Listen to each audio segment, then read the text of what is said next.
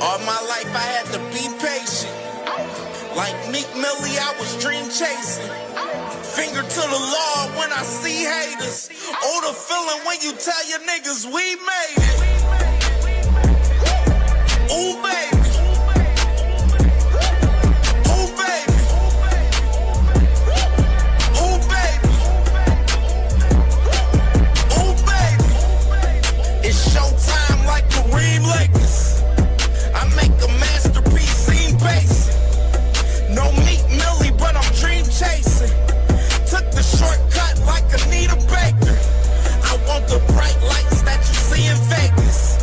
I need a big house with like 3 basements. Drop an M on the whip, think I'm speed racer. Don't know if it's the Transformer or the Green Ranger. My nigga Mac got the beat banging.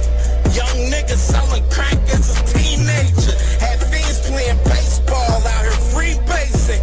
Had me showing off the rings like a Freemason. My mama gone, but I keep pacing. Trying to keep it all together like I need braces. Family calling when they need favors. When I was broke, they was acting like complete strangers. All my life I had to be patient. Like Meek Millie, I was dream chasing. Finger to the law when I see haters. Oh, the feeling when you tell your niggas we made it. Ooh, baby. Ooh, baby. Ooh, baby. Ooh, baby. Rest in peace, the Nippy was the street savior. Got my credit right now, I need acres. Gotta turn your dirty money into clean paper. Trying to own a franchise without a key player. I go through hoes like I weave laces. Tree blazers, let they mama noodles be flavored. Meat takers that be acting like the D sacred. You bust in, you would think they on their knees praying. Then I slide like a screensaver. When I'm done, make some scrambled eggs, cheese bacon. Then it's on to the next, I ain't a speed dater. Little bitch ain't gon' hear from me till weeks later. I don't see no things changing. Kids still dodging bullets like they seen Matrix. These young niggas really need saving, but OGs won't teach them that the street's dangerous. All my life I had to be patient. Like Meek Millie, I was dream chasing.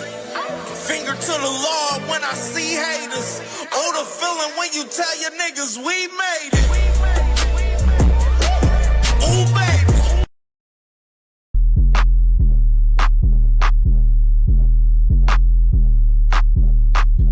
Rolling with the mafia, mafia, mafia. Rolling with the mafia, mafia, mafia. Rolling with the mafia, mafia, mafia. Rolling with the mafia, mafia.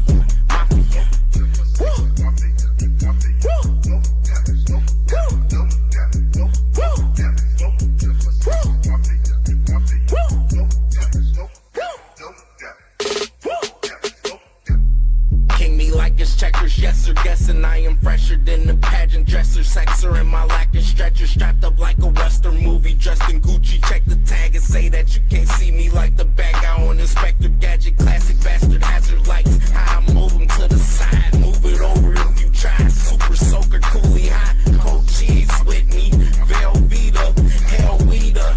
Chance, but we don't sell sneakers. We'll beat them and just violate them. Just cause I am great, annihilate them like annihilator. Sour day, but likes annihilate the sister. Wish that I can date her. Piston shooter, I'm a prince. I'm the ruler, I exist. I am cooler than a picnic. Optimistic with these flows, that's why I'm gifted. Biscuit biscuits, I got no check the statistics. I'm a pro, it's futuristic. Do the business, I'm the show you superstitious. Stupid bitches looking sick, they gotta go. Rolling with the mafia, mafia, mafia. Rolling with the mafia, mafia, mafia. Rolling with the mafia, mafia, mafia. Rolling with the mafia, mafia, mafia. Woo! Woo!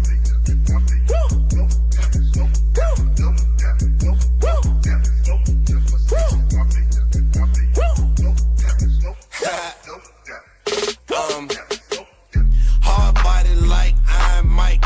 Drop a bomb on the beat, C4 like dynamite. You niggas is sweet like Mike and Ike. Son and nigga, these my little types. Boy, Barker drop the whole tab, bitch, the price is right. Rolling with the mafia. Costa Nostra, need a high dosage. I'm the bomb, like a flower lotus. Hotter than global warm. This gas, I got marijuana smoking, cause it's very potent. Got your bitch, she super soaking. Wetter than the ocean, hotter than the bitch. Mortal Kombat flow, Luke Kane. He ain't got these kicks, he ain't hot as this. Put him in the pot, bet he won't smell like this. He ain't dope like this. He got strings, but he can't flow like this. Rolling with the mafia, mafia, mafia. Rolling with the mafia, mafia, mafia. Rolling with the mafia, mafia, mafia. Rolling with the mafia, mafia, mafia. Woo! Woo!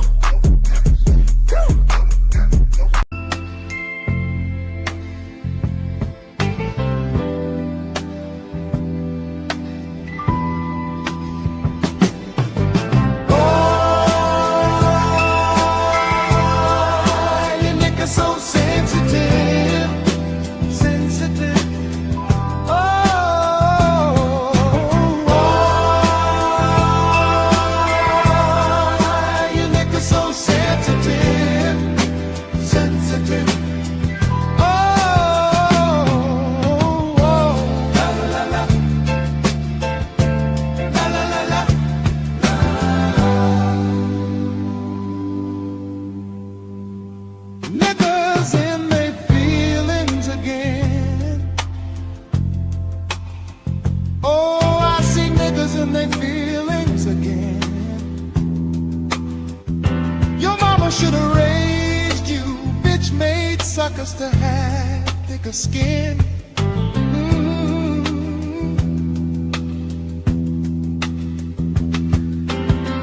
I'ma always tell the truth. I'ma always tell the truth. If the truth hurts your feelings, that's a problem, that's on you. Brittle heart motherfuckers.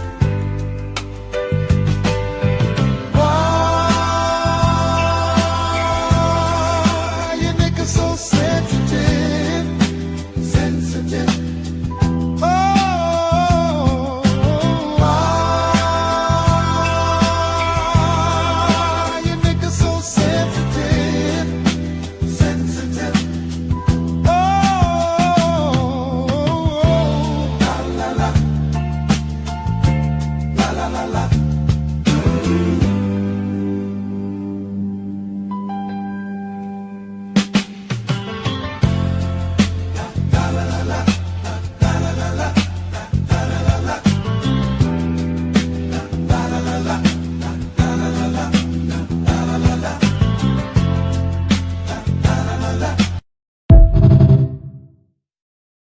What are you talking about, bro? I do what I want to do. David Benavidez' younger brother fucking fought at 147 with the distance. What the fuck are you talking about? What the fuck are you talking about? You couldn't knock him out, motherfucker. So why the fuck you think you're gonna knock me out? You fought a guy who came from 147. Who the fuck have you knocked out?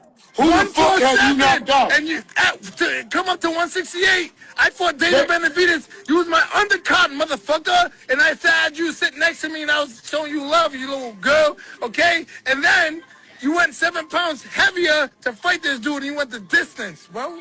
And you're telling me, you're trying to say, I fight a guy who I knocked out, who I knocked out. Brother knocked you out.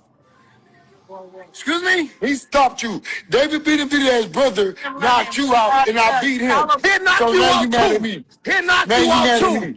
Now you mad at me. You out too. You a sucker. You a bitch. You a hoe. I'ma fuck you over, nigga. I'm a bitch. You a I'm a bitch. hoe. Nigga, I'm a bitch. I'm a hoe. You niggas are scared to like fight I David. said, you a bitch. niggas You a are hoe. scared to fight David. You come to Houston, nigga. Your ass. You guys wiped out. are scared to fight David. Yo, if I come to Houston, I'm gonna be your neighbor. All right, bet. I'm be your neighbor. I'm be your neighbor. You run, I run. I'm sending bricks than you. Ask You my run, neighbors I about run. me. Ask You my eat, neighbors I about eat. me. You train, I train. My neighbors I'm on rich. your ass. You will never, you nigga, you. Now you I'll always smoke smoke you. I will smoke you. I got some good weed for later to calm your nerves. I don't smoke weed. You don't smoke I don't weed? smoke. I don't drink. I don't do nothing.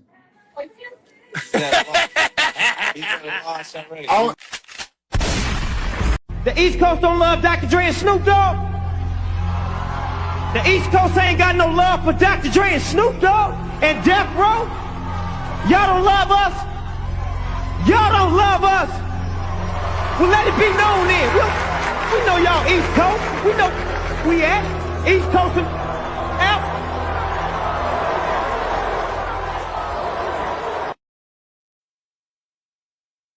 Out there want to be an artist and want to stay a star, don't want to have to worry about the executive producer trying to be all in the video, all on the record, dancing. Come to Death Row. I don't know if you saw, but there was a report came out that Gio Battaglia might be filing a lawsuit against the one of the commissions for the belt situation. Named Eddie Hearn in that, and then Eddie Hearn is threatening to maybe countersue. Do you have any thoughts on it? That's Gio's lawsuit. Congratulations. We obviously support him and back him and everything else, but yeah, that has nothing to do with me. Dana, you are. Stop the cap. Stop the cap right now. Stop the cap. No bullshit, bro. What's up, bro? Oh, yeah. Nice to meet you, man. Hey, nice to meet you, bro. I have a lot of respect for you. I definitely want to get a fight in with you in the future. I see no Battaglia right there. It was good interaction. I have a lot of respect for Battaglia. I got no bad words for him, but I let him know that we're definitely going to get that fight in the future.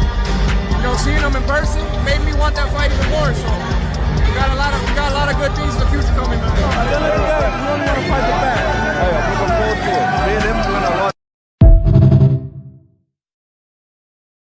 I want to fight him, bro, because he been tricking the boxing game for too long. He been tricking the boxing game for too long.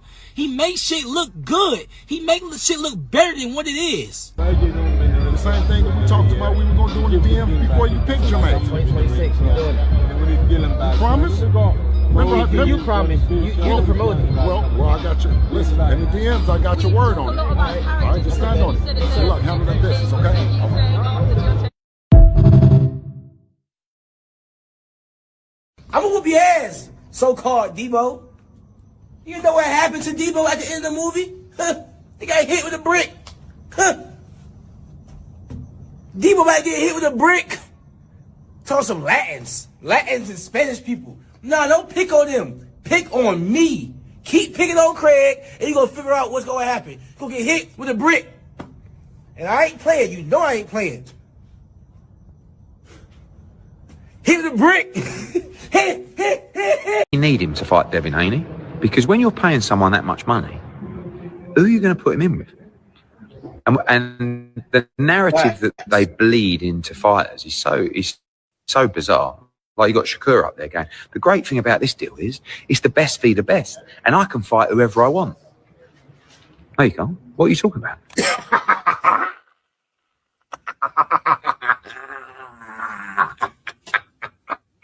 Hey, dude, hey, I gotta clip that. That man Eddie just pulled card. he said Shakur talking about. He said Radio Shakur. He said, yeah, it's the best fight of the best over there in Zuffa. He said, what? No, it's not.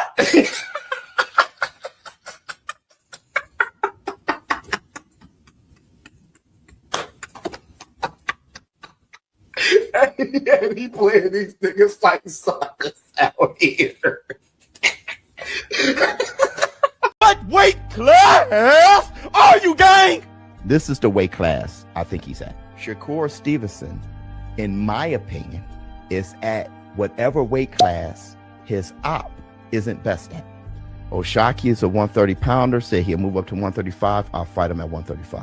Murataya is too big for 135 now, trying to move up to 140. He said, I prefer 135. Conor Ben, shrinking down to 147. He was just fighting at 160. He wouldn't be as best at 147. I'll fight Conor at 147. Devin Haney has filled out at 147. Now that he's filled out at 147, I'll fight him at 144. Shakur knows he's extremely skillful. Shakur knows he's at the perfect size where he can kind of go up and down. So what weight class is Shakur in? In my opinion, whatever weight class is op isn't best at. That's how it.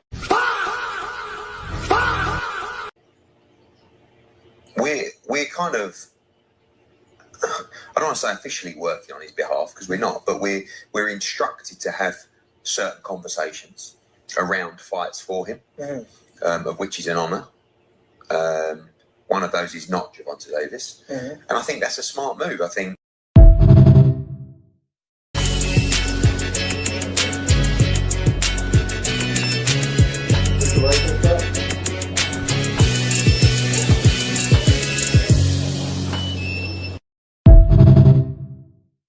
Made to push me. Yeah. He wanted to win that fight really bad, so he almost knocked you out. No, he did not, girl. Is you crazy? Morning, Hannah. You know what it is? This radio. Today I'm running you in. Saturday. French fries. Oh, I got the French fries. The bag peas. We got bag peas. We got bag peas. We got some brownies. We got hot rolls. And pear hams. And what is it? Pear hams. We got the pear hams. Told you what I was gonna do to you, man. You come up here, let me show you. I never fucked anybody over in my life. Didn't have it coming to. You got that? Oh, I mean, I don't take anything personal. All I have in this world is my balls and my word, and I don't break them for no one.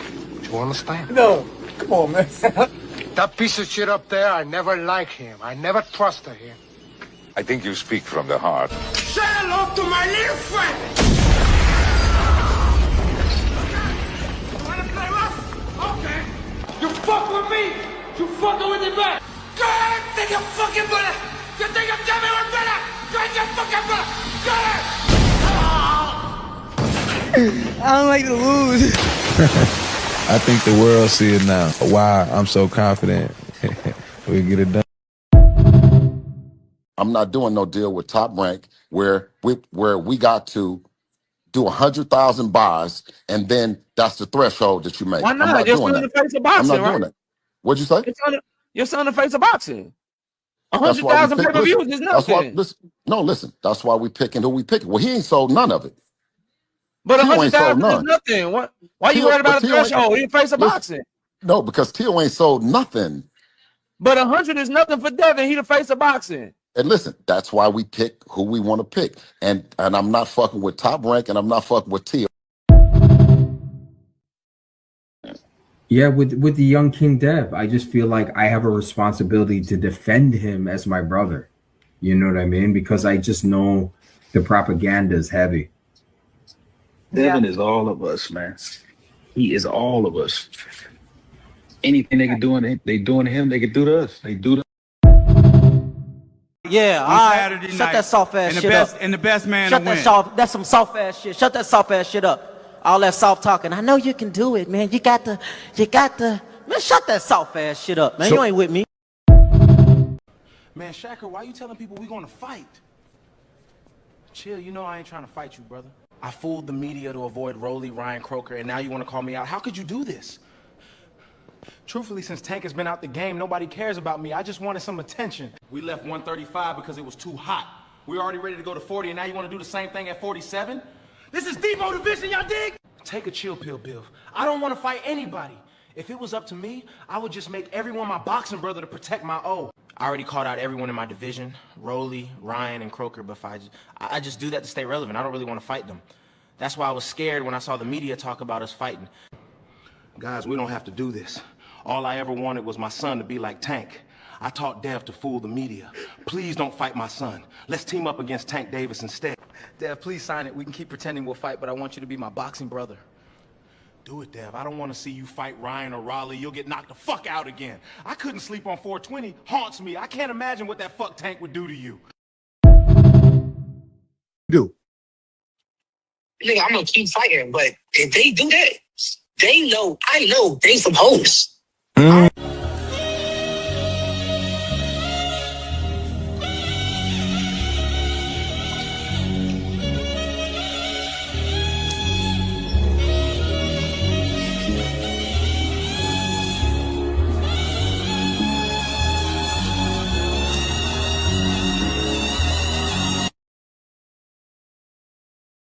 Police! Police! Help! Police! Help! Police!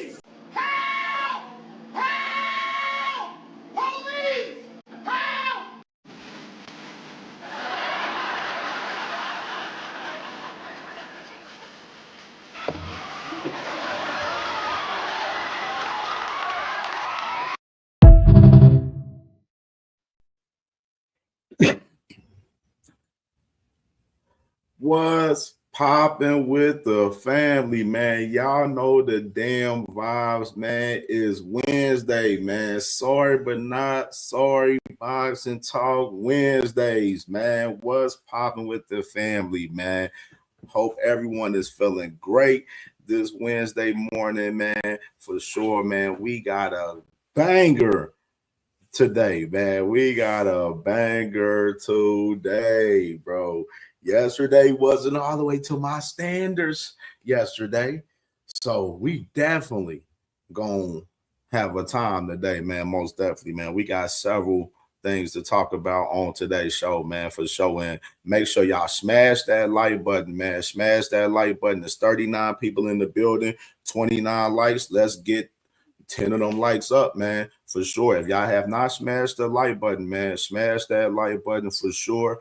And definitely show love in the Cash App, man. $ CamJNetwork for Sorry But Not Sorry Boxing Talk Wednesdays, man. We definitely got a lit show on deck today. And the news that I just got right before I came on, woo-wee. Some of you Jai and Noel fans definitely is cooked. Fucking cooked today. Cam J, another take right once again. You know what I'm saying? That we definitely gonna talk about it today. It's funny as hell, man. This shit is fucking amazing. Yeah, most definitely, man. But I want to say definitely appreciate everyone, man. All the love and support, man. Y'all been showing love on the channel, man, for sure. We definitely got a fire show, and I definitely want to tap in with the family and show love to the family first. And now, so who all in the building first, man? Salute to my brother D Free in the building, man. Make sure y'all definitely subscribe to my brother D Free and follow my brother D Free on Kick, man. You know what I'm saying? Follow my brother D Free on Kick, man. Definitely. I was watching him a little bit this morning, man, while I was getting ready for the show, man. So tap in with my brother D Free, man. Salute all things in the building, man. Salute to my brother, all things in the building, man. Salute, brother. Y'all heard my brother. Smash that like button, man. Smash the like button, man. Y'all know the vibes. And salute to my brother Bobby in the building. Salute to my brother Bobby in the building, man. Salute to my dog Bobby in the building, man. Salute to my brother Ringwall Boxing Podcast in the building. Make sure y'all subscribe if y'all not subscribed as well. Live every Sunday, 6 p.m. Eastern time, man. Had a fire show this Sunday with my brother, the Boxing Source, man. Y'all definitely got to go back and watch that, man, if y'all haven't, man. So definitely tap in with Ringwall Boxing Podcast, man. That's family. Salute to my brother Stillmatic in the building. Yeah, man. Terramona, second round stoppage today, man. We definitely gonna talk about that. Most definitely, man. We definitely gonna talk about Terramona. Salute to my brother Stillmatic in the building. Salute to my brother Gil Coles in the building. Yeah, bro, you had it on the eight round on right on the money, bro. Yeah, I picked Terramona today, Terramona for the second round stoppage, and he got the second round stoppage today. You know what I mean? Now with the Zarafa fight, I ended up picking him for decision because I didn't know if he was going to stop Dude Ortiz, but I should have picked. I was like, last night, I was kind of like, man, I should have just picked him for the KO just in case. You know what I mean? And he did get the knockout in the 8th round. So salute to my brother Gil Cole was getting that Zarafa knockout pick right on the money, man. Salute to my brother Gil Coles, man. Salute to my brother Lee Jackson in the building, man. Lee Jackson. Salute my brother Ish in the building, man. Grand champion boxing in the building. Salute to my brother Ish Walker in the building, man. Salute to my brother Crush the Legend in the building. Make sure y'all subscribe to my brother Crush the Legend if y'all not subscribed, man. Fire show this morning, man. Salute to my brother Thrill Hill in the building, man. Salute Seattle's finest in the building. Salute brother Trey Skills in the building. Salute my dog Trey Skills on the money line in the building. Joseph Bermia in the building, man. Salute, fellas. Salute Isaiah in the building, man. Salute to my brother Isaiah. Salute to B Moore's finest, D Lynch in the building, man. Salute Sunshine Queen in the building. Salute to my sister, man. Make sure y'all subscribe to my sister, Sunshine Queen, if y'all not subscribed. Tomorrow's Thursday, so tap in with her. She live Thursday, 10 p.m. Eastern time, so tap in with my sister, man, for sure. And salute to my brother, Creo in the building, man. Salute to my brother Creo in the building. Salute to Bruce Gas, the YouTube legend in the building, man. Make sure y'all subscribe to Bruce Gas if y'all not subscribed as well, man. Salute, brother. And salute to my brother Secret Dance Move in the building. Salute to my brother.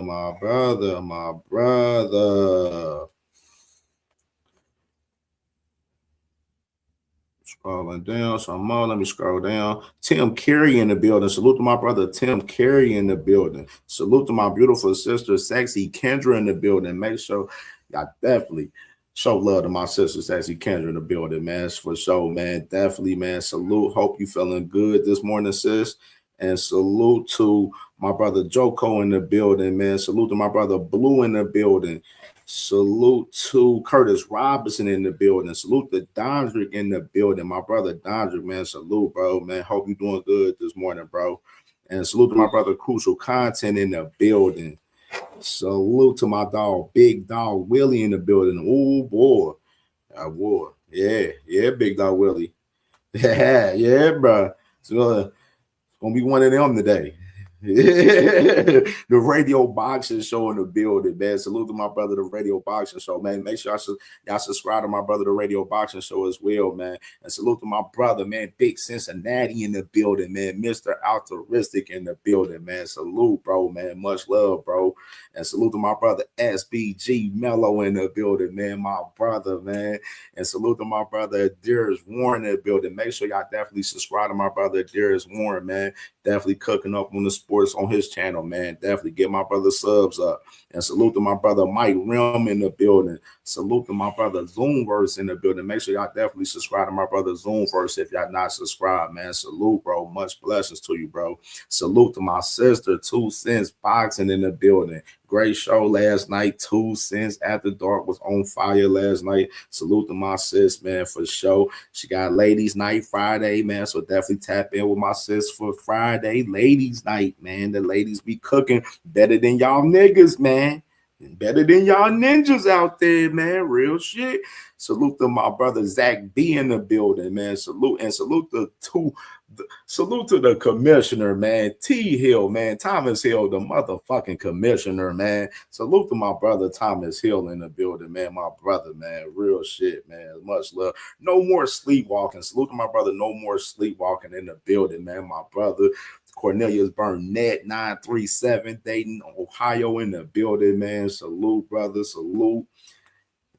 And my brother Big Supreme in the building, man. Can't forget Big Supreme, man. Big New York in the building, man. Salute to my brother Big Supreme, man. Big New York in the motherfucking building, man. All right, man. Let's get this shit cracking, man. Y'all know I don't want to hold up, but if y'all didn't hear what we played earlier, I'm gonna play it back for y'all. You know what I'm saying?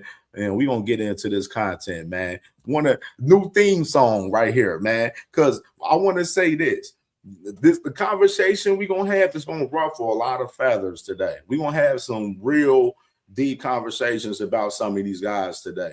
And it's gonna ruffle a lot of feathers today. So I'm gonna tell y'all, like I always like to tell y'all, leave y'all motherfucking emotions at the door today. Leave y'all emotions at the door. I'm gonna tell y'all that right now. Leave them at the fucking door. I'm telling you, because you know, CamJ, this is Sorry But Not Sorry Boxing Talk Wednesdays. We damn sure don't give a fuck up on Wednesdays. Unapologetic on Wednesdays, always, man. Unapologetic every day. So definitely run it.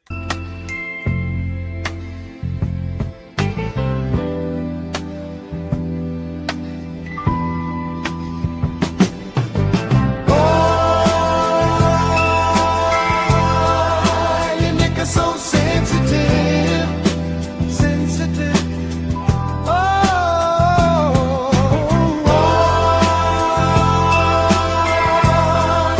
Your neck is so sensitive.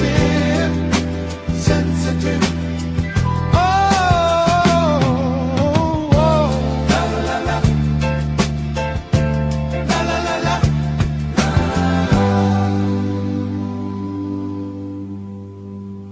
Niggas in they feel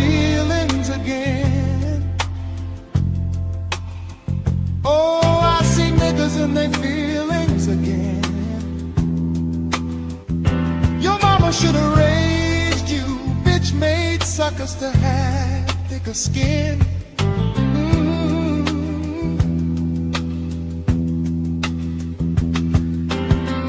I'ma always tell the truth. I'ma always tell the truth. If the truth hurts your feelings, that's a problem, that's on you. Brittle heart motherfuckers. Why you niggas so sensitive? Sensitive.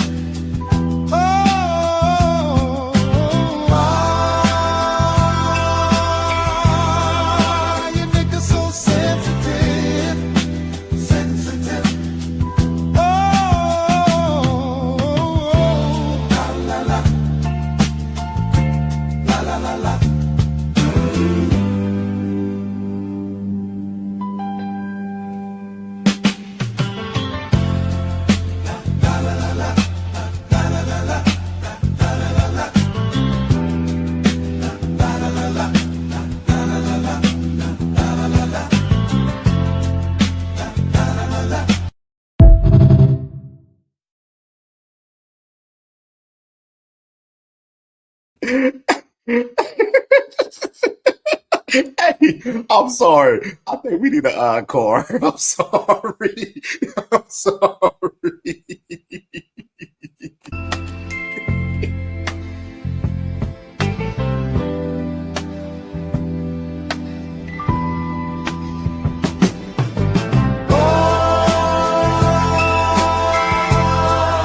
You niggas so sensitive, sensitive.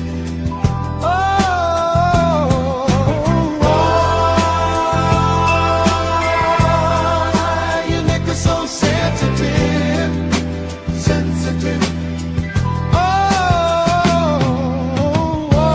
La la la la, la la la la.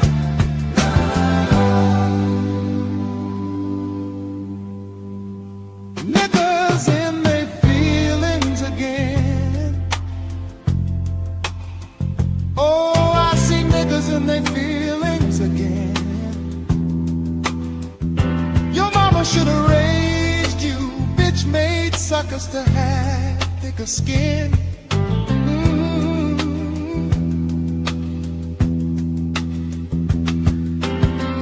I'ma always tell the truth. I'ma always tell the truth. If the truth hurts your feelings, that's a problem, that's on you. Brittle heart motherfuckers. Why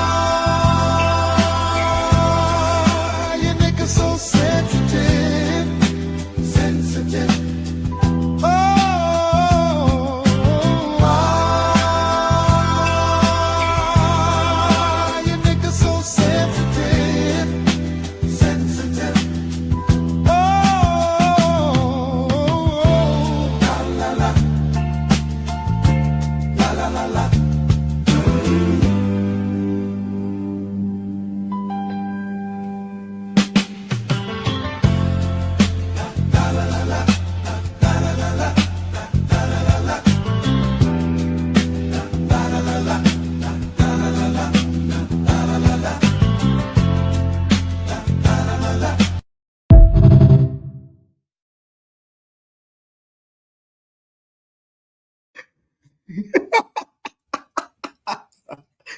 Hey, hey, man. Classic right there, man. Pure fucking classic right there. Pure classic right there. well, great. You know what I'm saying? To set the tone for the show today. You know what I'm saying? You gotta set the tone. You know what I'm saying? We gotta set the tone over here on CamJNetwork for the show. You feel me? You know what I'm saying? All right, man, let's get into this content, man. We ain't gonna hold it up no longer, man. But we will be definitely playing that today on the show. All right, man. Starting off, let's start off with today's events. Right here with the man, Terramona, Michael Zarafa. Man, Salute to my brother Shell in the building, man. Salute, bro. Salute. Just call me GB, man. Salute, bro. Salute. Malaza, I see you, Malaza. Salute, brother. Salute, man. All right, man. All right, today's events, man. Today, man, out there in Australia, man, with Matchroom Boxing, man. Starting off with Michael Zarafa. He's the new Matchroom signing, fighting at the 160-pound division. 35-5 with 23 knockouts after today.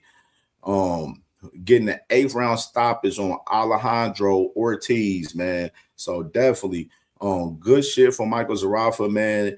I picked him to win by decision because, like I said, I wasn't sure if he was going to get the stoppage.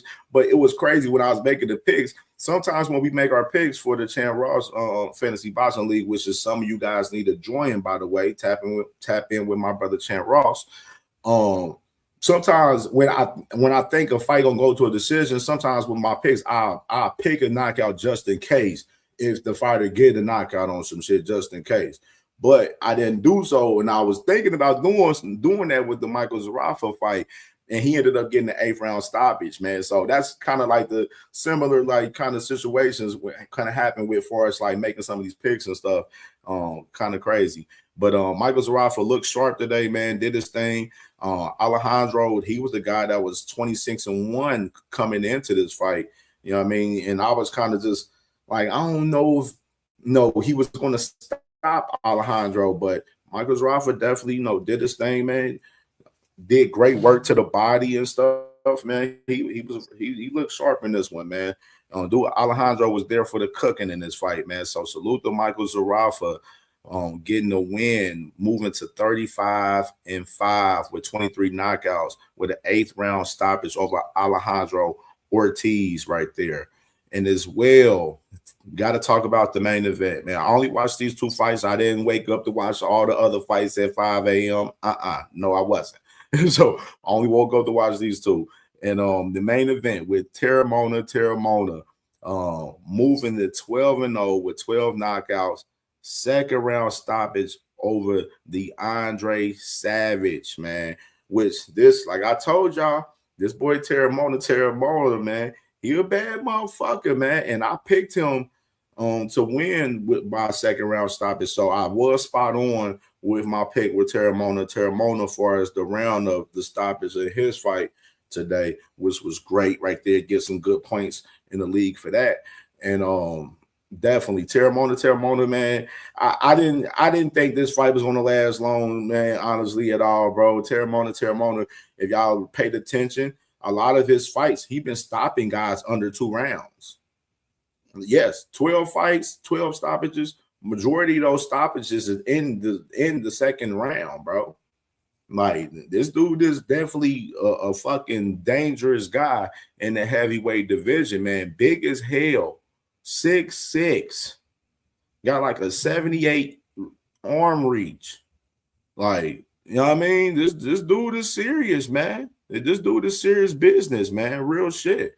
You know what I mean? And I know I seen him. He spoke about wanting to fight AJ and Fury and Moses Atuma, Ajit Cabiel. Like, he threw out a lot of names out there and everything for us. Names that he wanted to fight. And we'll see what happens, man. But Matchroom definitely, that man Eddie Hearn, just hearing him talk about him after the fight, he's glossing over Terramona. He knows that he has a dog with Terramona for us that heavyweight division, man. So that man Eddie Hearn knows what he has in Terramona, and he definitely know that man.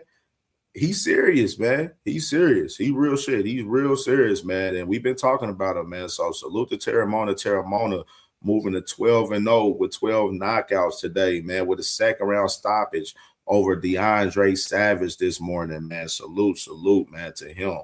So good shit right there. Salute to my sister Ashley's Corner in the building. Make sure y'all definitely subscribe to my sister Ashley's Corner if y'all not subscribed, man. Salute, one of the best in the game doing this shit, man. For sure, you did. Yeah, man. D-Free said we both get none of his fights went. Yeah, bro. Yeah, D-Free. Yeah, none of his fights went past. I'm about to say.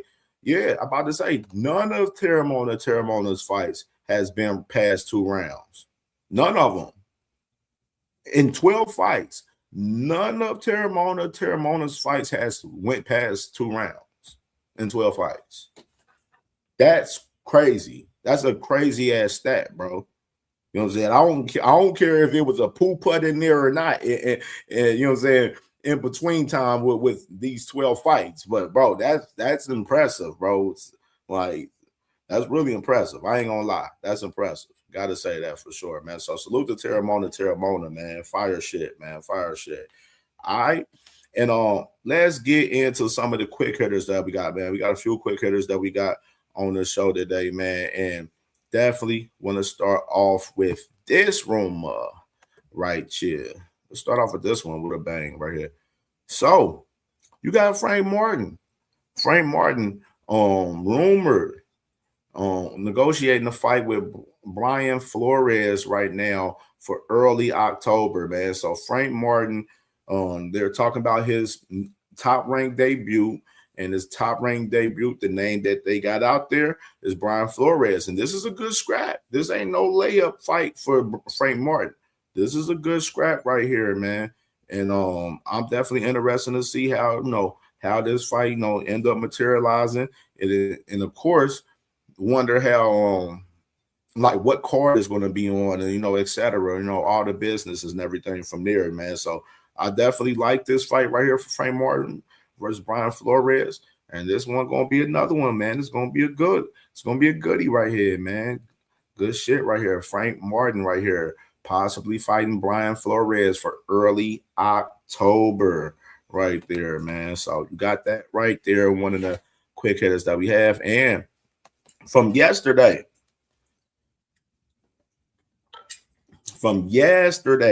salute to my boy Vincent Slade in the building. Salute, brother. Salute. So from yesterday, we talked about David Adelaide yesterday, far as him becoming a free agent and everything, and him leaving Queensberry and not re-signing with those guys. Now you got David Adelaide rumored to Zuffa. So we talked about, I said it was probably either be between a Matchroom or Zuffa.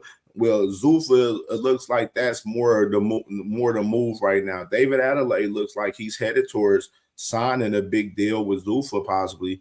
I don't want to say big deal, but he's signing a deal with Zuffa. And they talk, of course, Johnny Fisher, he just signed with Zuffa, but Johnny Fisher deal with Zuffa, by the way, just to add context, is a 1-fight deal. It's only a 1-fight deal. It's not no 3 or 4 fight deal. It's only a 1-fight deal at Zuffa Boxer for Johnny Fisher. But they're talking about pairing a David Adelaide with a Johnny Fisher. So you can see like one of them UK cards that they had for Sky Sports for Zuffa. David Adelaide be one of the guys on the card, fuck around and fight Johnny Fisher, wipe him off the mat. They send Johnny Fisher about his business unless they want to allow him to stay with Zuffa and sign him on with another fight or two to get his ass whooped by some other heavyweights or whatever. So it's kind of look like that's the play to me in particular as far as David Adelaide, you know what I'm saying, and possibly with Johnny Fisher.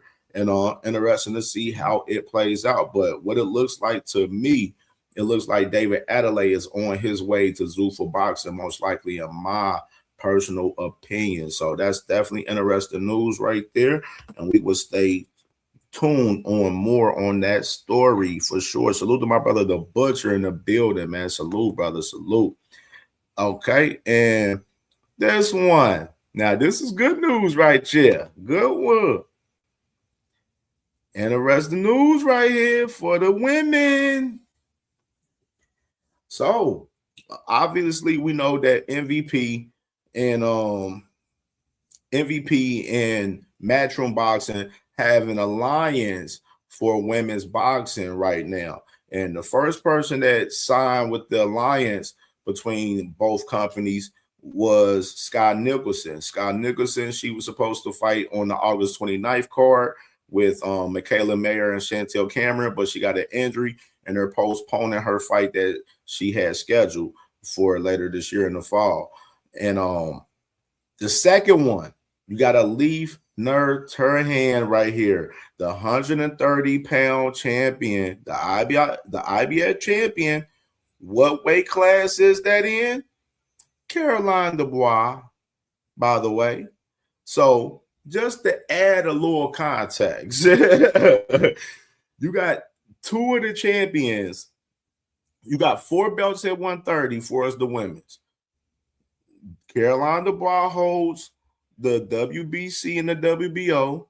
Stephanie Hahn has the WBA, which she just beat Holly Holm in a rematch of that fight, which I felt like she lost, but that's a whole nother story. And you got Elise Nerd Turhan right here, the IBF champion at 130 right here. And you got MVP. Once again, y'all got to read the fucking room. That 135, that 135-pound division for us, the women, they have all the champions over there on MVP. Pole pounder. Yeah, Michaela Maris with MVP as well, bro. Yep, she's with MVP. So you got all the 135-pound champions with Elise Nerd Turhan in the IBF, Stephanie Hahn with the WBA, and Caroline Dubois with the WBC and the WBO at 135. All of them, all at MVP.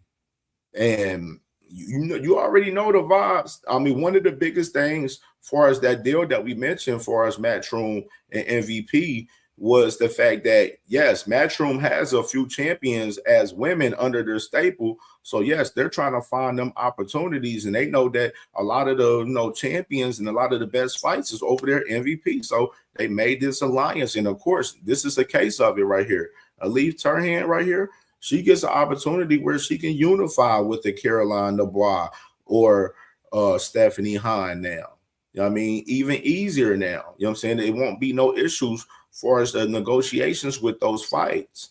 And another thing, I know yesterday we was talking about, the women with Clarissa and Alicia, how both of the women, they move funny in the game and stuff as well. We ain't added context with Caroline Dubois. It ain't much. Yes, Caroline Dubois mentioned she'll fight Elise Turhan, but Elise Turhan's been on her helmet, if y'all been watching her. She's been on her helmet making post after post. We want Caroline Dubois. You know what I mean? And so Caroline Dubois, this is a fight that she's going to have to see for us, becoming undisputed at that 135-pound division right here, which is, I think Caroline Dubois, I think she'll beat Elise Turhan in my opinion. I think she'll cook her. But it's a good fight, though. It's definitely a good fight. That girl, Elise Turhan, one thing we do know, she can fucking punch. She can punch. She ain't that much skill, but she can definitely punch, though. You know what I mean? And that's going to be an interesting fight if they can get that fight made with Caroline Dubois and Elise Turhan with MVP and Matchroom right there, man. So interesting stuff right there. Stephanie Hahn, of course, as I mentioned, she's a WBA champion.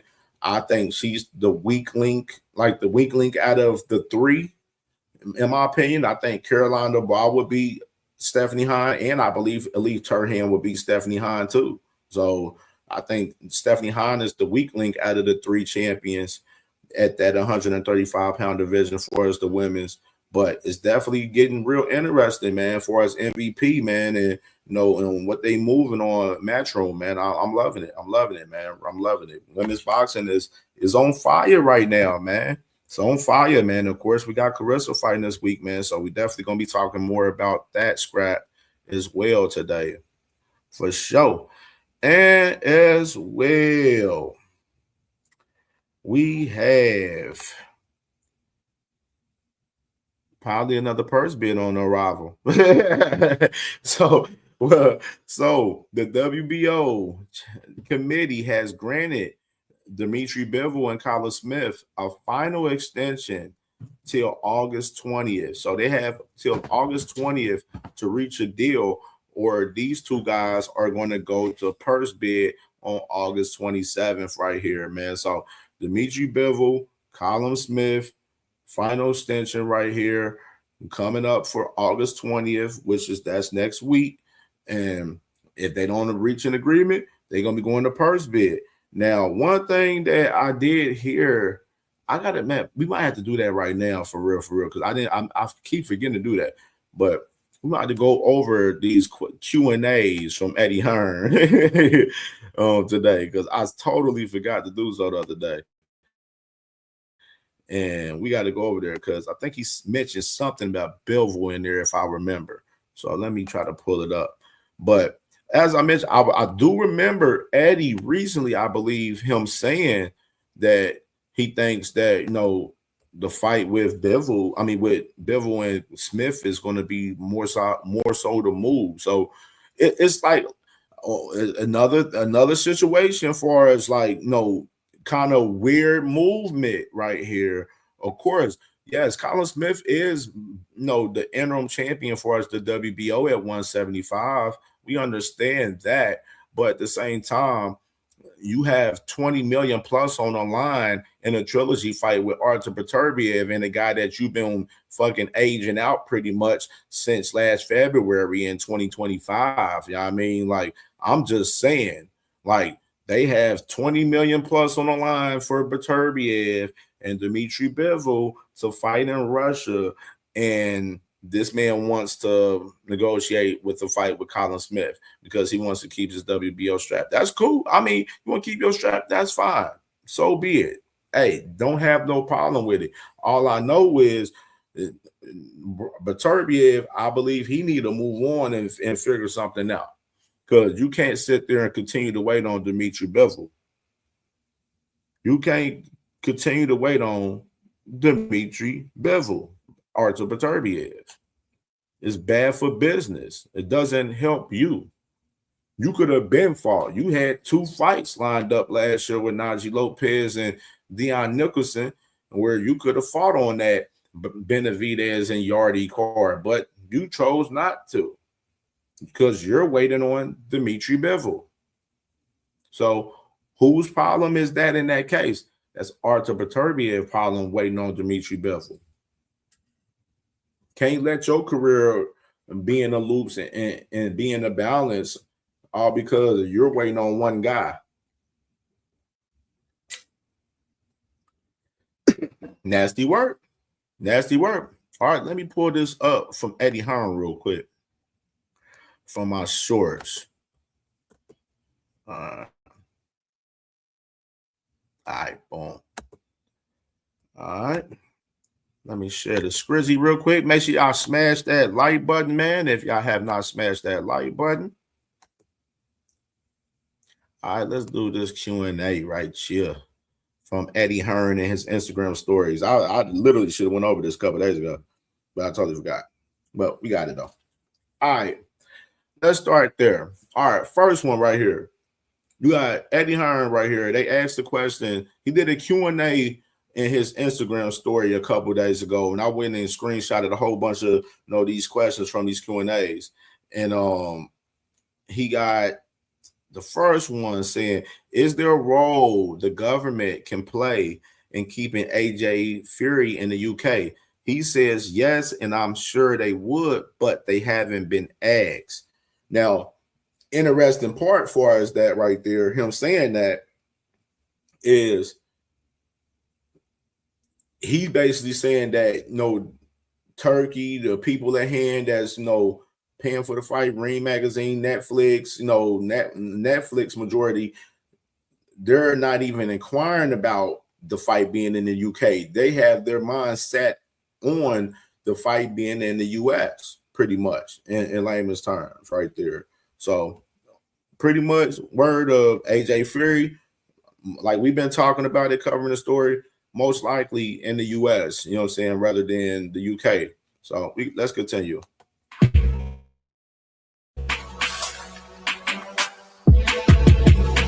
Stop the presses. All right, Justice Huoney got announced too, by the way. Justice Huoney is going to be back in action September 23rd. By the way, I forgot the name of the op. It's some wild ass name, but Justice Huoney back in action, heavyweight for Matchroom Boxing with Tasman Fighters. They're going to be back in action September 23rd, so we can move on that one.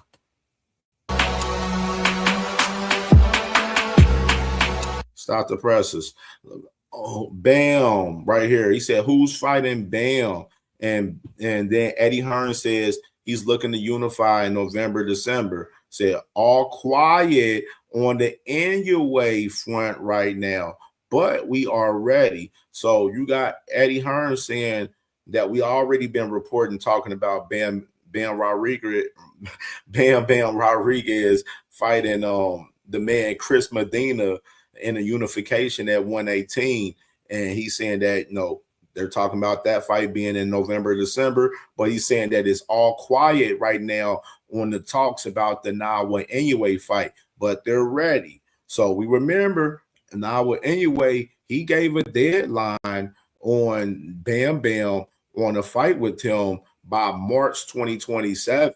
So we'll see how shit plays out as far as that situation on now with anyway and Bam concerns, but it is really interesting to see how that shit plays out. You know what I mean? Because Bam is at 118 now. Anyway, he's at 122. So we'll see how that shit plays out. Interesting stuff, though.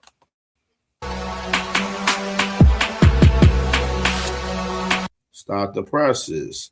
Here we go, right here. Will Colin Smith fight this year? The UK. Eddie Hearn response says yes. 100%. Looking like the Bivol fight is next. So Eddie Hearn confirms that Bivol is going after the Colin Smith fight instead of Artur Beterbiev. So as I mentioned, Artur Beterbiev in the loops, you know what I'm saying, pretty much on the sideline once again from Dmitry Bivol. Dmitry Bivol taking on his mandatory. He's going to negotiate this fight. They have till August 20th to get the fight negotiated, or they're going to go to purse bid, which is the purse bid for Dmitry Bivol and Colin Smith will be August 27th right there. So Bivol, Colin Smith, that's the fight that's going to be on the way. Hey, this is y'all guy, though. Y'all fuck with Bivol. Some of y'all fuck with Bivol, but hey, it's a whole nother story. Let's continue. Stop the presses. Dana said last night you can't have ring card girls without ring card boys in the UK. And then Eddie Hearn said up there with one of the most bizarre comments I've heard. Not sure where that policy has come from. So Eddie Hearn saying that boy Dana White was capping right there. So funny shit right there.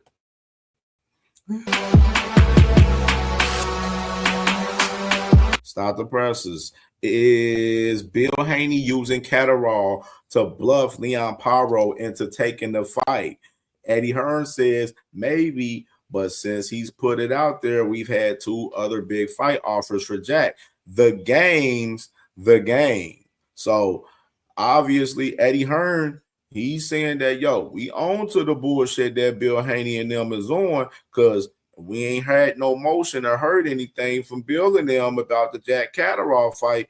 So, but if he gonna be on that bullshit, we got other shit on deck if he want to be on bullshit. So, got Eddie Hearn right there calling out the bullshit with Bill Haney saying that he see through the bullshit.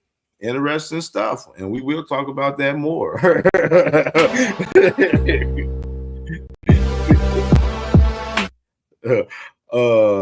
Salute my boy Jay Gibb in the building. Rad Rack. Salute, brother. Ishmael Hassan, man. Salute, brother. You got Eddie Hearn right here again. Asks, how long before we see Andy Ruiz in a world title fight? Said this is massive for the. This is a massive moment for Andy on September 4th. If he looks good here, he is going to be a major problem for the division. Now, on this one, I disagree. I don't think Andy Ruiz is about to make no noise in the heavyweight division. I don't see it, bro. I just don't see it. We're going to see how you look in this fight September 4th with Damian Nyba, but I don't see Andy Ruiz fucking with a Terramona. Like Eddie Eddie, put Andy ass in there with Terramona. That's what the fuck I want to see. I wonder if he gonna try to protect Andy Ruiz from Terramona, because what I seen today and what we've been seeing in these 12 fights in Terramona. And Andy Ruiz, man, Terramona will fucking end Andy Ruiz's career, bro. Andy Ruiz is not about to make no crazy run in the heavyweight division, bro. He ain't fucking with no Teramona. He's not fucking with Moses. He's not fucking with Ajit Kabiel. I don't even see him really beating Murat Gassiev, honestly. I don't see Andy Ruiz beating that Daniel Dubois. You know what I'm saying? I would even say Fabio Wardley even gives Andy Ruiz a fucking run for his money as well. Like, I just named a plethora of guys that I don't see Andy Ruiz fucking with, bro. So all it is, Andy Ruiz coming up in the heavyweight division to cook, I don't see it, man. He gonna get his ass cooked up there, bro, fucking with them guys. That's the thing. All right. Salute to my boy Desi Sanchez. Salute, bro. Salute. He said Andy careers ended when he lost weight. Stacey Kirsten said that's why Andy rapping. Hey, he better start some shit up because this boxing shit ain't gonna last long fucking with them young boys up there in the heavyweight division. He gonna get cooked up there. So you got Eddie Hearn right here. If AJ Chan's Fury, will that be your best moment in boxing? And he said when and yes. So Eddie Hearn acting like he has confidence in the AJ with the Fury fight, which y'all remember. Eddie Hearn sounded shaky after that AJ fight with Pringle, man. He didn't have much confidence in the situation with AJ after the Pringle fight for us his Fury shit. So different tone right here, but interesting to see it though. Salute to my brother P. Bill in the building, Patrick Bill, man. Salute, bro.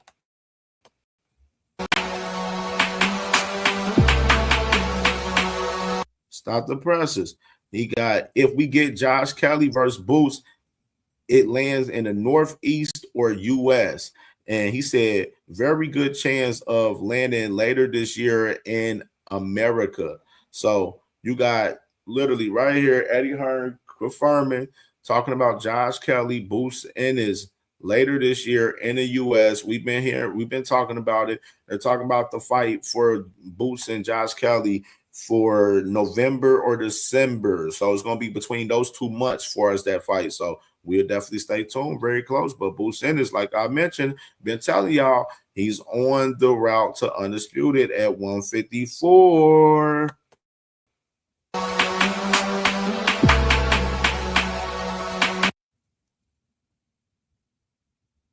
Motherfucker said thoughts on Wally Downs reporting that Dana left his own main event 8 rounds in.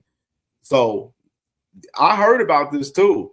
Dana White left the event Saturday in Ireland 8 rounds in the main event. He didn't even stay for the whole entire fight. He didn't even do the presser after the fight or none of that shit this Saturday in Ireland.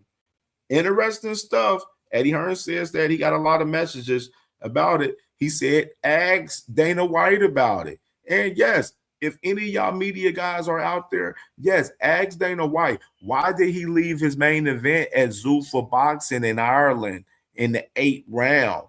Ask him that. I want to see his answer my damn self. Ask him about it. Very curious about that. Let's continue.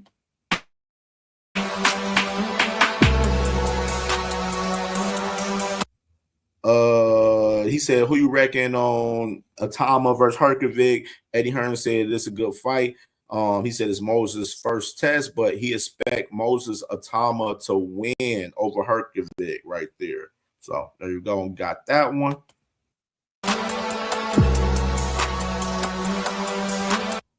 And he said, if Dana did the deals while he is putting into AJ's contract, he can't promote it. And then Eddie Hearn says, top question. Interesting shit, though. Salute to Talking SD in the building, man. Salute, bro. Salute.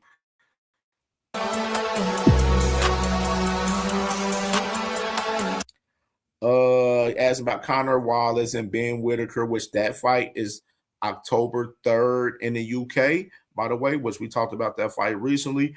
Eddie Hearn said this is a fantastic fight. I believe Ben is a world champion in making for sure, but Conor was a great amateur and talented, tough fighter will be a huge night. So you got Conor Wallace, Ben Whittaker, as I mentioned, October 3rd, which is, this is a big fight right here for Ben Whittaker for his, his first real top contender opponent for real, because he hasn't fought any top contenders at 175. So this is his first true little test right here. But I think he gets past this test, but we'll see.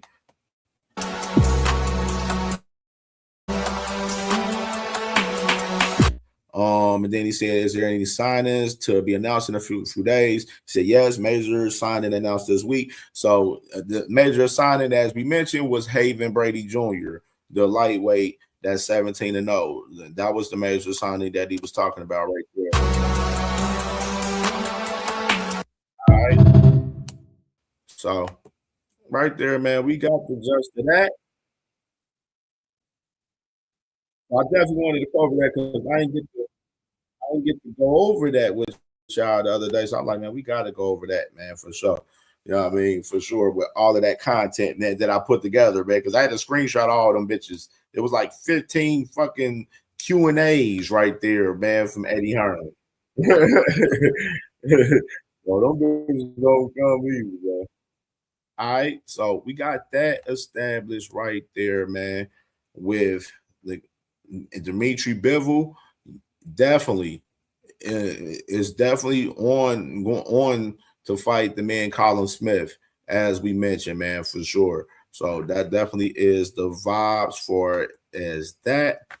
And we're gonna do a little commercial break, man. T Hill, you request, you shall receive, man. Let's do a little commercial break, man, and we can get into this next topic.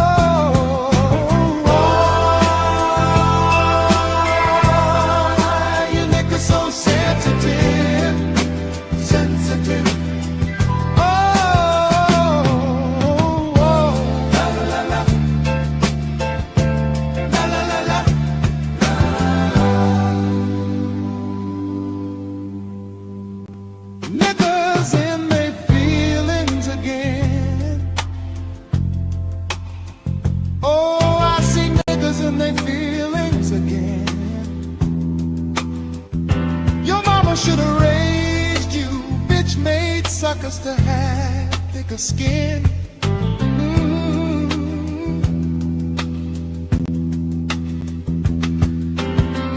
I'ma always tell the truth.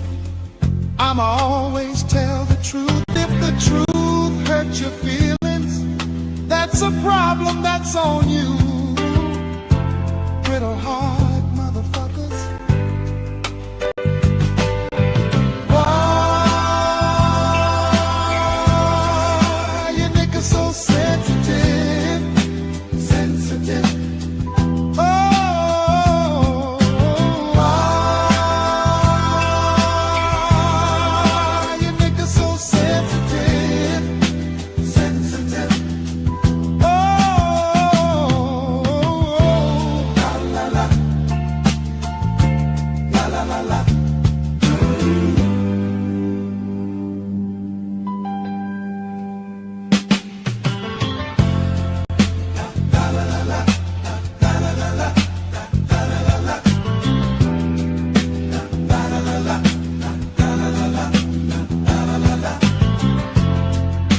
You already take 30% out of my check. You know, I ain't got no G-string and I ain't out there making no tips. Welcome to the stripping game, partner.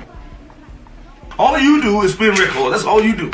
Who you think he is? DJ Quick? No, huh? No, I ain't saying Kick and breathe? Oh, you must be Jimmy Walker. You don't deserve nothing. You don't get nothing. You get what I give you. I got a contract between me and you that say you do what I tell you to do. Therefore, shut the fuck. Don't say nothing. Don't speak to me. Don't look at me. You better go on back out there and get out of my face before you get swole. So, hey, look, Dollar, I ain't Hey for horses. Hey for horses. If I raise up, gonna be trouble. Say, man, they came. Ooh.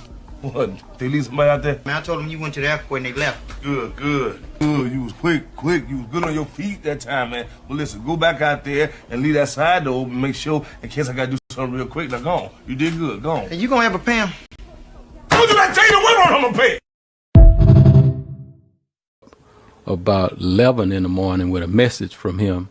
Yo, Jay, I hired you, as my manager, and if you think I should fight him, I'll fight him. So it was then where, I was celebrating, because I'm like, whoa, we finna get Diego. So I called the people at HBO, and they told me they didn't have a date. They wouldn't have a date to next year or something like that. And it was then I decided to use some of my record label talents. I had to build my record company without having video, without having radio, just pulling publicity stunts. So I told Florida, I said, here's what we're going to do. Lennox Lewis and David Tour was fighting at the Mandalay Bay. I say, during the press conference, I'm hearing Diego's supposed to come to that fight. I say, during the press conference, we're going to surround Diego. I'm going to have the homies to surround Diego. And I want you to come and just push him, and we're going to stop the fight, right? But it ain't going to be no free fight, but you go and get your push in on him. We're going to stop it. We're going to steal the show. That was my objective. And that came to fruition. We went and stole the show at the press conference. That was Saturday night. Sunday, we was on the front page of the Las Vegas Time, and Monday or Tuesday I called them and they said, "Oh, we got a date for you." So the rest I love that you tell me this, because I always wonder. Yeah. I always wonder when I see those kind of altercations, how many of those are coordinated by a wise man who understands publicity? Quite a few, I would say. Why wouldn't you? Yeah. Why wouldn't you?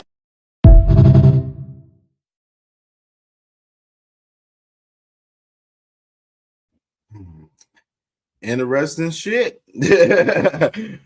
All right, man, let's get into this more content that we have right here, man. And we got to take it to Ohio with it, man. Back to Ohio with it, man. Y'all know the vibes, man. Big Ohio shit. Ohio runs boxing, man. Y'all know the vibes, man. Salute to my brother, Big Abdullah Mason, man. Mr. Appetite for Smoke, man. Saying he was on the Porterway podcast recently, and they asked him about the Williams Zepeda fight, man. He said that would be a career-defining fight for me at this point right here. Speaking about the Williams Zepeda fight right here, man, which is, hey, like I said, my brother ain't ducking no smoke, man. He got an appetite for all the smoke, man. And if they bring that fight to the table with Williams Zepeda, he definitely gonna take the fight, and he definitely gonna get busy. He gonna get in the mix, man. You know what I'm saying? He want to get in the mix with any of the champions, any of the top guys at 135, man. And that's his case, and that's his model, man. You know what I'm saying? He don't have the model of high paydays, low risk. He don't have that same business module as some other guys that we know in boxing. But that's a whole nother story. But hey, Abdullah Mason, me personally, like I mentioned to y'all recent time, and I think it's going to be most likely his mandatory, because he still has that mandatory to fulfill with the WBO, and the mandatory obvious is still Joe Cordina. So I see that most likely being the play.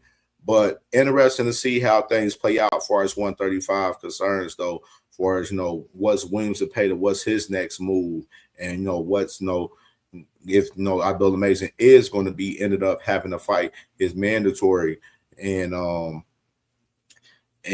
Cordina. Of course, as we mentioned, the IBF, Raymond Muratalla, he's moving up to 40, so that IBF is about to be vacant. We know the number one guy for that is pretty much Andy Cruz.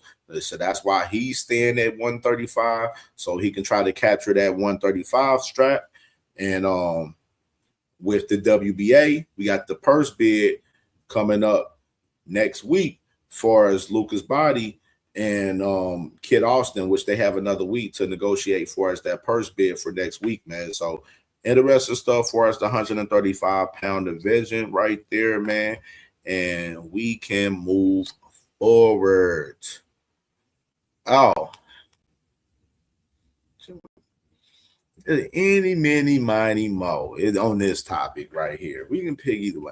Matter of fact, drop the bombshell. Bow. Let's do that one first. More interesting stuff. It gets worse. Cam J. What did Cam J tell y'all? What did Cam J tell y'all about Noel? Hey, Noel. Hello. Noel. Radio Noel.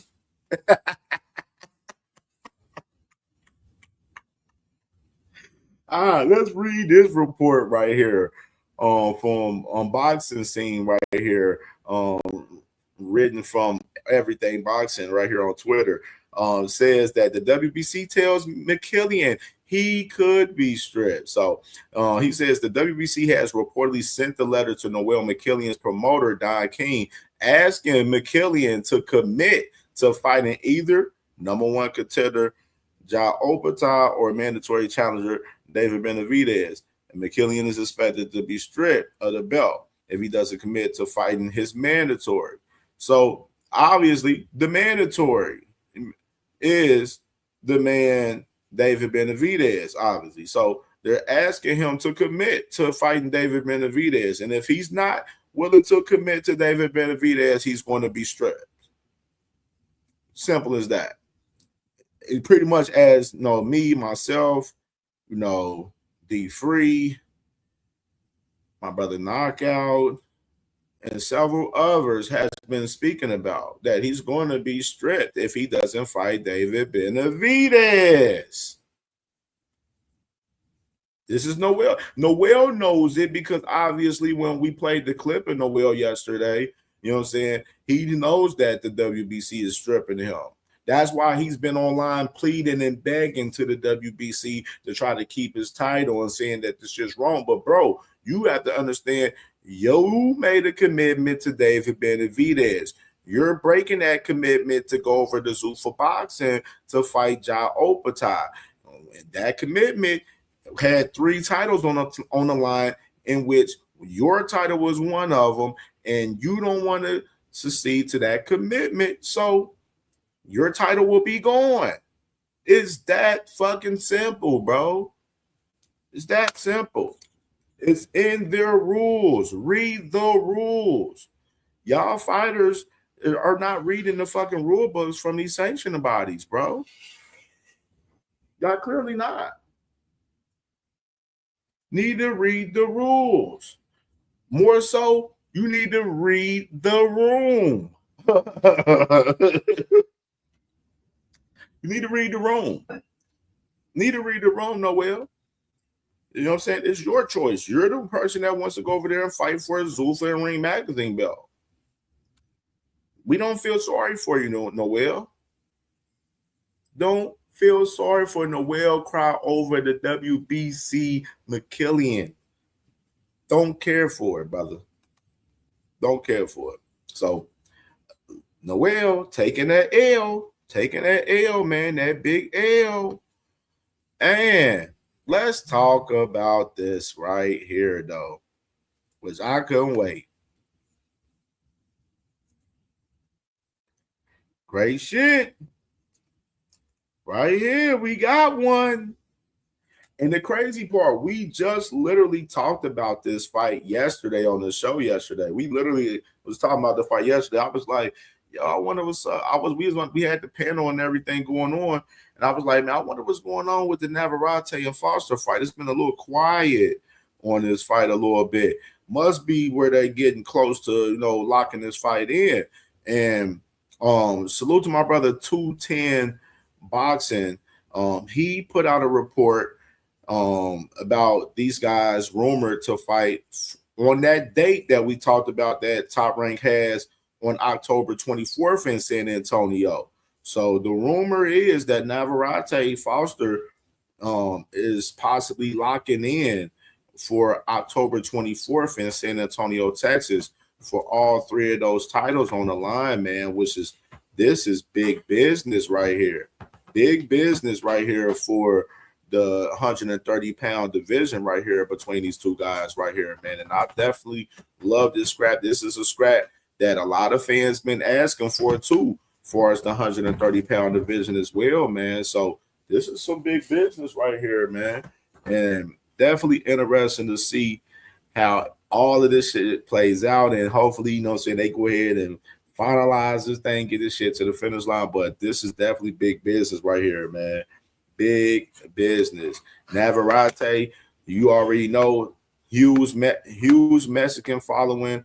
Definitely be in the building heavy in Texas for this one. Foster already sold out there in Houston at University of Houston, and his fight with Ray Ford this year has a great following out there in Texas as well. This is going to be a great fight, and it's going to do great fucking numbers. This fight going to do great numbers. This is going to be one of them ones. This is going to be a great fight right here, Top Rank, and this is a moneymaker for Top Rank right here. This is a moneymaker, and I feel like I think they definitely is looking like they definitely going to get this to the finish line for sure. So I love this fight. And all the people that were sitting there, the Shakur Stevenson fans, you guys, y'all were some of the guys saying, oh, the Shockey need to come to Zuffa to come fight Shakur. Nobody don't got to run to Zuffa to fight fucking Shakur, man. He don't hold that weight like that to be calling shots like that, bro. He should have took and stayed his bitch ass over there with traditional boxing.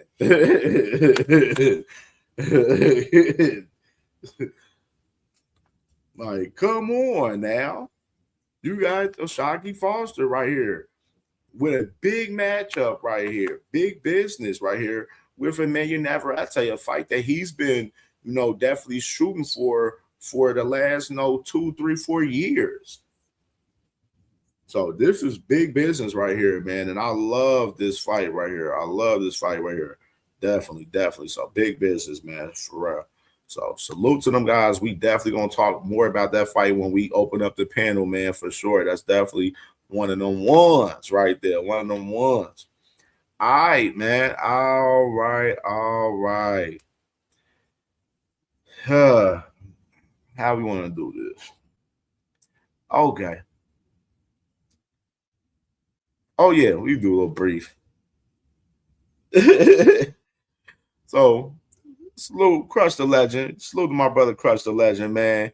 T Hill as well, man, too. Man, I gotta say, shout out my brother T Hill as well, bro. Like, we whipping up this serial boxing edition, man. You know what I'm saying? We taking it to new heights, man. We taking it to media and everything now, man. And of course, I want to show you.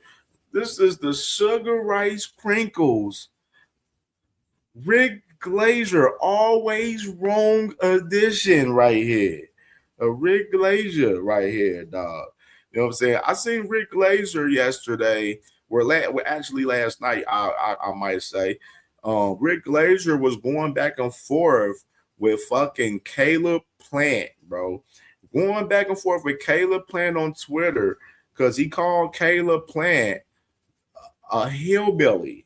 Called him a hillbilly, and Caleb Plant went off on the man and shit, talking about the man is a loser, talking about no one's going to care about him, talking about he don't have no legacy and boxing and shit. Like, Caleb Plant went all the way in on that man, like just devoured that man. It was bad, but definitely crazy work though. You know what I'm saying? But the man, hey, Rick Glazier, this y'all got. Y'all be getting y'all talking points from this man and everything, man.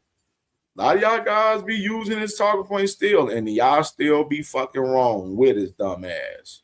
Be right there wrong, dumb, being a dumb clown ass motherfucker with Rick Glazier dumb ass.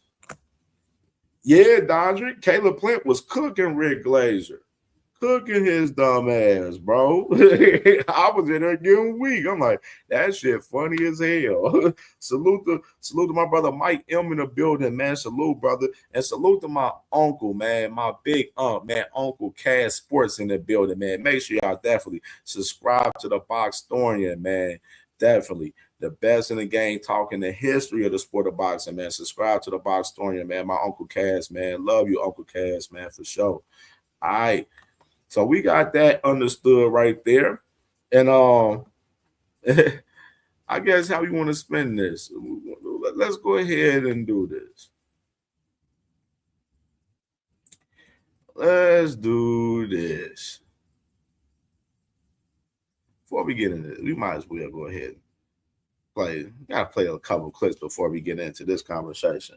We need a couple clips before we get into this conversation, man. Run the clip. What the hell is you so scared of? I got 15 fights. Like, let's talk about these. Talking real shit. I got 15 fights. You got 30. I'm a young cat, right? Well, come school this young cat. Come school me. The fuck? Come on. But they want to talk about. They just keep saying irrelevant shit. Oh, me and Shakur the bigger fight. Him and Shakur the bigger fight. He's not at your weight class. That doesn't matter. You got a mandatory right here, and you talk about a nigga that's not even at your weight class.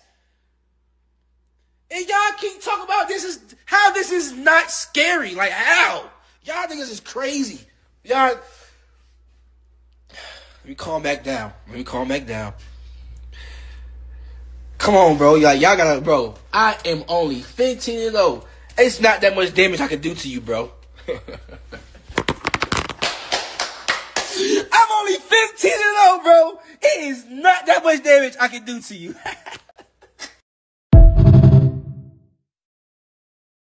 Morning, Hannah. You know what it is?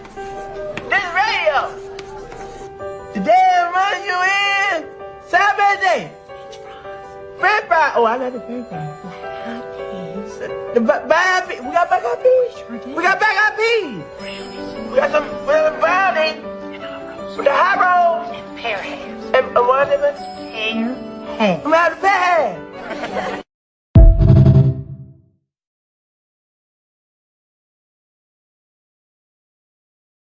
hams. So let's do something. Let me pull up the man Nose Candy Billy. Nose Candy Billy got a new interview. Got a new interview out. I ain't watched this interview yet, so I wanted to react with it with the family, man. So let me pull up this new interview with the man Nose Candy Billy. Right here.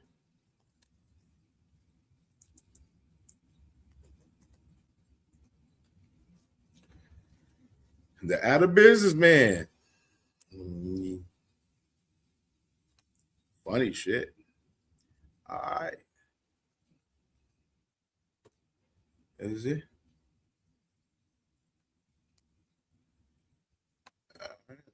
All right. This is it. Right here. All right. Got 10-minute clip. Oh, yeah, this is perfect. It's perfect. Glad that ain't longer than that. Oh, they got extra videos out. Oh, shit. All right.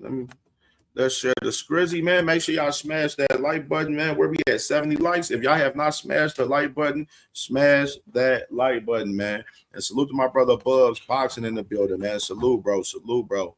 And salute to my brother Ruben Langford in the building as well, man. Salute, family. Salute. All right, let's pull this up with Nose Candy Billy, man. Let's pull it up, man. Let's see what this man talking about. Let's see what he's talking about.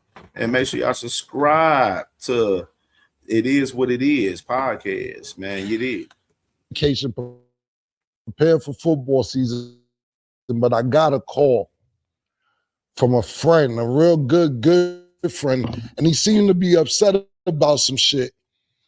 And I looked more, he made a bigger platform he could go on than to come here. And he's here today, man. He not only the manager or trainer, but the father of the one they call Debo right now. My man, Bill Haney, BH in the building. What's up, baby? Hey, killer. What's good, baby? Thank you, baby. What's going Thank on, you, my thank co-host? you. Yeah, listen. I've been watching you. I'm a big fan. I'm a big fan. You hear me? Listen, we gonna cut this. And listen, Bill brought the whole family here. Everybody's in the building. You said you wanted Keyshawn and Shakur. We seen some back and forth going about Keyshawn, with you and Keyshawn lately about money, so on and so forth. We'll get into detail with that, but let's start with Shakur before we get into Keyshawn, because I believe with Keyshawn is a little bit of layers there. What I can see it is that Jay Prince and Shakur put Keyshawn Davis in the Malachi Crunch. You know what the Malachi Crunch is? It sounds crazy. He said it was a double barrel shotgun at y'all. Well, he has First he said it was a double barrel shotgun. Well, he put both of the barrels at Keyshawn and Shakur and said, if y'all don't get me out of this shit with Bill Haney and Devin Haney, yeah, believe that. Shakur, like I said, man, you know the champions that's at 147. Devin is the champion. And the same exact people, they wanted Shakur and Devin. Okay. Right? Stop the presses. The same exact people that wanted the boots and what? Huh?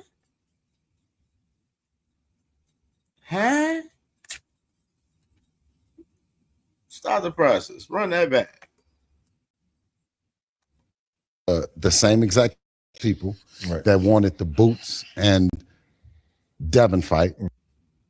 The same exact people that wanted the Boots and Devin fight. What do you mean by that? What do you mean by that? You see right here, bro. This is the and see. We're gonna have a real deep conversation about a lot of this shit, bro. About a lot of the propaganda, the bullshit right here. And this is right here a prime example of propaganda and bullshit right out the gate in the first fucking minute, right there from Nose Candy Bill. Like, y'all boys wasn't trying to fight no fucking boots in this, bro. So, and we already exposed that, cooked that, already out of there. You know what I mean? They wanted Shakur and Devin. Okay. Right? Shakur and Devin. Now, the thing is, listen to this. The people that wanted Shakur and Devin was the Zuffa guys. So you mean to tell me that Zuffa was trying to get Boots and Devin in the ring? That's what you're trying to say? Because the people that was allegedly trying to get Shakur and Devin in the ring was Zuffa Boxing. You see where we're going with this? You see where we're going with this? You see how he slipped in and tried to use Boots' name in the conversation right there. You know what I mean? As context right there. And throw his name and use his name and clout chase off of Boots' name as they've been doing over the past 2-3 weeks, like other motherfuckers as well. But that's a whole nother story as well. But let's continue to hear the bullshit from Nose Candy Billy. So they approached us. We agreed to the fight at 147 pounds. Right. They approached Shakur about it, and then they said that they were getting some resistance. They weren't getting what they initially thought that they were going to get out of him that he had agreed to. So we waited. So he came back out on Gillian Wallow. I think he had called Jay Prince on the show. You got Jay number? No, I don't. Because we called him up. Okay. All right. Yeah. But because you asked Cameron, does he have Jay Prince number? nigga, you have his number. You know how to contact Jay Prince, bro. Like, you see this? This is y'all guy. Look at his face. Look at the face. Look, I'm glad we stopped it right there. Just look at Bill Haney's face. Look at Nose Candy Billy face right there. Look at the nigga face, bro. Looking like he about to just tell a whole plethora of lies, right? What the fuck? While applauding, right? Because and so he said 144 with this very peculiar math, almost like a Texas kind of math. Because Texas math was great. He said he was in. Salute to my boy Band up in the building. He's talking about Shakur Stevenson with him wanting to fight with Devin Haney at 144. But one thing about it, 135. We got to stop the presses. One thing about it is the same motherfuckers that fought Jose Ramirez at 144. That's the reason why Shakur asked y'all for the fight at 144, Nose Candy Billy. But in reality, he's trying to get advantage out of fucking, Devin Haney, thinking that Devin Haney's going to be drained coming down at 144 in reality. But let's continue. He said 135 plus 2 plus the 5. And he said 144. I'll meet you halfway in the middle. I said, now he's a 140-pound champion, right? And to be in the welterweight division, you can come in 140. You come in 141, 142, 143, 44, 45, 46, all the way up to 47. Mm-hmm. So this guy came back with this full-blown campaign to people that he wants to fight at 144. I said, what the fuck? You come in at 44, 43, whatever you want to come in at. Right. So he started this campaign. Do you think he wanted Devin to be 144 or lower? It was cap all along. Gotcha. Cap all along. Because, man, right? So while negotiating with him, Jay Prince, the manager of Keyshawn Davis, sent Keyshawn Davis to petition to the WBO for that beautiful belt right there. Mm-hmm. Right. So while negotiating, I'm the manager, I'm negotiating with Shakur for a fight that ultimately would determine the pound for pound best in the sport on everybody's list. Dev is number one on my list. Everybody know it. But they're both on the pound for pound on pretty much everybody's list, right? So it would have been a great opportunity. While continue to negotiating with him, while continue to getting pressure from the WBO, this guy says, drop the belt. Drop the belt. So we figured it out. And our next... The reason why he told you to drop the belt, Bill, is because y'all had the mandatory in play. And if y'all didn't fight Keyshawn, y'all were going to have to vacate the title, Nose Candy Billy. Why don't you understand that? Why y'all still don't understand that after a month? Like, that's fucking nasty work, but that's a whole nother story. The message was, we're dropping our nuts and we're keeping our belt. Okay. And Keyshawn Davis became the mandatory. We went to purse bid, whereas he was offered $3 million for the fight. And I was hearing that's what I was going to get you next. So I was hearing that there might be a little bit of riff or static, because I'm like, well, hasn't signed. Like, we don't have an announcement. Like, what's going on? So I reached out to the kid. The kid said, yeah, the OG reached out to me too. And I told him, get the fuck on. And the OG hearted it. I said, Nick, I was trying to come see, was you all right if we had to give you some money, if we had to put an M on top of it. Right. So not only did you blow the 3, you blew the 1 that you might would have got from the OG. Mm-hmm. You know what I mean? Right? Hey, this is my thing. What money is they talking about, though? Like what money is they talking about, bro? What money? For one, y'all niggas weren't even niggas that even bid on y'all fucking purse bid, my nigga. DHP ain't got no fucking money to throw out there, bro. The Zone is paying for the fight. Y'all don't have the money. The Zone has the money, bro. They the ones that gave Top Rank the bread to pay both of you motherfuckers on the purse bid, bro. We know y'all value. Y'all niggas is $5-6 million fighters, bro. And crazy part, people act like that's been ignored the last 2 weeks over here. That ain't been ignored over here. We know Devin Haney value. Y'all acting like we don't know his value now off of the purse bid. Like we just all of a sudden forgot that they had a purse bid 2 weeks ago. Like, what we talking about? They don't have the money. The Zone gave Top Rank the bread to pay for the fight, bro. And we seen they had 2.1 for Keyshawn, 6.4 for motherfucking Devin. They don't have no fucking money to give Keyshawn because they're not putting their own money up for their fucking fights. You see the propaganda and the bullshit right there?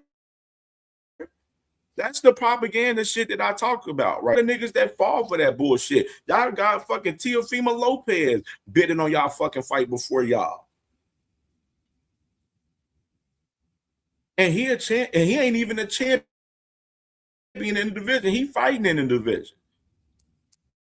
Crazy shit. You can't make this shit up. Can't make it up, bro. So you basically saying he wasn't happy with the 3.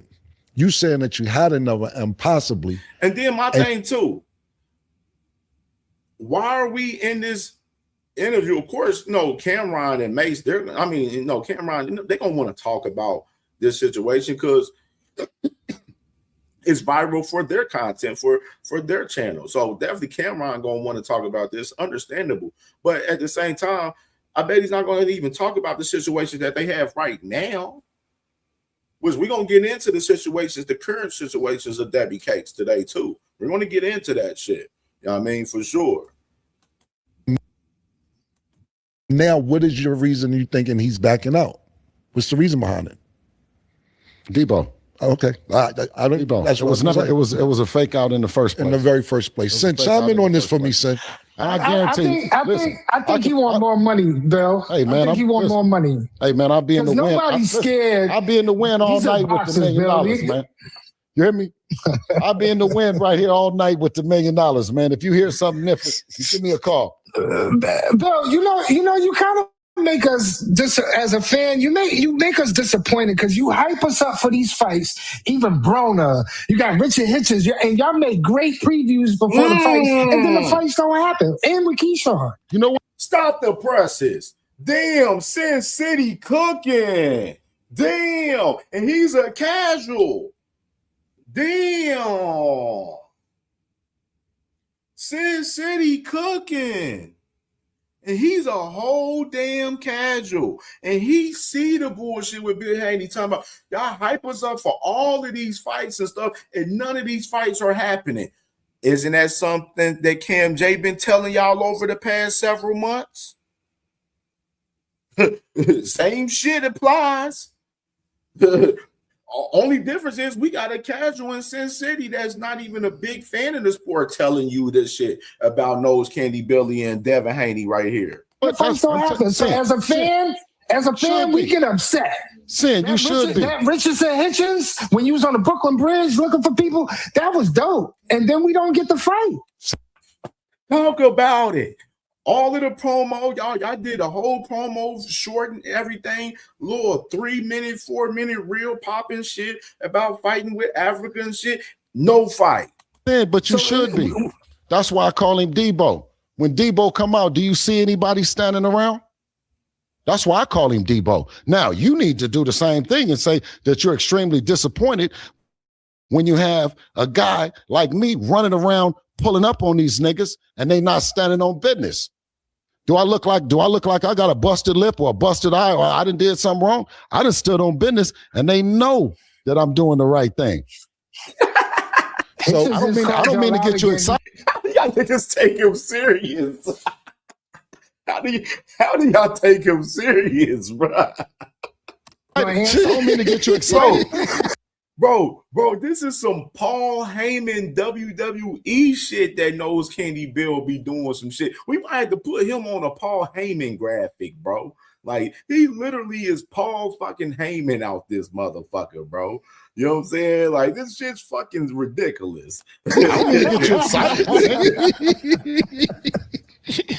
So, Hitchens just called you out again after his fight. Y'all gonna answer that, or it's gone by now?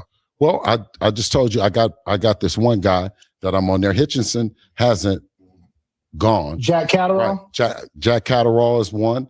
Liam Parr was one. Jack Catterall puts us in position for the Rolly Romero fight as a mandatory, right? Liam Parro puts us in a position to pick up the belts, to hopefully Boots does the same thing at 154 pounds, and we are able to have a mega fight in the future, God willing. And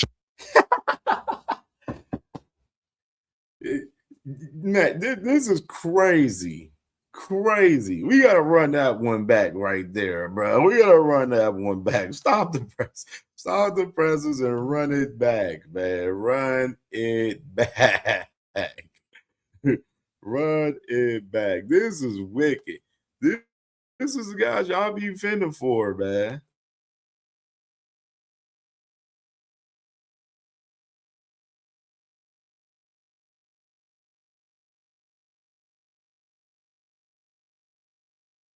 Let's look it up now. All right. Let's get back to this.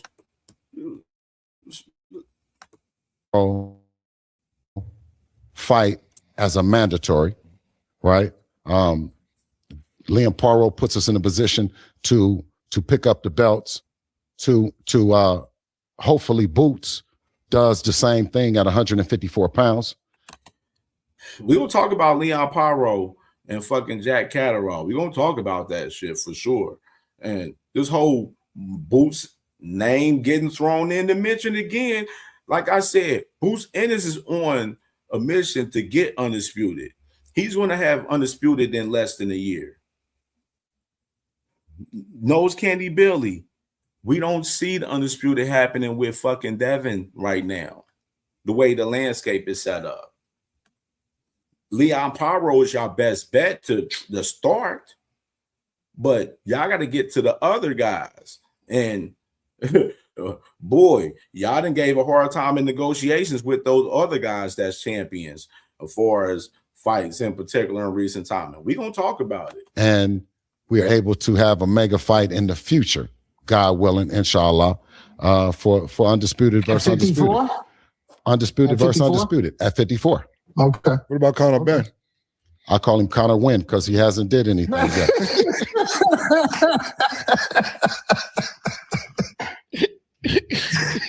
Bill is correct. And Bill got all the answers, man. No, listen. No. This is I'm telling you, because if you've seen the people that's with me, everybody just has a straight face. This is no joke. Everybody be laughing, but I'm serious.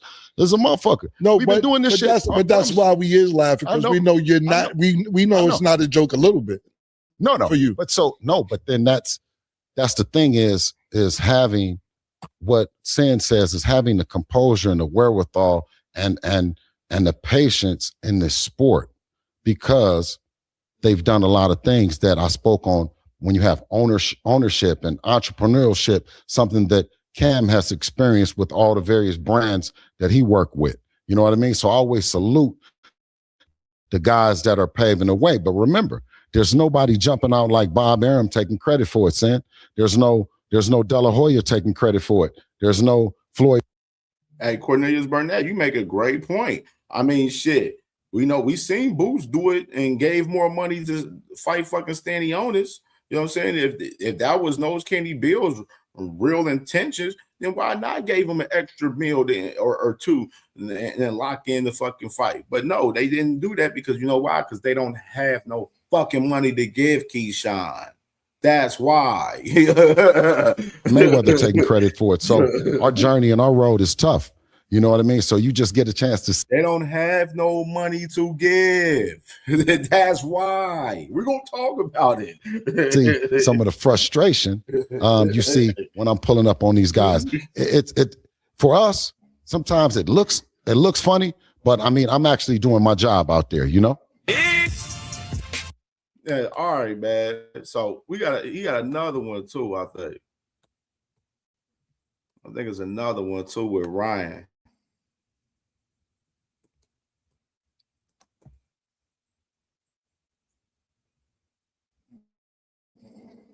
All right, Put your best foot forward this is what I would dazzle Ryan. the interview. Let's check this one out. Make sure y'all smash that like button if y'all ain't smashed that like button, man.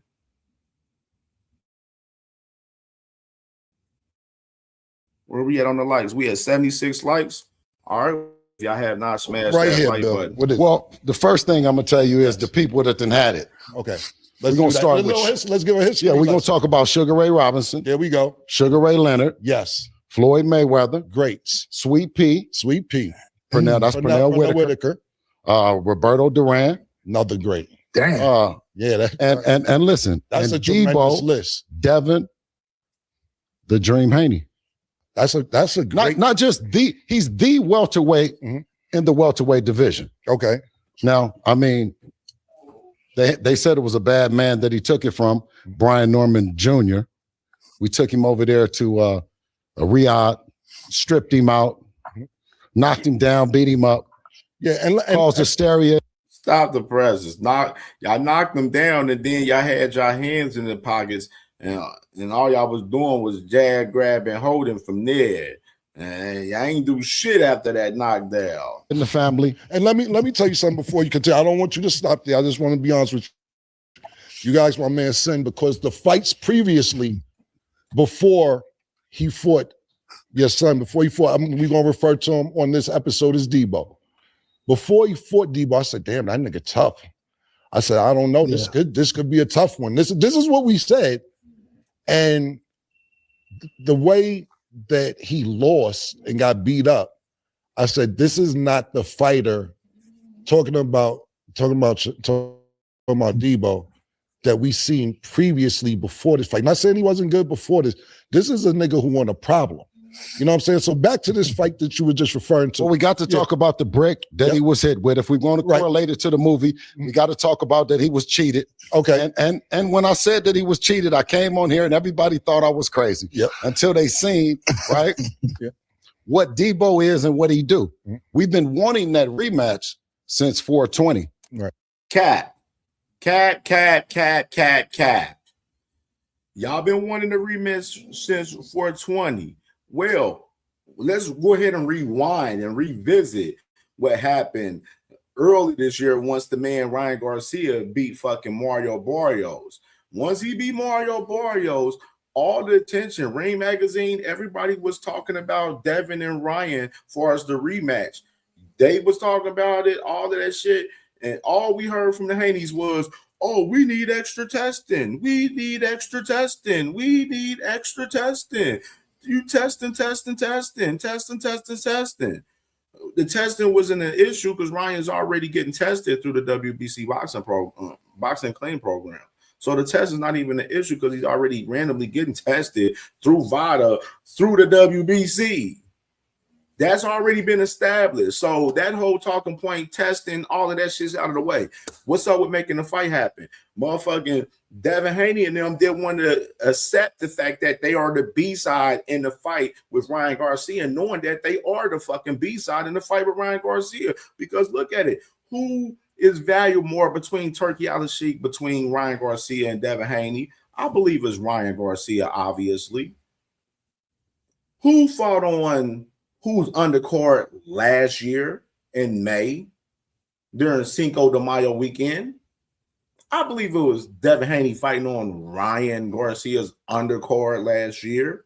So we already know for us the whole establishment of these motherfuckers was trying to say, oh, we the ace out over Ryan Garcia. Y'all got to do what y'all ain't calling no fucking shots in the Ryan Garcia fight, dude. Y'all not. Motherfucking Who was the A side in the first fight? Ryan was. Y'all motherfuckers took the 45% split. He had 55. Bill Haney, Nose Candy Bill, was the person who told us that they was the B side in the fight, in the first fight with Ryan Garcia. Hello.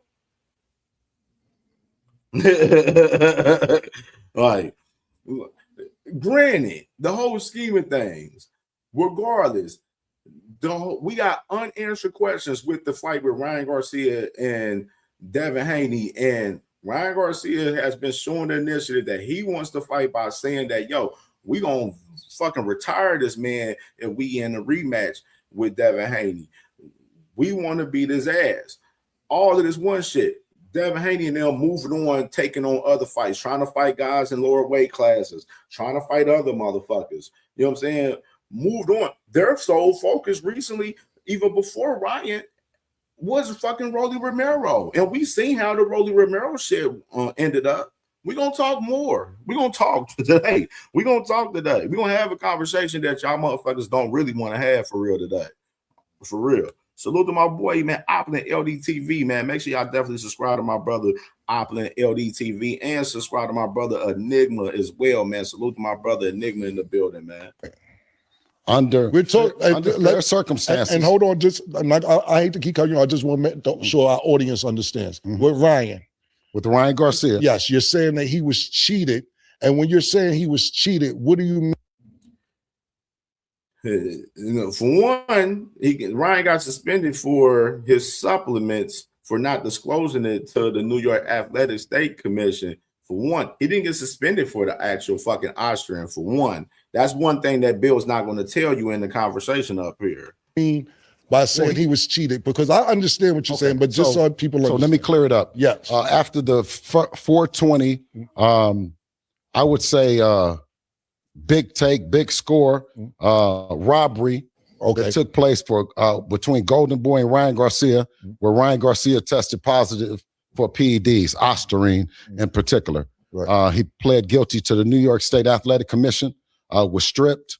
He was put on suspension, and he was also charged a $1 million fine that was given to a promotional company in Golden Boy. And can you imagine?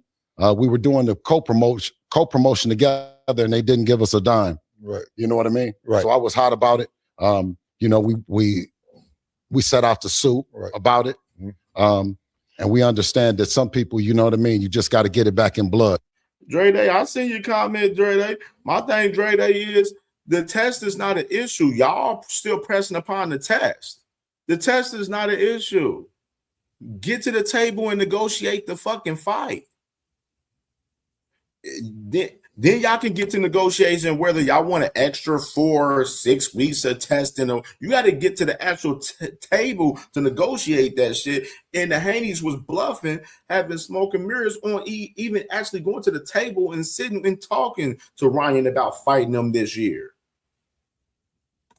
There's just no way that it's going to be fair. So we understand, just like I said, I already know, I want the audience to make sure they understand. Got to get to the table to get there, Dre Day.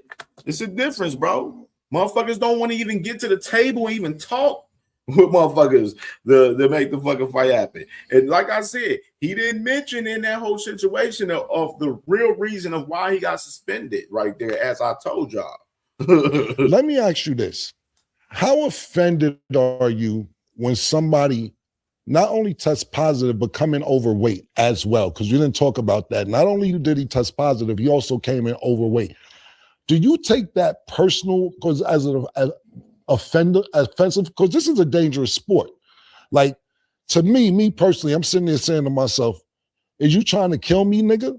You know what I'm saying? Because this isn't tennis. Absolutely. You know what I'm saying? This isn't swimming. What the fuck you trying to do to me? How do you take that? I'm just telling you how I'm this is the perfect platform. It is what it is, and I'm gonna tell you what it ain't. I mean, we're not for the bullshit. That's not what represents those champions. From being a little boy with Devin, we had a dream to set out that he would be considered one of the best, the Mount Rushmore of boxing. Right. So to answer your question, that fell on me. That's the business side. Okay. It fell on you. But in reality, the business side, you fucked up because y'all motherfuckers Y'all decided to take the fight with the man Ryan Garcia coming in over 3 pounds, and y'all didn't want to put him on a rehydration clause in that whole instance. So that's Nose Candy Bill's fault on that behalf. Y'all could have drained that man down on some shit and took his bread and had him fucked up over that bitch for real. But the motherfucking Nose Candy Bill didn't know how to do business. That's the difference. Coming in 3 pounds over, but then also being on Ostarine was a blow to us from a business standpoint, because we should have never let Devin fight. Right. But what you got a chance to see, and what people don't tend to talk about, they say, yeah, he got beat up. No, he got up and he got knocked down and he got back up. Right. Not once, not twice, 3 times. Right. You know what I mean? And I don't think that that's talked about enough. If it's not. No, man, no. Motherfuckers ain't giving no motherfucking brownie points because your ass getting knocked down several fucking times. We want to see the fucking rematch, and y'all boys ain't pushing for the fucking rematch. Y'all still crying about Ostrin and all of this shit from 2 years ago, and y'all ain't trying to get y'all leg back. Y'all got Ryan Garcia out here, been playing y'all super cock out here, playing y'all like suckers, talking about he gonna fucking retire y'all. And y'all don't want to do nothing about it. Y'all got Ryan Garcia, number 10 on y'all little weak-ass Fugazi Debbie Cakes hit list, when he should be number 1, as we already mentioned before. That should be the main fucking target, and that's not even their main target. They're talking about Leon Paro and fucking Jack Catterall right now. What are we talking about? For our culture and other cultures, it's considered that he's a warrior. What happened to that? Right. They conveniently leave out that part of it. Right. You know, so I mean, I'm extremely proud of him. You know, and if it was a rebound that could have happened from all that, we rebound, baby. There you go. Yeah, like the Knicks. There you go. Niggas, don't even get this nigga hype right here. This nigga super duper Knicks like fan. the Knicks, man. There you go. Do you think bringing that up, that Floyd Mayweather had anything to do with helping Ryan Garcia with that fight? Because that was rumors circulating as well. I mean, he's did everything publicly to help us, but privately to hurt us. You know what I mean? But that's allowed for us. Floyd Mayweather ain't got nothing to do with that Ryan Garcia shit, bro. Like, fuck out of here, bro. Cry me a river, bro. Now they're adding Floyd influence into Ryan Garcia into that shit. Come on, bro. To be who we are. You know what I mean? Standing up. But see, at the same time, he'll say this, but then Floyd Mayweather sending messages or something to him, and then he want to dick ride Floyd Mayweather and shit and be on his knees for Floyd Mayweather. Oh, Floyd Mayweather chant, man, this and that, do. Like, be on his knees for Floyd Mayweather. Like, bro, miss me with the bullshit. Like, you can't sit there and be want to shit on the motherfucker and then want to dick ride him the next day. That's why niggas don't respect these type of niggas, bro. 10 toes down and owning our shit. You know what I mean? Nobody owns our story. We did it. We did it independently. Right. You know, like you. Like a Harlem nigga would do. You know what I'm saying? Oakland and Harlem, same shit. Oh, ain't no doubt. Shit. Ain't no doubt. So not only do we have undisputed, being the youngest undisputed at that time, also 3 division, you know, we own the story as well. You know what I mean? So, I mean, I wouldn't have it. I wouldn't have wanted it to been Floyd then helped us. I like just the way the story turned out. Right. I didn't want to cut this story off. Back to this when we get talking about Norman. So you was about to tell us what you had to do after Ryan to get this belt. Well, I mean, we were, listen, I think, and I don't know what your sentiments was about it, but Brian Norman had just put a guy in the hospital. Yeah, he looked good. He looked good. Yeah, he just put a guy in the hospital. The guy, he went into a coma. You know what I mean? For like 2 weeks. He came out the coma. The first thing he said was Brian Norman can punch like a motherfucker. Right. The second thing he said was he better not fuck with Devin Haney. And he didn't listen. Okay. And on that night, yeah. Brutal batter. Yeah, that's enough. I had enough of that right there. Because that boy ain't doing nothing capping. Ain't doing but chatting and capping, man. Capping and chatting per fucking usual from Nose Candy Bill, man. We'd had enough of that interview right there, bro. All right, man. Let's get into the conversation, bro. All right, so what what I've been seeing lately and over the last 24 hours from the Hanos clan, from the Haneys and everybody. You know what I mean? What I've been seeing lately is I've been seeing this whole narrative they've been pushing about Keyshawn fighting Brian Norman Jr. For what? What's the purpose of y'all pushing this narrative that Keyshawn's fighting Brian Norman Jr.? We need to understand that. What's the purpose? Because I can tell you right now that shit's super fucking cap.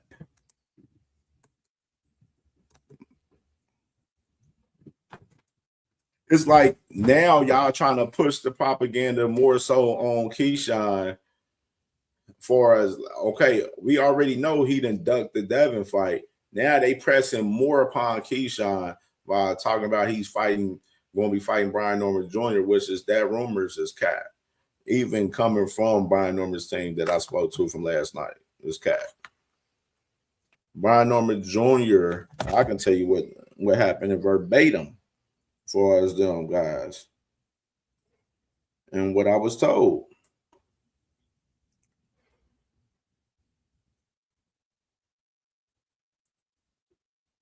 From what I was told was that motherfucker said that they was pushing that the Hanos clan, the LDBC, those guys is pushing that Brian Norman Jr. and the Keyshawn fight so that Devin won't have to rematch Brian Norman Jr. Interesting for that perspective. I ain't really so much on that perspective so much in my personal opinion, but interesting. And he said at the end of the day, he said that Norman asked Devin for a rematch and the Haney said no. And because they said Brian Norman Jr. don't deserve it. And Norman didn't say no because he could have easily said no. So my thing is, as far as the rematch with Brian Norman Jr. and Devin Haney, obviously WBO president already ruled out that fight happening or mandating that fight, even with Brian Norman Jr. being the #1 contender for one, and then for two, I just Devin Haney. I can see Devin Haney just don't have the interest in that fight, obviously because he beat him already. You know what I'm saying? Clear. So there's no interest in that fight as far as Devin Haney concerned. And I can be honest, as far as myself as a boxing fan, I ain't that crazy about seeing a rematch of that fight either. To be honest, not now at the moment. You know what I'm saying? I would like to see Norman do something else with a couple of fights, and then if the opportunity presents itself, then hey, so be it. But interesting though. And as well, saying they opted not to take their Mando and wait 120 days for the WBO Mando, which is true. I mean, now like right now with the whole Keyshawn situation, what? Dodger, stop it. With the whole Keyshawn situation, like literally, they're able to get to have a voluntary fight right now, but they got to have a voluntary fight soon, and they're going to in place a mandatory upon them very soon, from what WBO Gustavo told us recently. And as well, he said Keyshawn and him talking, and then talked about Keyshawn. Talk about Keyshawn reached out to Norman about a fight months ago, and they said Norman said yes to the fight, but Keyshawn's team never called back and said when they did call back, fucking Keyshawn, they pretty much saying that Keyshawn's behind the scene asking about a fight with Frank Martin right now. So Frank Martin, Keyshawn in reality is eyeing a fight with Frank Martin from behind the scenes more so than a Brian Norman Jr. fight.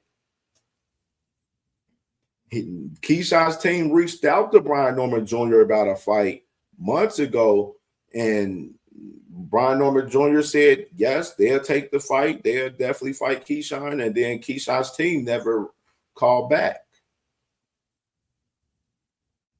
Interesting stuff. And you out here got the whole LDBC and all of those guys pushing this whole narrative that Brian Norman Jr. and Keyshawn Davis is fighting, and they're not even close to fighting. Right now, Keyshawn Davis, like I told y'all, Top Rank's not fucking with Keyshawn right now. They're not fucking with Keyshawn right now. They don't even owe Keyshawn a fight till next year. They already fulfilled their obligation of giving him 2 fights this year. And then you got Keyshawn right here. His goofy ass in the damn Instagram story. He in the damn Instagram story posting a video that we played earlier, talking about, where Debo at and all that shit. Cocoa Puffs Keyshawn right there. And then he made a message saying that he was going to go live. We didn't see the man Cocoa Puff Keyshawn Davis go live now. We ain't see no live from him, but I am interested if he is willing to go live, and let's hear what he has to say today, because I would love to hear what Keyshawn Davis has to say about everything today on the live stream today. Definitely would love to hear him talk about some shit today for sure. Absolutely. And other shit tying in. And just kind of more of that story as far as Brian Norman Jr., Keyshawn Davis right there. Propaganda.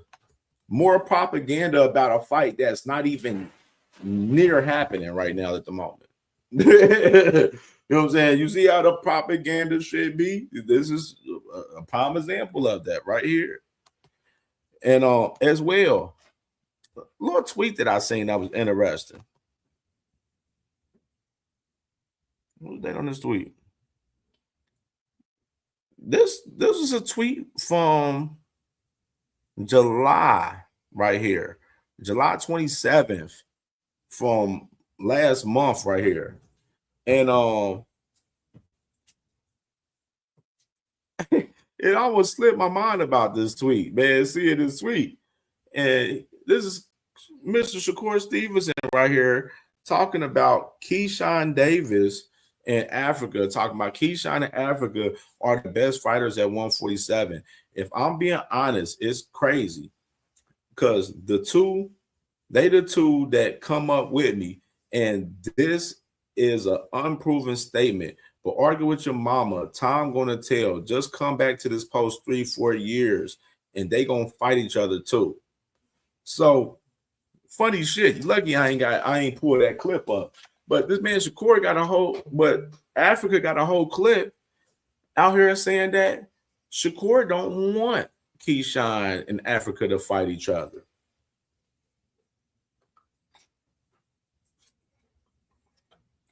Interesting perspective. And look at the tweet. He's talking about Keyshawn and Africa fighting motherfuckers. Where's the tweet about who you gonna motherfucker fight? Because all we've been seeing from Shakur is, I'm not gonna fight Rayo. I'm not gonna fight this dude. I'm not gonna fight that dude. In order for me to fight that dude, he need to be at this weight class. In order for me to fight this dude, he need to be at this catch weight. That's all we've been seeing from Shakur. All talking, no fucking action at all from Shakur since Teofimo Lopez. 30 up to fucking 40 to 50 fucking interviews since the Teofimo Lopez fight with no fucking fight blocked in or nothing at all. Absolutely fucking nothing, bro. Absolutely nothing. And you got Radio Shakur up here talking about Keyshawn in Africa being the best fighters at 147. Well, Keyshawn had the opportunity to prove himself for his first fight, and We heard the motherfuckers had 2 double barrel shotguns. Well, the motherfucker didn't let them motherfucking double barrel shotguns go off. Them bitches ain't go off. Africa, he's at Zuffa, calling out all the guys on the other side of the street. Been ducking smoke. We ain't seen Africa fight one black fighter yet. I don't even think we seen them fight a brother yet. Africa ain't fought one black fucking fighter yet. And talking about the best, motherfuckers is not even putting that shit up to the test to show that they the fucking best for real. Nasty work. Nasty work. Think we deserve a little commercial break real quick. Man, what's up with this meeting? Why are we here? Guys, I have brought you here today to propose my plan. I don't like to lose. This is my plan to prevent all of us from losing. Let's pretend we are brothers. We won't have to fight each other. I made a contract to make sure we all agree to not fight each other. Nah, each other. Yo, that's a good idea. Let's do it. But Shakur, we are in the same division. What will we do if we're forced to fight? Listen, I will get all of the belts for us. You tell everyone you don't care about the belts. That way, no one can force us to fight, brother. But Shaka, what if I outgrow my division and I have to move up to yours? Listen, little Ray Ray, when I move up, you move up. And come train at my gym so that we will never fight. What about us, Shakur? We are both champions at 140. Gary, tell him you want to fight me last. When the time comes, I will move divisions, little bro. Shakur, what about when you move up? I don't want to fight you, bro.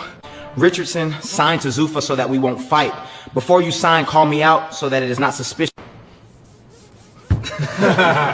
Now sign the contract to be boxing brothers. Why they want me here so bad? We are not friends.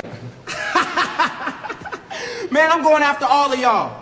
There's no friends in boxing, clowns. Abdullah, no, please. I won't let these frauds ruin boxing.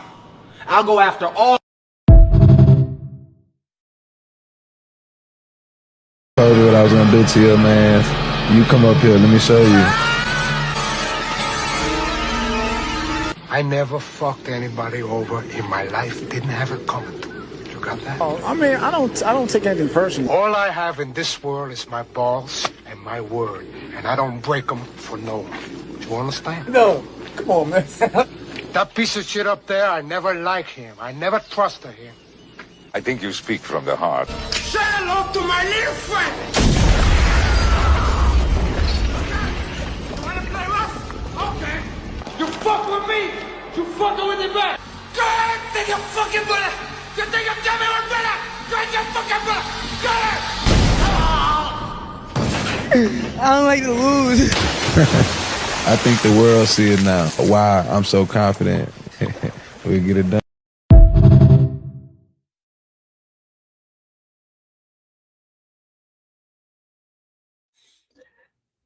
Nasty work. Like, we got literally Shakur Stevenson out here, Keyshawn Davis. These guys out here literally talking about fighting this guy, fighting that guy, and not fighting nobody, bro. Too much talking, not enough fucking action for me. Too much talking, not enough action. We already named out all the names for Shakur as far as the fights that he could possibly have, and it come down to one. Rayo Valenzuela. Keyshawn Davis right now, he done talked himself into a fucking fight with Devin Haney, became the mandatory to fight the man, outpriced himself for the fucking fight, all because he feel that he's just as a bigger star as fucking Debbie Cakes with 15 fights. No pay-per-view fights. Literally fighting pool putts, lost his belt on the scale last year, already fucked over Top Rank. Fuck Top Rank over with this fight, with them putting everything on the line, money on the line and everything for him to fight fucking Devin Haney. and he fucking back out of the fucking fight. And y'all motherfuckers think Top Rank want him to fight right now? They're not making that man fight right now. Keyshawn Davis can do all of the little Instagram stories and posts and all of that shit he can do. You know what I'm saying? But we understand and know the vibes, bro. Motherfucker, right now, you one of the biggest dogs currently in boxing, and that's why we call you Cocoa Puffs Keyshawn Davis right now. Another guy, so much talking, not enough motherfucking action at all. Here you go right here. Are great businessmen over there, but bro, they know exactly what they're doing. The reason why they try to go up and get another champion at 54, right? You better choose Xander. You better choose Xander. Like, they know how to pick them, gang. Think about me. Let's talk about my track history. I didn't have to fight Limos. Top Rank had a whole nother opponent on the table. I fought Limos. I chose Limos. I didn't have to fight De Los Santos. I chose De Los Santos. These guys out here really choosing fighters that they really know they can beat. I can beat everybody, so I'm choosing anybody. That's the difference. Y'all need to wake up, bro. I'm really out here trying to fight any and everybody, bro. No cap. They can't. Nobody beat me. I'm the best in this sport, and I'm trying to show that. Let me show it, Devin. When I get myself in a real opportunity, I'm gunning for y'all. Super gunning for y'all. And when I see him at the weigh-ins, I seen him at the weigh-ins for MSG. Right. I seen Bill. I walked up to Bill. I said what I said. And he told me to stand on it. And I said, after I knock Jermaine out, we gonna fight, right? I said that purposely because I'm the same person that was telling Jay Prince, after I knock Jermaine out, they not gonna wanna fight me. They gonna be like, nah, why I ain't get no call out? Why I ain't get no, we ain't reaching out? And I know what's going on in real time too. They really don't wanna fight me, bro. Which I understand. If I was in another man position seeing me, I probably wouldn't fight me neither. Thank God I'm me. Right? Thank God I'm me. I'm the guy. Thank God I'm like, me. Who called me out since I fought? Honestly. Who was like, I want to fight him? I understand what's going on out here. They woke now.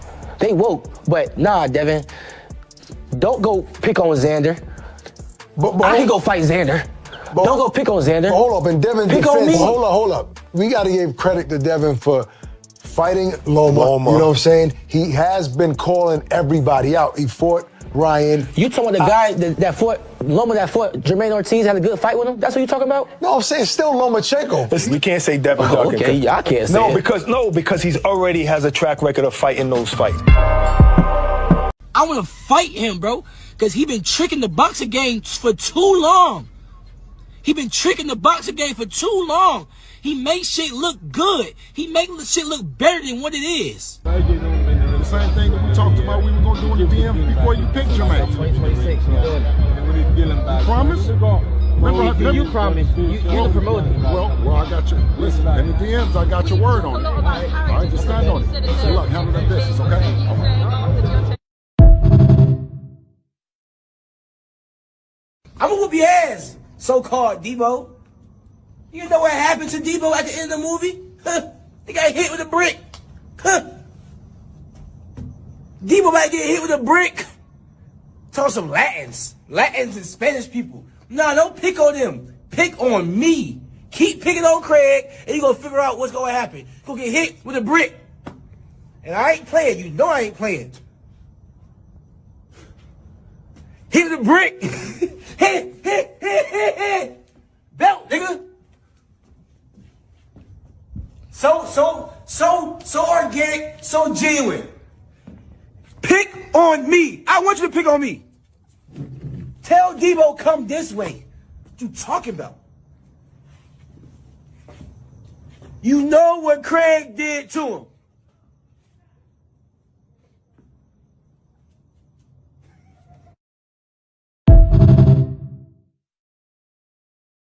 Hey, where the hell Debo at?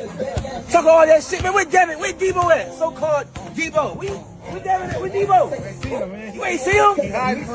Hot man. Debo! Hey, Debo! Where the hell you at, man? What you doing? Hey, where's Debo? We looking for you. We on the block. Debo got hit with a brick. Y'all already know how I'm coming. Yeah. Debo, where you at? He's scared of this brick. Stop the cap. Stop the cap right now. No bullshit, bro. And all this, I don't mind niggas telling me what to do, nigga. Top nigga has to. I ain't gonna lie. Shut your bitch ass up then. You say you don't mind niggas telling you what to do? Shut your bitch ass up then. That's what you need to do.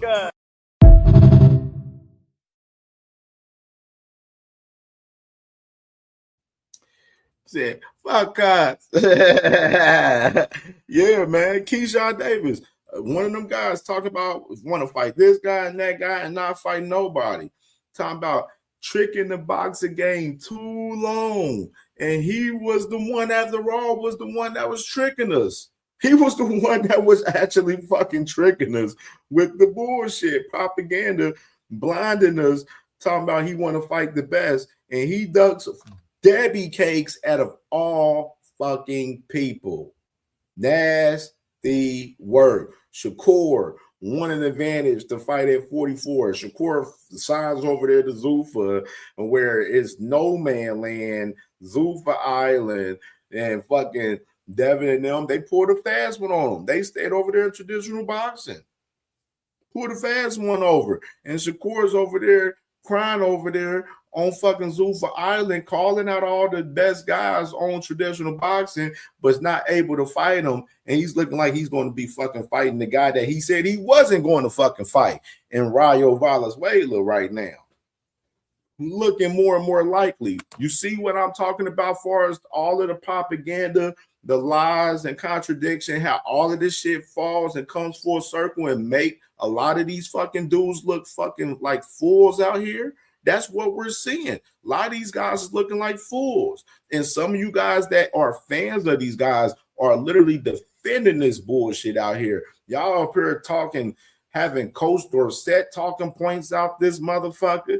Niggas got fucking Bernie the Boxer talking points and Bomac talking points for Shakur and shit. It's weird out here. Like, this shit weird. Like, y'all niggas sitting here up here defending these dudes, man, and they looking like some of the biggest fucking clowns in boxing right now. Shakur has a whole fucking brotherhood not to just fucking fight guys. Tricking fucking Keyshawn out of his fucking position. Tricking other guys like Ray Ford and Africa and guys out of their positions as well by not fighting those guys, being friends with those guys. Try to do it with fighters outside of that. Try to be friends with Oshaki. Try to be friends with Tank. Try to be friends with motherfucking Devin. Try to be friends with motherfucking Abdullah Mason. The friendliest nigga in boxing, man. This y'all guy. That's y'all guy. You know what I mean? That's y'all guy. He the one who set all of this shit up right here. This whole boxing brother shit up, bro. He set this bullshit up. Nobody asked him to set this bullshit up. Nobody asked him to do this.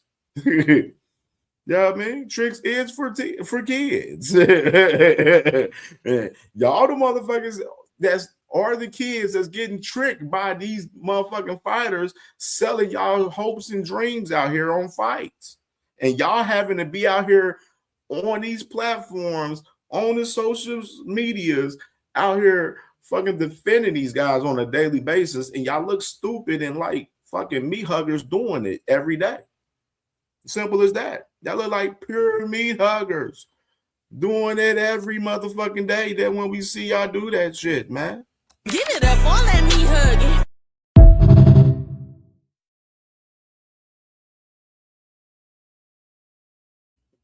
Exactly. And my sister Ashley's corner, she got it exactly right there. It's ruining the sport of boxing. All of the lies and propagandas for negotiation, this and that, is ruining the fucking sport of boxing right now. That's why, and that's the main situation, the main topic of this show today is the boxing fans are tired of it. They're tired of it. Tired of it.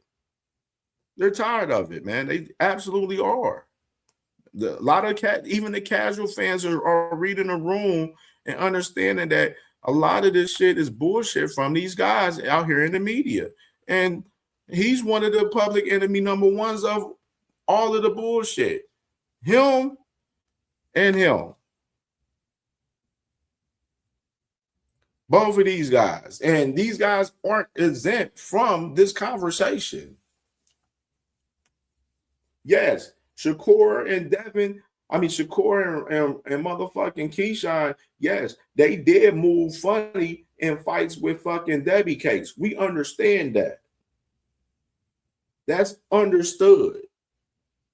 But we're not going to negate all of the shit going on with Debbie Cakes in 2026 like we've been talking about the last couple weeks on the channel. He has one of the worst track records of this year in 2026 right now. As far as negotiations for fights. One of the worst track records. Let's show you. So this is the list that got everybody in their feelings today on Facebook and everywhere that when I posted it. Which this list is all facts. Yes, it's 8 people on this list, right? But at the same time, we know, like we mentioned, Shakur and Keyshawn, 2 of those guys, move funny in the negotiations with Debbie Cakes. Understood it. We understand that. We don't have to talk about what happened with Keyshawn and Shakur negotiations as far as Debbie Cakes. We don't have to talk about that. We gotta have that established and understood that Shakur and Keyshawn, both of these motherfuckers, is moving fraudulent out here. But we're not going to forget the fact that Nose Candy Bill and Debbie Cakes been moving funny in the game as well in 2026. As I mentioned, 2 and 4, we already know, funny business. But the other names, that's the issue right there. You got 6 other names where these motherfuckers was negotiating in fights, and motherfuckers don't want to act like these guys ain't the issue in these negotiations. That's the issue. I have not seen a fighter, bro, and y'all can Google it or whatsoever and try to figure it out yourselves. But I have not seen a fighter negotiate in 8 fights in 1 fucking year and not fight not one of them. Y'all let me know the fighter that has. Y'all let me know. I can't find one. I literally can't find one. And motherfuckers was in their feelings. I see the whole shit. They were like, man, but he about to try to unify with Catterall or Pyro, Cam. Let's talk about this whole shit, what's going on currently now. So as we showed y'all the other day, Devin Haney says he has the WBO and he wants the IBF. And we showed y'all the article with Leon Pyro talking about that. No, yes, he wants to fight Devin Haney yesterday. We showed the article about that. They're like, no, he ain't ducking a fight. He's still waiting and ready for the fight. And as you see right here, Leon Pyro, he said, I have the IBF and I want the WBO. So now you got Leon Pyro back in the mix for the Devin Haney, the Debbie Cakes fight sweepstakes right now. Oh, but by the way, we ain't forget this either, though. As we mentioned the other day, Jack Catterall, they've been on fucking Devin Haney's top about fighting since all of the direction from Devin went from Pyro to Catterall. Catterall and Sam Jones, they had fucking the Debbie Cakes top right now about to scrap. Jack Catterall says, let's not talk about it, Dev. Let's just get the fight signed and done. As fight fans, that's what we want. All we want is the fight signed and done. We don't have to talk about the fight, what's going on behind the scenes, who's getting this and all of that shit. We don't need to know all of that shit. All we need to know is y'all niggas getting these fucking fights done behind the scenes, and then y'all announcing the fight and us talking about the fight, promoting it, and breaking the fight down.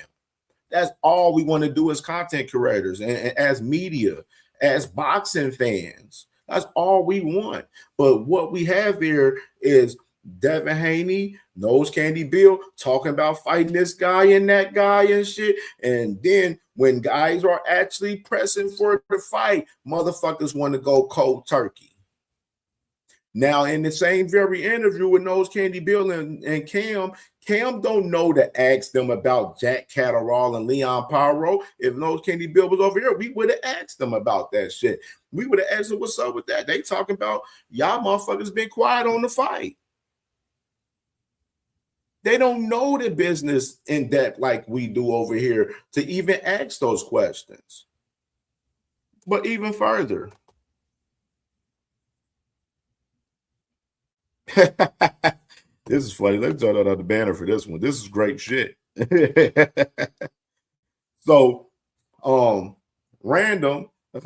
Dude says, you both may not know me, but I talked to Nose Candy Bill and was informed that $3 million is on the table for the fight. Either you or Leon Pyro are going to take it or not. Sam Jones responds and says, we accepted the fight 4 days ago, heard nothing since. Like I said a couple days ago, I hope it wasn't a bluff to try to pursue Leon Pyro to take the fight for less money than what he's asking for. Hope I'm wrong, but we're not stupid or delusional. So you got Sam Jones responding to little buddy, saying that we've been accepted to scrap. As they've been saying over the last 4 or 5 days, and they're waiting on Debbie Cakes to take the fight on their end. Still no word on them. Want to know why? Because Debbie Cakes and them is trying to spin the block and fight Leon Pyro in reality, like Sam Jones is saying.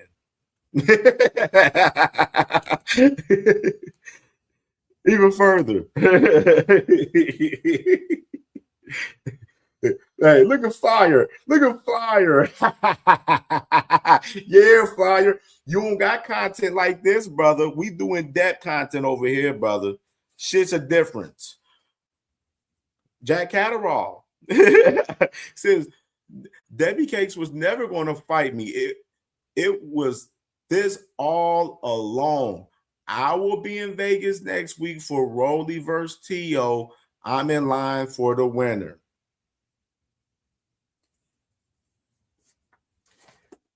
So you got Jack Catterall's, they call him the Haney's bluff, saying, yo, these motherfuckers over here trying to pursue Leon Pyro. In reality, we accepted the fight and everything. We waiting on them. The ball is in their court. What's up with them? And it's cold turkey quiet on Debbie Cakes and on fighting Jack Catterall right now.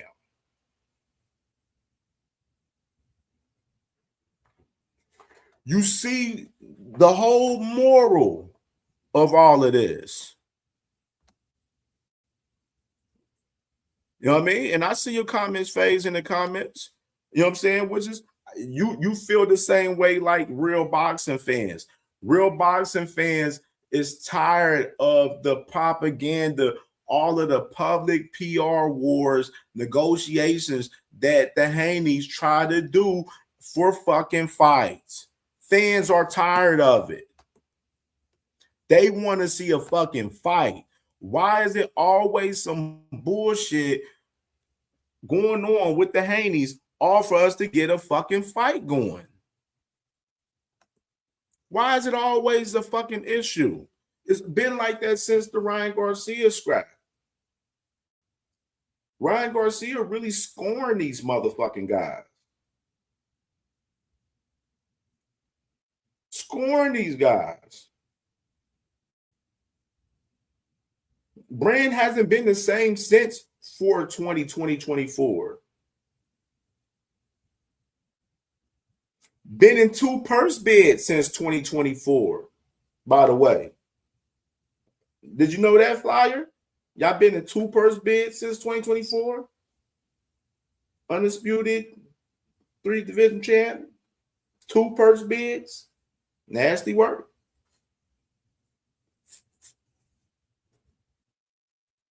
Went from, you got Jack Catterall in the mix now, which is they're calling their bluff. Leon Paro calling their bluff, waiting on the Haney's to take the fight. Xander Zayas. They was in negotiations with Xander Zayas at one fucking point, from what motherfuckers said. Did that fight go through? No, that fight didn't go through either. They were even talking to Lewis Crocker at one fucking point earlier this year. Did that fight go through with Lewis Crocker? Nope. Because now they're negotiating, well, allegedly with Leon Paro or Catterall, but hey, so be it. Yeah, they were in the negotiations with Lewis Crocker at one point this year. Fight didn't go through. Rolly Romero. We already know what happened in that fight. Rolly Romero said these boys is fucking despicable out here and that these boys are scared and they ducked. Said that they didn't want to bet on themselves. We already know the story with Rolly Romero. And Rolly Romero and T.O. is having a great showing right now for their fight next week, by the way. And no fight with Rolly Romero in negotiations with Rolly Romero. Tank Davis. These niggas entertain a conversation with a fight with Tank Davis in the process of them pursuing a fight with Shakur Stevenson and Keyshawn Davis. Then wanted a 55-45 split and wanted a big guarantee for the fight.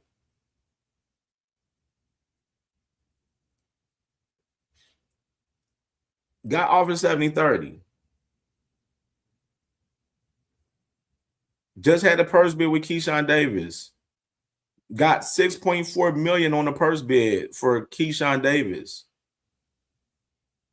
And ducked the biggest bag of their career fighting Tank Davis. Basically using Tank name to negotiate whatever their deal with Keyshawn Davis or the zone or whatsoever. like, you know what I'm saying? Clout chasing off a Tank name in the process of entertaining a situation, knowing they weren't going to fucking fight Tank Davis. They know they fuck around and get their ass kicked. All of these negotiations, bro, in one fucking year from one fighter and no fucking fights. All of the public posturing, trying to win public relation PR fucking wars and negotiations for fights, bro. And we're not getting no fights out of none of this bullshit. We're getting no scraps out of none of this bullshit right now. From Devin Haney, from Flyers beloved Debbie Cakes. Could have even put Ryan on the list for real too, but they didn't even want to go in negotiations with Ryan because they're scared shitless of Ryan Garcia.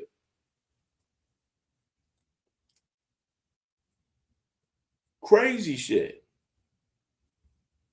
And this is the guys that y'all fuck with and love. And y'all rock with heavy. Y'all rock with these guys. Y'all love these guys manipulating y'all minds on a daily basis on fights that's not fucking happening.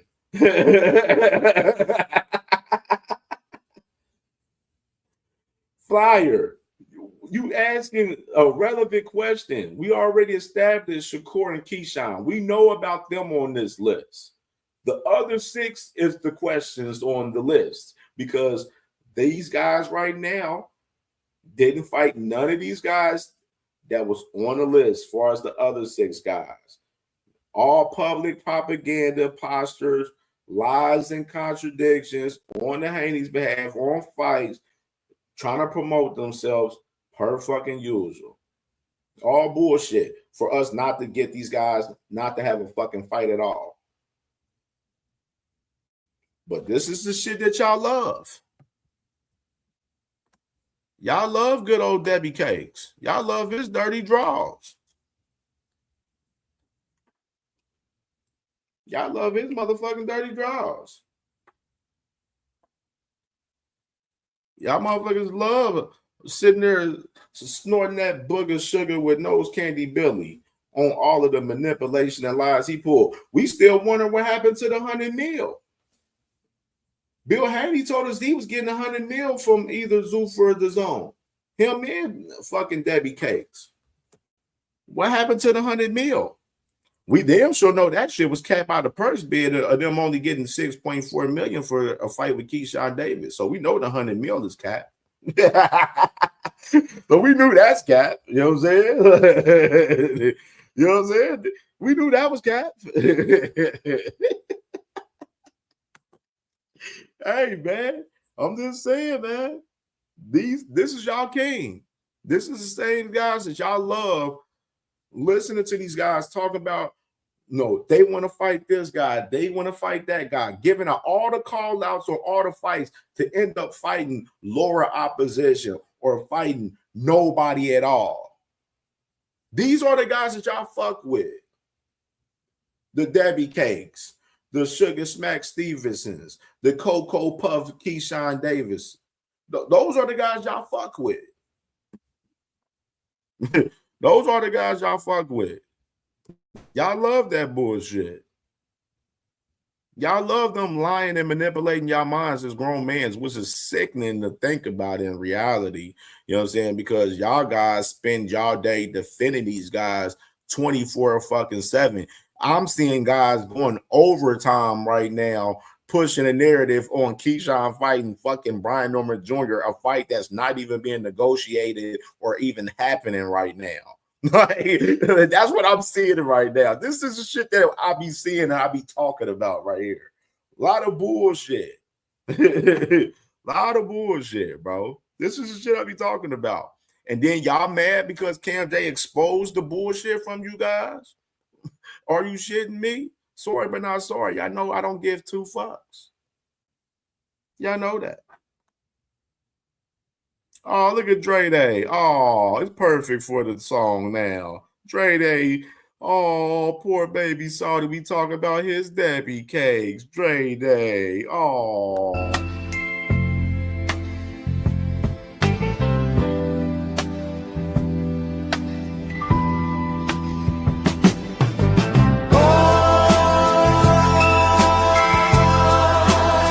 So sensitive, sensitive. Oh,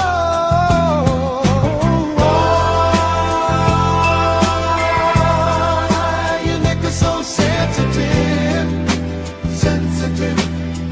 Oh, la la la, la la la la.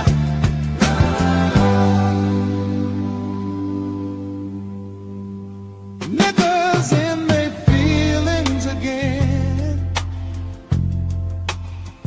Oh, I see niggas in their feelings again. Your mama should have raised you, bitch made suckers to have thicker skin.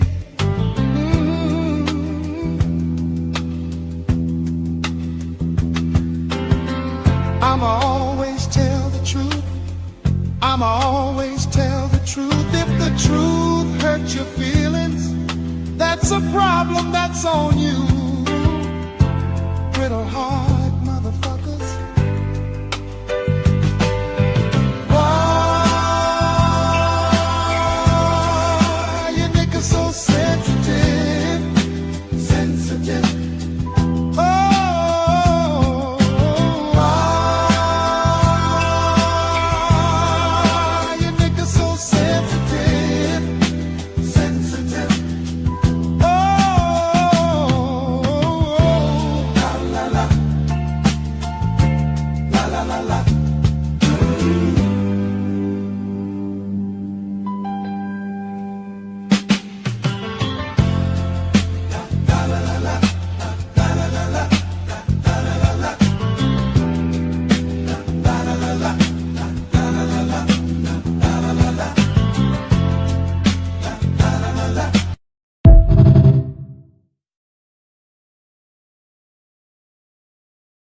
la la la la la la la la la. Oh. Oh man, this is good shit, man. You know what I'm saying? More of the story, like I said, motherfuckers is tired of all of the bullshit propaganda. And Cam J don't give a fuck about none of you sensitive ass niggas' feelings about me telling the truth about y'all fucking beloved favorite fucking fighters. More of the fucking story, man. Let's open the link, man. Open panel, man. Let's go ahead and drop the link, man. Let's talk with the family, man. Let's talk and make sure y'all definitely smash that like button. Where we at? We at 91 likes. We 9 likes away from 100. So if y'all have not smashed that like button, smash that like button. Salute to my brother Swoosh Life showing love in the Cash App, first sponsor of the show today, man. We need more sponsors of this show today on this cook up, man. So hey, man, show your boy some love in that Cash App, man, for this cook up, man. For Sorry But Not Sorry Boxing Talk Wednesdays, man, for real. Y'all know your boy be working hard up here, man. Y'all know this ain't no play up here. We work hard up here. So let's go and drop this link, man, for show.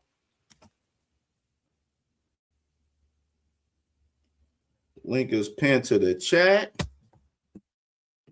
All right, open panel, man. Open panel. The panel is open. Pull up, hit the link, man. Let's chop it up. Let's chop it up. Let's hear y'all thoughts about everything CamJ has covered in these almost 3 hours of this show today.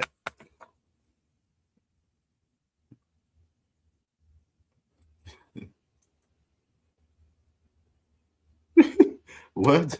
That boy is wild. I'll be looking at some of the comments. I'll be like, bruh. Right. And of course, we got motherfucking Clarissa weekend, man. Clarissa week, man. Saturday, man. Got the press conference tomorrow.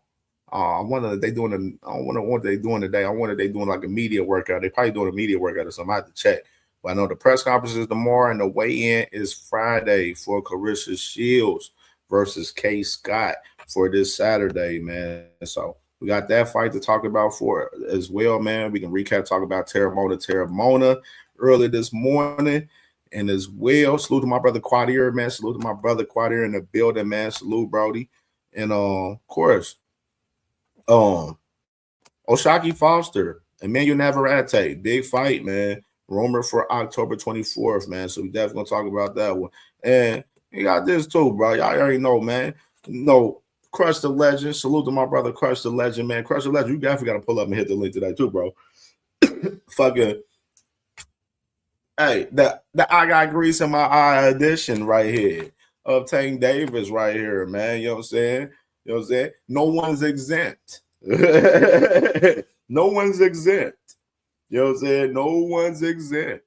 You know what I mean? You know what I'm saying? With fortified knockout power. You feel me? You know what I'm saying? This the Mr. T cereal box edition for Tank Davis right here, man. So if y'all ain't noticed, but fire shit right here, though. And hey, ready to see old boy back in the ring, man. Gotta see young boy back in the ring soon, man.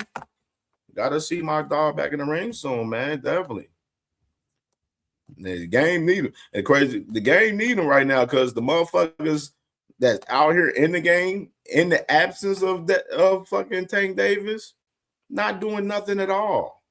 Not doing shit with Tank being absent in boxing right now at all. You know what I'm saying? Motherfuckers just showing more that they're more suckers more than anything in previous time in the absence of Tank Davis. Motherfuckers been getting their cards pulled in the absence of Tank Davis. Tank Davis pulled the card and Devin Haney in the process of this situation too. so like, you know what I'm saying? Definitely waiting for a boy to get back in the game though, man, for sure. Definitely. But no one's exempt. No one's exempt. So link is open, man. Pull up, man. Pull up. Pull up.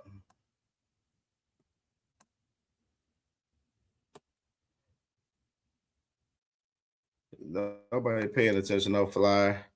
Flyer don't know no boxing like that. All he know is Haney knees. That's all Fire knows is Haney knees. That's the only language that he knows. Haney knees. That's the only fucking language that nigga knows.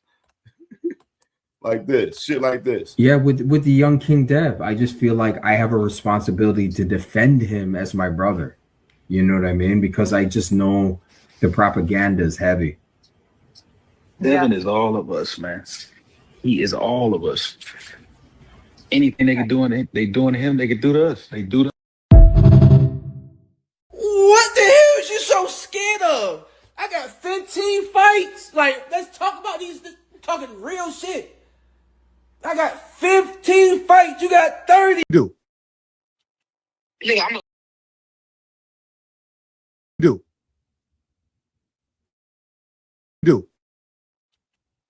gonna keep fighting, but if they do that, they know, I know they some hoes.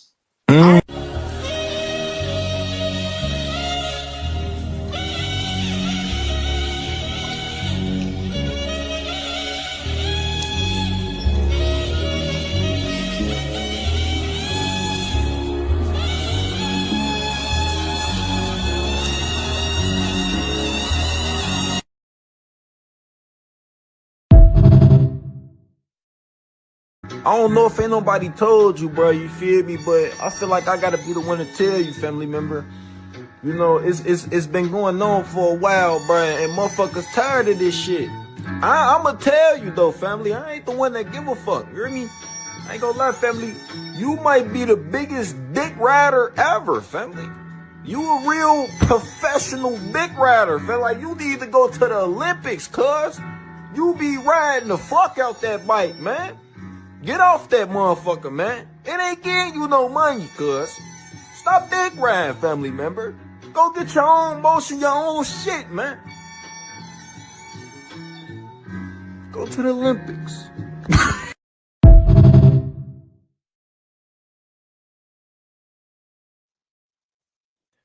Enigma, man. What it do, man? What it do, bro? Cam, what's good, bro? What's going on, man? Oh, shit, man. Chilling, bro. Chilling. I'm fucked up because right now, man, boxing is letting me the fuck down, bro. Yeah. And it's like we giving credit, like people are giving credit to fighters for just calling out a person and not actually getting in the ring and getting it popping. They not fighting each other. This shit is corny as hell, bro. And Keyshawn did some real corny shit too, bro. Like, I don't understand that shit. And we as fans are getting the short end of the fucking stick, bro. I don't like it. This shit, boxing wasn't like this back in the day, man. Never. Motherfuckers was getting it on, man. They was literally getting it the fuck on. And if they seen each other out in public in person, shit was liable to go the fuck down. Right now, these niggas is on some sucker shit, man. And I don't understand that shit, bro. I really don't. I don't get it. And we definitely need Tank back in boxing, bro. For everybody who try to say that man ain't the face, they out their fucking mind, bro. For real. They talk about him every day. That man, yo, for sure. More He than, like they fucking motherfuckers talk about Tank more than they do their favorite fighters. exactly. When he ain't even a topic of discussion, and he get brought up. If that don't tell you he the face, I don't know what the fuck do, man. That shit is fucking crazy. And Devin Haney and Bill Haney over here pulling the motherfucking wool over people's eyes again. Once a fucking again. This shit is crazy, bro. Yeah, big fucking man. crazy, man.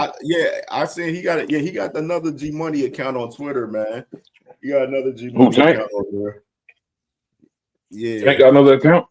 Mm-hmm. Homeboy got I think he got like a sneaker collab going or some shit. Yeah, Tank. Like, he got Tank making moves, bro. Tank got a situation with Steven Victor. People didn't. I forgot to talk about that.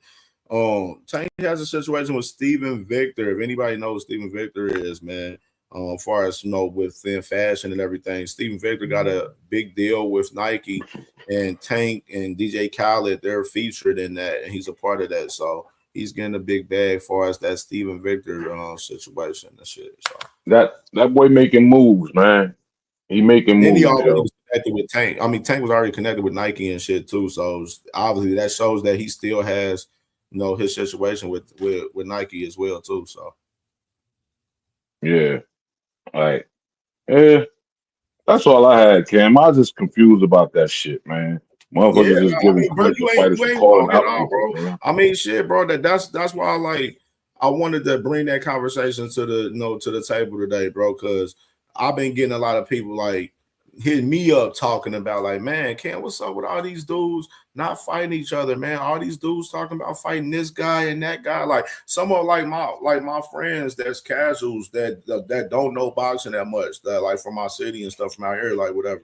Like they ask me questions and stuff about boxing and stuff, and I tell them, I'm like, bro, all these dudes they saying they want to fight this, they just talking about they want to fight this guy and that guy, and they don't fight none of these guys, bro. That's just how this era is. This era is too much egos in this era. Too much ego, you know what I'm saying? Including even with Tank, you know what I'm saying? He's egotistic. Everybody's egotistic in this game. That's why I call it the diva era.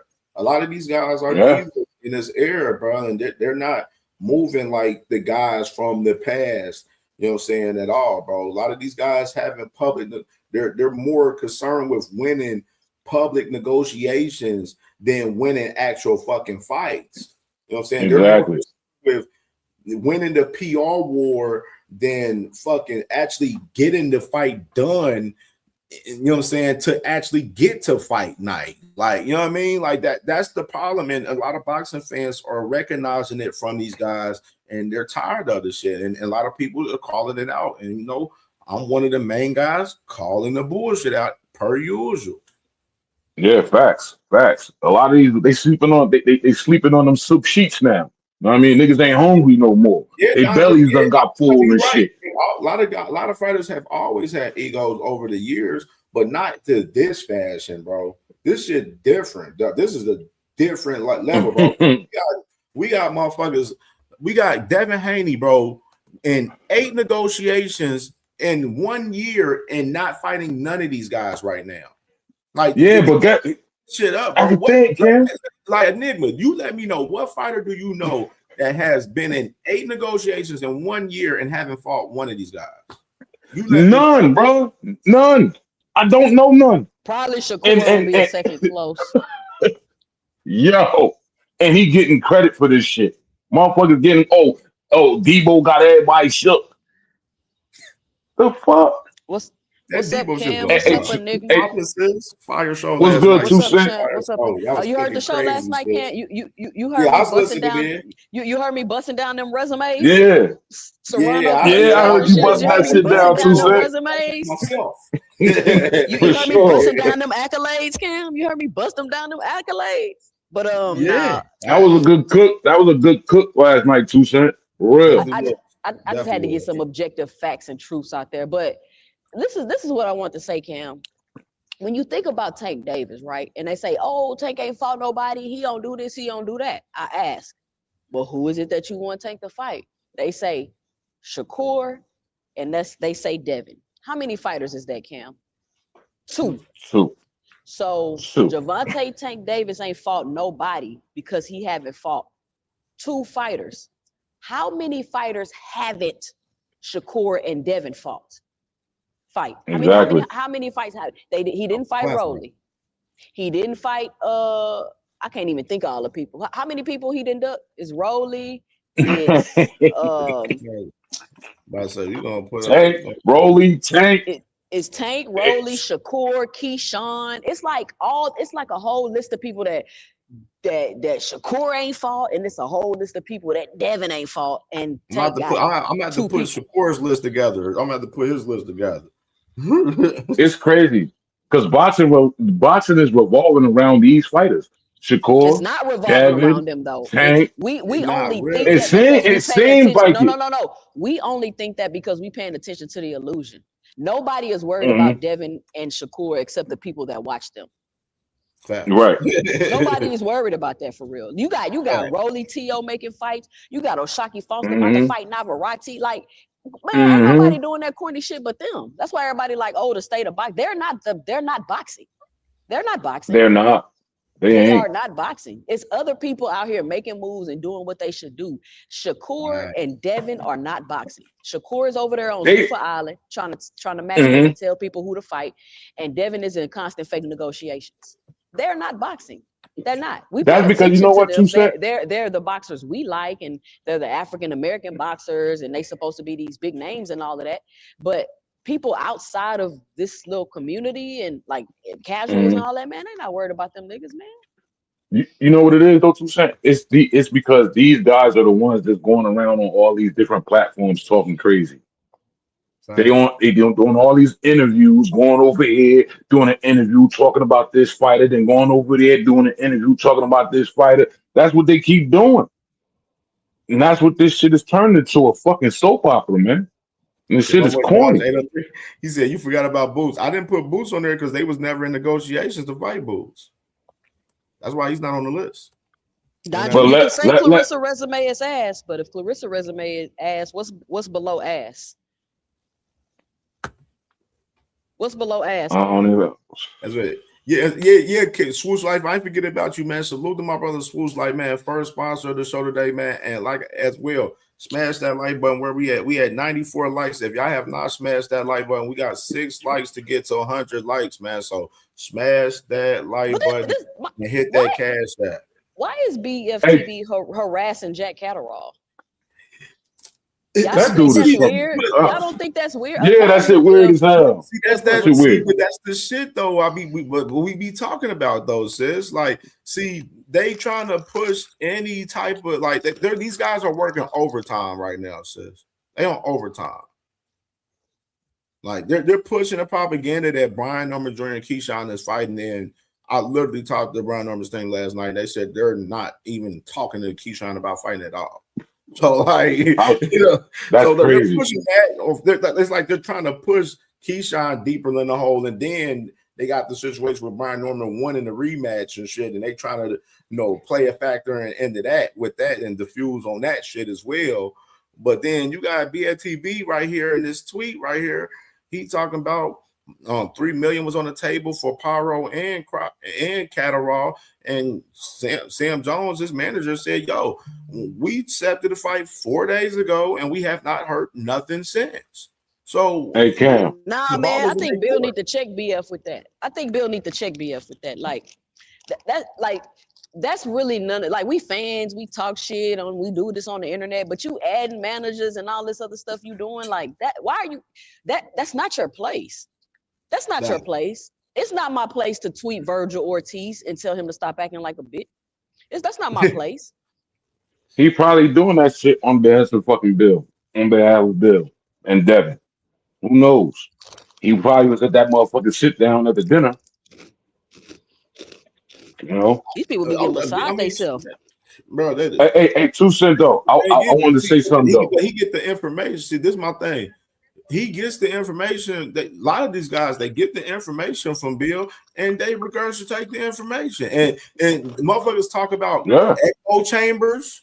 This is the prime example of echo chambers. This is the right definition of echo chambers. What we see, what the LDBC does over there on their little shit and their situations, is they are an echo chamber. They get shit from those Candy Bill and they report and they talk about it on their platforms. You know what? Somebody made a good actual echo chamber. Somebody made a good point. It might have been you, Enigma. I can't remember who it was, but they said that Devin been out here talking about he got these $100 million offers and all of this and deals and all of this other stuff. So if you the money man now, of course people gonna quote unquote outprice themselves to fight you. Ain't that the same strategy you use? Like I can't understand why for people years, quote unquote being crucified. For years. So I don't understand why Devin fans are crucifying the fighters, harassing them because they don't want to take whatever they offer. Like, y'all don't think that's weird? Like I haven't really just formulated a full thought about it, but that's out of line, y'all. It's every time somebody's in talks to fight with Devin, it's like they sick their fan base on them. That's exactly what happened. Bad about them. They start. It's like you got to go through this whole. It's bad. That's exactly what happened. To fight Devin. Like, sis, literally, you heard me speak about it with the Haney's. Well, they got fucking people that clip content, like Haney, all Haney content nonstop on Instagram and fucking Twitter. Like, that's how bad it is. It translated to where they got it. They got motherfuckers on their socials just clipping content and pushing the narrative for the Haneys and shit. Let alone the motherfuckers already having the platforms on YouTube and etc. already to push the narrative as well. You know what I'm saying? Like, that's what I'm saying. Like the shit that shit weird. But hey, that's why motherfuckers would be sitting there like, hey, Flyer, man, you getting a check for motherfucking Nose Candy Bill? Because motherfuckers propaganda is not cheap. Propaganda is not cheap. That shit ain't That's cheap. what happens, man. For real. That's what happened. Hey, 2 Cents, you brought up something on the show, man, and I think that was very fucking important, man. The fact that how the fuck did PBC use Bud Crawford to build EJ? How the fuck did that work? I don't understand that shit. Because EJ was already a star. Bud Crawford explained. Bud Crawford said that, and then he explained exactly why that shit don't make no sense. He said that and contradicted himself in the same conversation.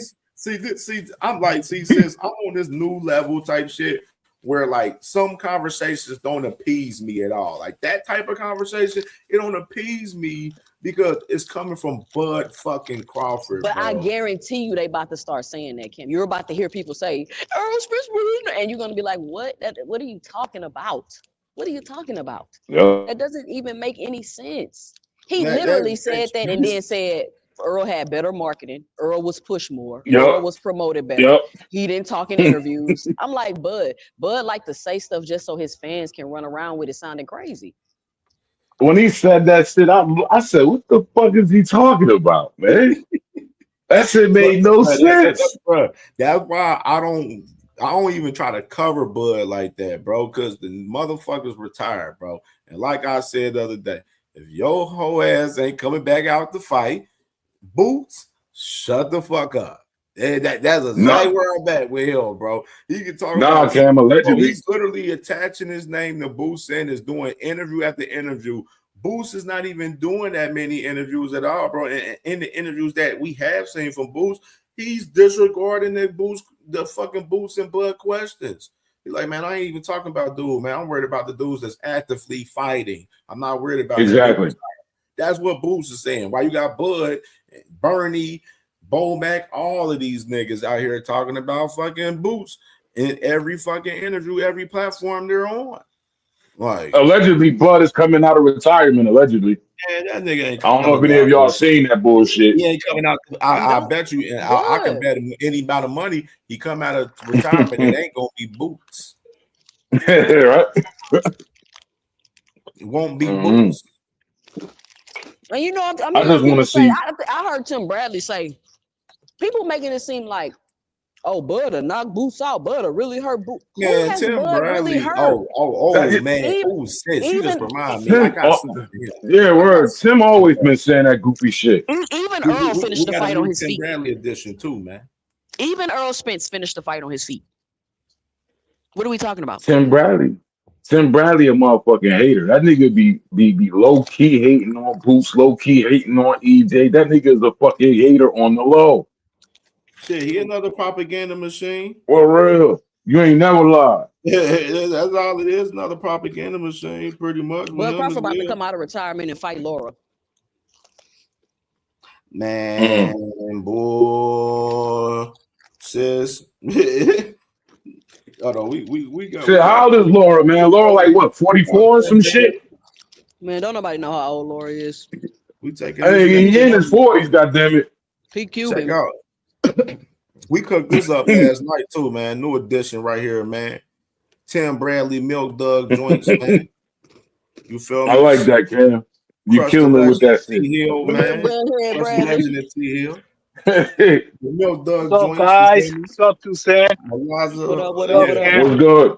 Yeah, give us 1 second. 1 second. Yeah, not the bro. Chewy chocolate caramel boxing bites, Cam. Yeah, the milk dog, you got the milk dog. You feel me? Since you know the vibes, you know what I mean? Milk duds don't got caramel, they got nougat. Hell no. That boy got that big ass rock head, man. That's why we had to put him on the milk dog box. Damn sure do. Tim Bradley, know he be capping. Tim. Crush the legend, man. Where Crush at? Melania, man, what's popping, man? Shit, man. What you think about all this propaganda from these guys out here with no fights?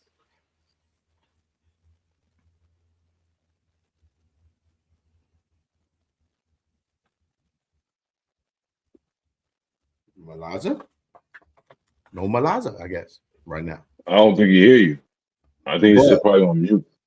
Oh, but sis, let me get your thoughts, man. Let's talk about a fight that's actually fucking happening right there. That's looking like it's gonna be happening right here. Some guys that's not doing so much talking and actually and I'm definitely gonna be there. Great fight. I'm gonna have to stream that one. Yeah, you might have to kick stream that for sure. you might have to kick stream that for sure. Real shit. I got shocked in that fight, but it worries me because Navarette got some crack. That nigga throw. That nigga got some motherfucking crack. Man, I feel like Navarette a little overrated. Maybe I don't like his style. But I feel like you think so because of the Baron check fight? I mean, I've been like, I watched Navarette and I'm just like, I just don't. He's a good fighter, but it's like I don't see it. You know what I'm saying? I don't really see the. I think it could be just because I don't like his style like that. Because he seemed kind of like wild. Basic, right? He ain't got no finesse to his shit. He ain't got no finesse to him at all. But he throw everything fucking hard, though. That's the only thing I worry about with him fighting with Shock, man. Because Shock will fuck around and trade with this nigga if he get back into an old habit. That's what I don't like. But I think Shock could beat him, though. If he just fucking box him, he can outbox him easy. Fucking easy. All right, my phone about to die. I'll be right back. All right, bet. Yeah, and let me salute my opinion on that shit. Let me guys salute to my family, man. Salute to my dogs, man. My family, man, showing love in the Cash App, big time, man. My brother, Mr. Altruistic, man, showing love, man, saying salute, man, showing love in the Cash App, and as well, my brother, man, Ace Austin, man, showing love, man, saluting in that Cash App as well, and as well, my brother D1, man. One half for Angry White Man Boxing Podcast, man. I know my brother working, man, getting to that bag, showing some love in the Cash App, man, per usual, man. And make sure y'all definitely subscribe to my brother Angry White Man Boxing Podcast, man. Live 7:30 p.m. Eastern Time every Friday, man. Make sure y'all tap in with the family, man. Salute, man. Much love and appreciate all my brothers showing love in that Cash App. Let's get some more people showing love in that Cash App, man, for this cook up, man. We here, man. We cooking, man. Hey, Cam, let me ask you a question, yo. Let me ask you a question. How do you think that being that Lamont Roach got his ass beat bad by motherfuckers of Peter, how do you think that make Tank look? That Tank didn't do that to him? I don't really take too much context into it too much, for real, honestly, for real. I mean, Lamont Roach, that's his dealings with fucking Zepeda. That was his bed. He got to lay in it. You know what I mean? You know what I'm saying? Yeah. So, right. The thing is, you got to understand with Lamont Roach, like what I told people when we talked about the fight a couple of weeks ago. You got to understand he was in a fight with Tank, then motherfucking Pitbull, then you going into a banger with Zepeda. Like you in 3 back-to-back bangers. You know what I mean? Like, You know what I'm saying? You got to read the context. This is kind of like similar to like Tevin Farmer, for a palm example, like him fighting Muratalla, then fighting fucking Zepeda twice, and then you go into a fight with Kid Austin. You know what I'm saying? It's bound to happen when you win 3 bangers back to back to back. You know what I'm saying? Shit bound to happen. Happened to Zepeda too. Now, what does that do for Lamont Roach's resume? Oh, that's good. When you gauge his resume against Shakur Stevenson's, I would say this: the loss is not a bad. It's a bad loss, but like it don't take. He ain't, like Lamont ain't all like he in the back of the line, but he can. It's still fights out there for Lamont though. It's just like right now. Can I jump in, Right. Cam? Like Yeah, like go ahead, Mark. Lamont Roach didn't do a bad job because he's a counter puncher and he hit Cepeda with freaking awesome and good combinations and punches. He was fighting till the 12th round, till the last second. It's not like he just was covering himself and Cepeda was whooping his ass. He's a counter puncher. But Cepeda had more Right. assimilation than what we was expecting. But Tank David got Right. more power than Lamont Roach. Lamont Roach got a good fight, have a bad night, Yeah. but he don't look Right. awful. Like people, oh, whoop it. No, like if you look the percentage of punches that Lamont Roach Cepeda connected, he throw a lot, but he don't connect it that much. You know, he connect like 30%, something like that. But Right. Lamont Roach put good hands, good combination. He moved good. He avoided a lot of punches, but Cepeda have like 3 lungs. You know, a freaking stamina, speed, 1 year of recuperation. Because remember, he got 3 bangers, 2 in a row when he fought Shakur. So this Mhm. happened to boxers, you know, but this happened to boxers that are not scared to lose the 0. They go and get 2, Right. 3 bangers in a row. Boom, whoa, shit, I got a lot. Fuck it. You come back and fight again and maybe win again. Because this is boxing. Right. If protecting the 0 is not always that. If you're protecting like Chavez did it, like Mayweather did before he fought Pacquiao and Logan Paul or this bullshit, you know, before that he was fighting with people. Camacho, that he went to almost like 65 undefeated, but these guys was fighting opponents, right? So you lose your 0 by fighting. Fans are not gonna be like, "Oh, you're trash. I don't want to see you again." Because look, Puerto Rican want to see Subriel Matias. That's our guy. You know, I wish to see him with Devin Haney in 47 or Liam Faro in the rematch. Like, bro, for real. But I don't like, think Devin we Haney end up. would ever even take that fight. I I don't know, think he I would know, I fight. know. But I'm He saying wouldn't fight Matias. it's like Tusen said. Like my business is not calling out opponent for my boxer or be talking about money and shit. No, my business is talking trash to other fans in YouTube, whatever, texting, calling, you know, talking about the fights, get entertained, put $20 in the boxer that I like, whatever. That's my business. Watching the fight, put money, talk trash. Somebody talk, you know, but me being in money, promoters, all these bullshit that now we have to be involved and talking about. When that's not my problem, how much money you make, who is your promoter, like all this bullshit. I don't want to talk about that shit. I want to talk about the fights and how good they are, how much they entertain. Because for real, I want to watch Lamont Roche again and Cepeda because I was entertained. I put $20 because I thought that Lamont Roche, yeah, Cepeda was gonna come with a lot of punches, but Lamont Roche with his counter punch will knock out Cepeda. That was my thought. So I put the $10 in the knockout and another $10 in winning by decision, but Cepeda touched the canvas. None of them. I lose the $20. But fuck it, I got entertained. You feel me?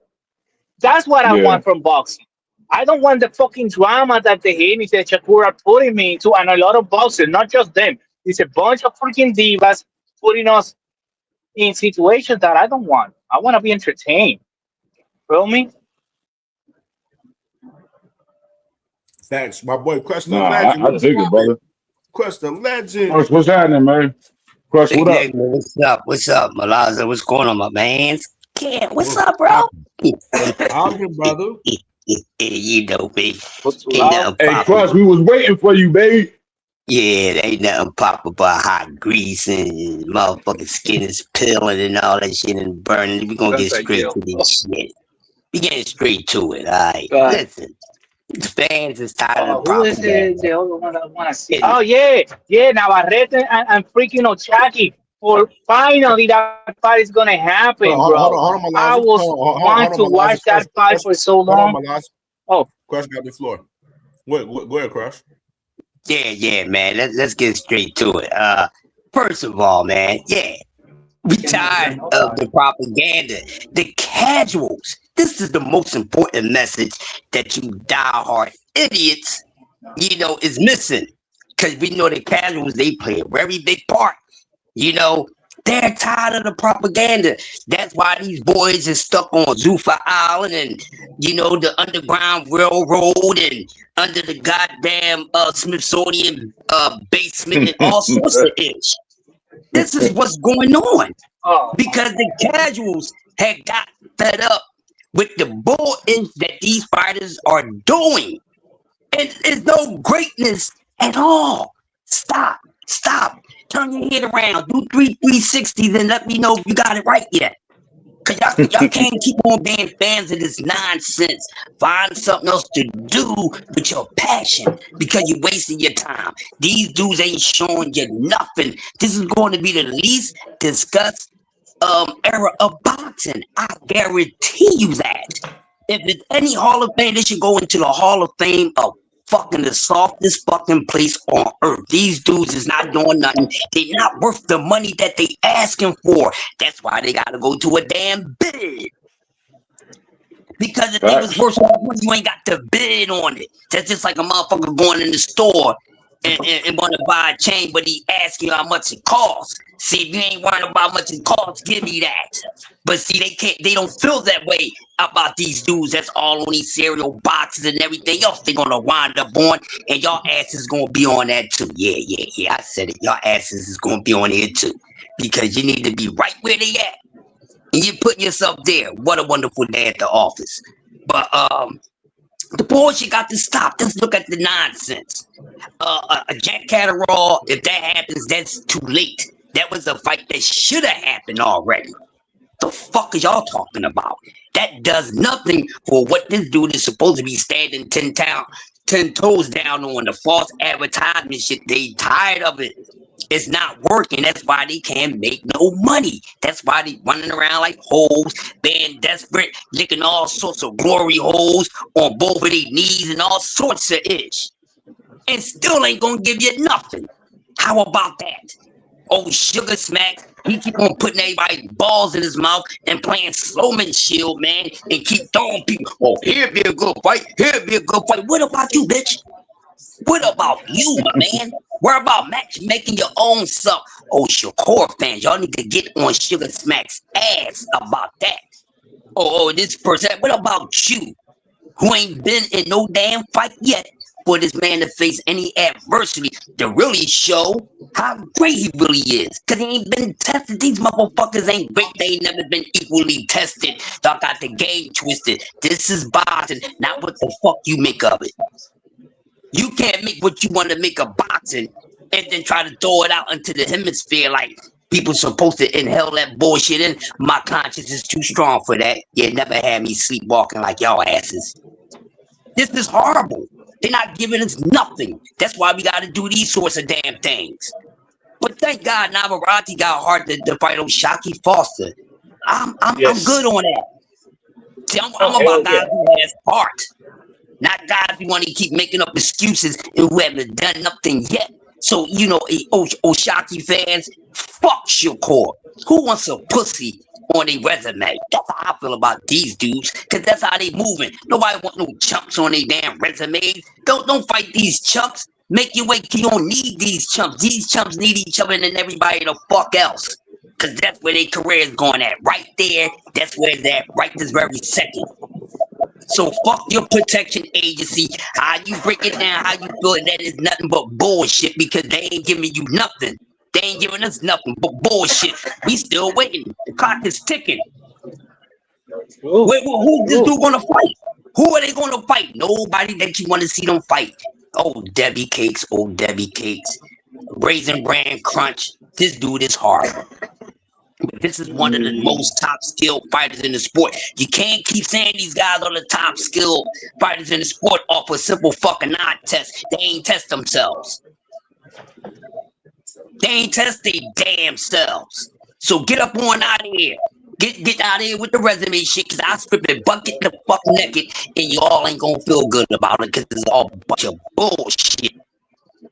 These dudes, you can't give us 10 fighters. top 5 or anything really been none of these dudes that y'all claiming that everybody's afraid to fight. No, nobody's afraid to fight. Motherfuckers is afraid to lose. There's a difference. That's why when they do decide to fight, they got to make sure they have all the motherfucking advantages inside the ring. Inside and the whole piece of the cake too. And the whole piece of the cake too. Everything. That's why when these dudes finally fight somebody their size or a little bigger, they don't look motherfucking good. And that's why you got all these one-dimensional dudes thinking that they one-dimensional, thinking that everybody else is like dumb. Lamont Roach. Nobody needs to rematch this dude. He needs to get back all them damn draws he got. Because y'all doing to a conclusion that he's not important. Damn, Vernon Forrest was still a little more. His name was a little higher than only could beat motherfucking goddamn Sugar Shane. What are we talking about? He ain't beat nobody. We couldn't make a decision. He didn't pull it out. And that's just what it is. You got to take it from the champ. What the fuck y'all talking about? Y'all see what happened when thrones get taken. You just don't beat them. You kill them. That's how you take the throne and the crown. You don't go there and just be cruising and, I think I hit him a little more than he hit me, or I punched him harder than he punched me. What the type of bullshit y'all on? Yeah, that's 7-5 that y'all have for this man. And even with old Tanky Tank, he just did enough not to lose. And didn't do enough to fucking win. How about that? Let that sink in. Since y'all want to be worrying about all this shit so damn much, where's a box of cereal for you? Yeah, y'all also got grease in your eyes just like this dude. Because y'all can't see clear for shit, your vision is blurry.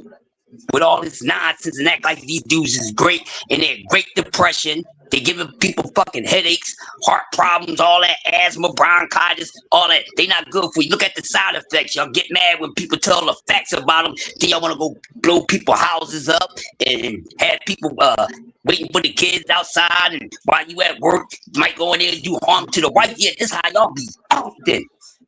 And y'all ain't even built for that type of life. So stop acting like that old motherfucker that don't give a damn about you.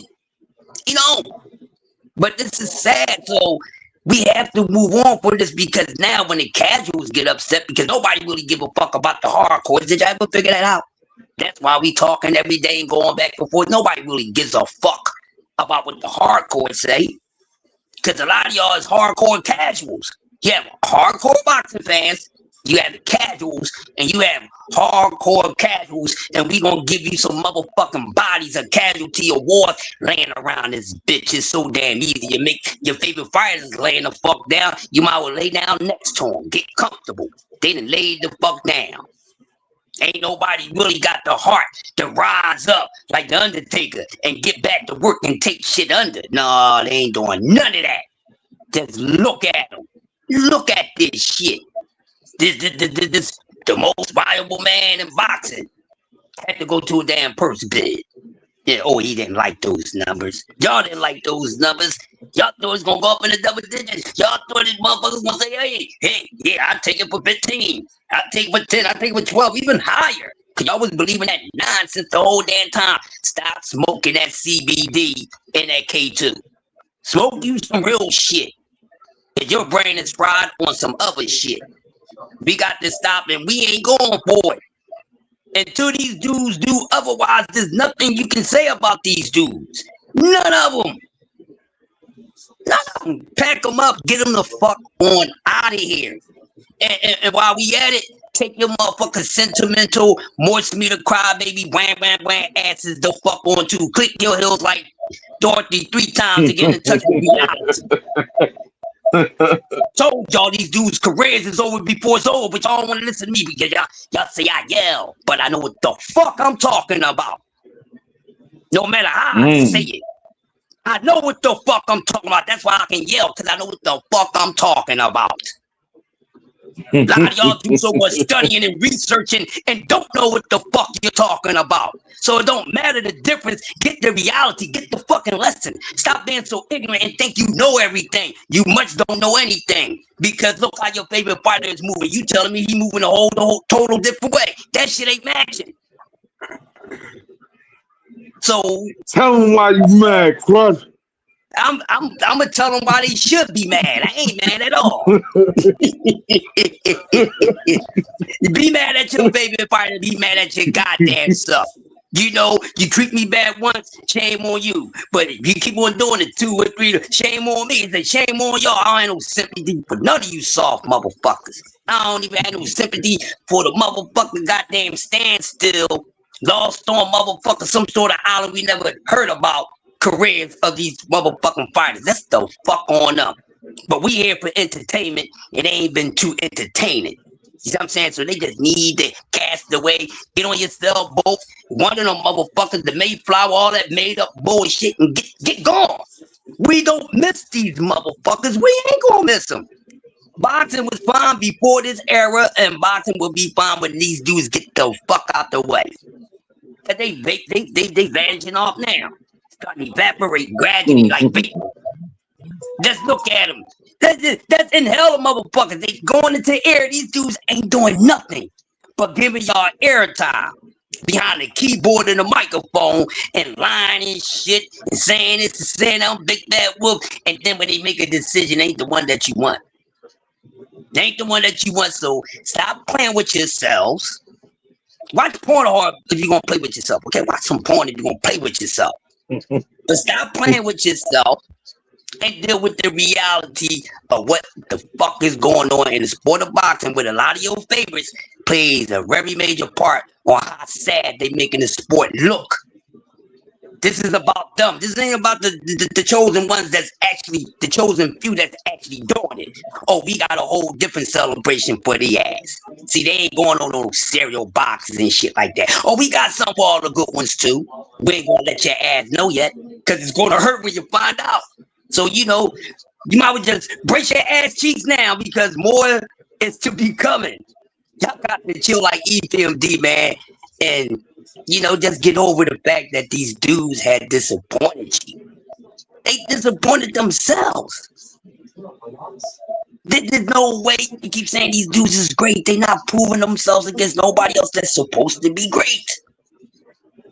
The way these dudes is not too many A-level fighters. I won't even get to fucking elite. There's not even too many A-level fighters in the sport right now. And a lot of these dudes you think is A-level is the fuck not. Be the fuck quiet and see the reality of that. And then you'll be fine at the end. A lot of these dudes are not A-level. A lot of these dudes is overrated. Your favorite is overrated. Best what? Tell me what the fuck the best thing he got. Don't you lie. The best thing about everybody in boxing out all the weight classes, get the fuck on out of here. You want to talk boxing, or you want to talk language with shit in your mouth? I don't do that. No balls, no pickles, none of that shit in my mouth. That's y'all language. Now I'm tired of talking to you motherfuckers. There's your BTA. You don't fucking like it? Then I can turn into BTA Express, motherfucker. I'm gonna pass the mic to one of these other brothers so they can get finished that's doing y'all dirty. Don't come outside with those skirts on. Don't even have no thong on. Just bend the fuck over and assume the position, because you been fucked by all recognition by your favorite motherfucking fighter. And there it is. Yoda has spoke the wreckage. Yo, what's up, yo? D1, what up, my boy? What up? Them kicking the booty ass niggas. My boy, I say Curtis Robinson, he said, put Verge on the box. We already put Verge on the box. We already put him on the box already. No doubt. What up, my guy? Bro, Cam, I might need you to pull up a clip to refresh everyone's memories. Did this motherfucker Bill Haney get on that fucking punk ass It Is What It Is and talk about fucking Sugar Ray Robinson? All these fucking welterweights had this belt. He points to the fucking WBO. That belt just came at 2006. What the fuck is this guy talking about? And talking his son is the welterweight. He ain't motherfucking barely a champion. Fuck out of here, bro. No, he 90s. WBO 90s. Up there with fucking fucking Cam up there, because he think Cam. But did you see Sin City call his bluff though? Sin City, he like, yo, no, he didn't. I'm tired of seeing all of these dudes. Y'all talking about fighting all these guys and shit. You know what I mean? He said he disappointed in them and shit. And then, Nose Candy Bill, He literally fuck around and ran around the fucking whole situation with Sin City, bro, in that interview. Yo, for real. De La Hoya was the one who gave no, listen, bro. This WBO. guy fucking disgraced the like his son's fucking welterweight, bro. How you could saying you're the best welterweight when the fucking guy that beat your ass and saying you framed him? That's his fucking argument that you guys framed him on some insurance policy. Same shit, I think. Ryan pops one day out of the blue, then the next day with the same fucking sample on the day he fights Devin Haney, and that's the only time he ever pops. Fucking grow up. Use your goddamn brain. Bro, you can't say your son's the welterweight when Ryan got Floyd fucking belt. Up there acting like the WBO and all these fucking real legendary fighters, real A-level fighters fucking had a belt and it damn sure wasn't no fucking WBO. This dude not even the fucking, he barely a champion, bro. You got smoke with a guy. You're fucking on here talking like he's the top welterweight. It's crazy to me. It's propaganda. He ain't fighting Catterall. He ain't fighting fucking the other champ, Paro. He's going to fight Barboza. I heard Barboza say this shit on an AB stream fucking 2 months ago. Nah, hey, D1, allegedly, I just seen this shit. Allegedly, Keyshawn Davis got another offer. You know what I said, D1? What? Allegedly, Keyshawn Davis got a new offer from Bill Haney and Dad, $4 million. And isn't that fucking cute? I fucking told everybody on my podcast Friday, listen, guys, you know how you make a fight big that isn't fucking that big? You had all this bullshit. Don't be surprised if they circle back and then all of a sudden, hey, we got to fight. Hey, for real? Yeah, allegedly, that's what's happening. Allegedly. I just seen this shit. To it, right? Yeah, it can happen. I can see it. Time the WBO ever fucking turns on a live stream, you can't even hear the fucking guy. Like all this shit is just the circus, bro. It's bullshit. It makes boxing lame as fuck. I hope you guys know your favorite fighters don't even come close. I swear, dude. Yeah. No, but no, I feel sad that like Haney have the WBO title. Because the first guy who gave it the prestige to that title was Oscar De La Hoya, you know, and then other fighters got behind him. But Haney beat the WBO champion. No, 2006. No, in the 90s when he defeated John Molinas in the 135 or 145. No, I thought you were talking about WBO. The WBO yeah, belt? WBO belt was John Molinas versus Oscar De La Hoya. 135 pounds, I think. That was in the 90s. But anyway, the WBO is on. Yo, hey, you can't get that off because that's capped. 2006 is the year the WBO became official, became the fourth sanctioning body, that became the fucking belt that people are trying to fucking. It's not even a belt. 2006 is when fucking say, hey, I got a champ. It's 2006 is when people was recognized, but it's since the 90s. Since the 80s is how they're recognized. Now people not recognized for You're thinking of the IBF, bro. No, the WBO.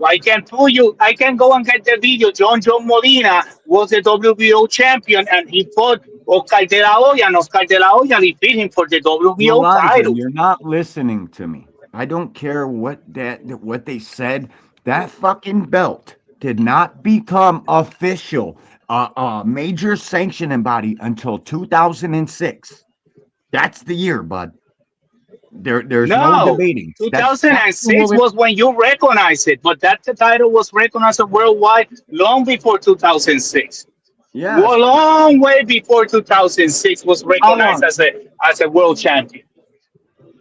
They can call it whatever the fuck they want. Boxing didn't recognize it until 2006. No, so why was the WBO champion that was recognized? No, WBO. Well, you guys WBO. John Molina versus Oscar De La Hoya, and he was champion at 135. That was his first title at 135. The WBO champion, Oscar De La Hoya, and he's recognized for that. Okay. And that was in the 90s. What? I know. I watched that fight. It right now. What year was the WBO recognized as a major sanctioning body? 2006. Who you asking to? Who you asking to? I just fucking asked the Who? phone. Google. Who's the phone? Google. Go and He said check. Google. Fuente La Olla fought John Molina. Google. Go and It was check for founded. what title they Listen, fought. here, I'll read the whole thing. The World Boxing Organization, WBO, was founded in 1988, but it was not fully recognized as a world major sanctioning body And until why Oscar De La 2004, Hoya fought when it for was it? received And why Oscar De La Hoya fought for it? enlisting into the World Boxing Council. Why and why Oscar De La Hoya fought for it and become a champion? It wasn't recognized. Why? When? Yeah, it's Why? not Why? a champion today. To real boxing fans that actually know who the fucking champs are of these divisions, like me. Yeah, and why you don't know that Oscar De La Hoya was a WBO champion? That shit ain't no fucking champion. It's a champion. Yeah, that's a champion. The WBO is a champion. It's a legit American title. Not to me. Well, that doesn't matter if it's close to you or not, but it's recognized a long time ago. In 2004, I said 6. What 2004? In 2004, 1988. Oh, so why Oscar De La Hoya is recognized as a WBO champion, and why he fought for it in 135 pounds? Maliza, why? I don't care. I don't care. Oh, you don't care, but don't disrespect my title like that. Don't disrespect my title like that. Because WBO is legit. Bob wanted to make his fight hell bigger no. and say, "Hey, I got a champion fighting for it." Do I look at Oscar De La Hoya as a champ? Yes. And if you want to call him the champ of the WBO, the IBF, whatever the fuck you want to call him, he's an actual champ. The guy who has the 147-pound fucking WBO strap could never be considered a champion right now. I know he's not. He's not. Yeah, I don't. That one, I don't argue with that one. Y'all argue that whole shit for nothing. I've been a boxing fan for 35 fucking years, bro. The shit they're doing nowadays is fucking respectful, and they're insulting my fucking intelligence as a boxing fan. Yeah, that's that one I don't. Oh shit, man! No, I'm gonna go. I'm driving, and then I get excited. I can make an accident. Talk to you guys later. I'm driving. It's all love, big dog. It's all love. Yes, love. Yes, I know. I love you guys too. But I'm driving. All right, boy. Be safe, boy. All right, man. Motherfucking bro, That's why I say this shit's corny, man. This shit fucking corny as hell now, man. Who's in the building? It is, bro. Enigma. This shit is crazy. Yeah, this shit is corny as motherfucker, man. And everybody's fucking like, it's crazy to me, bro. It's super duper corny and crazy. Word up. See, what if we as fans just say fuck that shit and stop supporting these motherfuckers and stop buying fights and shit until they start giving us the fights we fucking want. You motherfuckers, man. Yo, Cam, how'd you pick earlier, bro? What's that? How'd you pick? How'd you do on the picks? Shit, 2-0 today, man. I picked Zarafa on on decision. I picked him KO 9. I picked him KO fucking 9. I was literally thinking about picking Zarafa on a knockout, bro. I was like, man, I might take him on a knockout just in case, man. And then I was like, fuck it. I'll tell you, bro, I went back and forth 3 times. I had Ortiz picked. My first thing was Ortiz, bro, because I went back and watched the kid's fights. He got a fucking heavy shot. I thought Zarafa was chinny, and I thought about the competition and shit. I was like, and Ortiz a bit chinny too, because Sam Spaki. Gil Coles, he picked Zarafa 8 on the money, man. I picked Terremoto on the money. I picked him in the second round. I picked him KO 9, bro. I am the we are talking about that bare knuckle boxing shit? Off by a round. I get fucking every KO off by a round, bro. I can't fucking get it on the round. And you picked him in the third? D1. Oh. You're talking about that bare knuckle boxing shit? KO 9. Fucking, you picked Terramona 5. I thought he was gonna let Buddy live a little bit and get some experience. He just keeps smashing. You should have. I could have told you, bro. The way he was talking, bro, I thought he was gonna get some experience. All his fights, bro, he been stopping dudes under 2 rounds, bro. Fucking Gil is a savage at picking too, bro. Gil can pick fights, bro. Yo, Gil Bro, got that on the yeah. money, man. Terra Mona needs that experience, though, bro. And the way he was talking before the fight, I thought he was gonna let him breathe for a couple, bro. This dude got sledgehammers. Terra Mona is punching. He be hurting dudes with half a shots just going through the fucking motions, boxing. Skip one off the temple. You're fucking on. You can't even walk. The guy's a real problem, bro. I got Terra Mona over everybody at heavyweight. Damn. Fuck what y'all talking about. That's my guy. You that high on Terra Mona? Yup. When you could punch that hard and he knows what he's doing, he can move around the ring a little bit. Him and Ayatama, I like Ayatama too, bro. Him and Ayatama, I gotta see that fight. They're gonna have a that's fucking like the war hope. when they That's fight. the hopeful, bro. Couple years. War. Yeah, but my Terra Mona, Lee Jackson, 29. Lee Jackson picked Terra Mona in the second round, and he said he picked Zarafa in 7. So he almost hit both. He almost hit the knockout. He got the bonus for both. Damn near with the Zarafa. That's good shit, Lee. What up, Jupe? Jupe was popping, sis. Hey, good afternoon. How y'all doing? Shit, chilling, man. Enjoying this good boxing talk, man. Yeah. Looking at these boys be emotional over here, be talking about their favorite fighters. Another day. Another day in the office. Yeah, wait a minute. So Terra Mona fought this morning? Huh?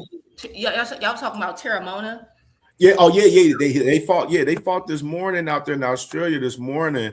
And Terra Mona, he ended up getting the second round stoppage, and Michael Zarafa, he got the 8th round stoppage in his fight. Okay, I'm gonna go back and watch that.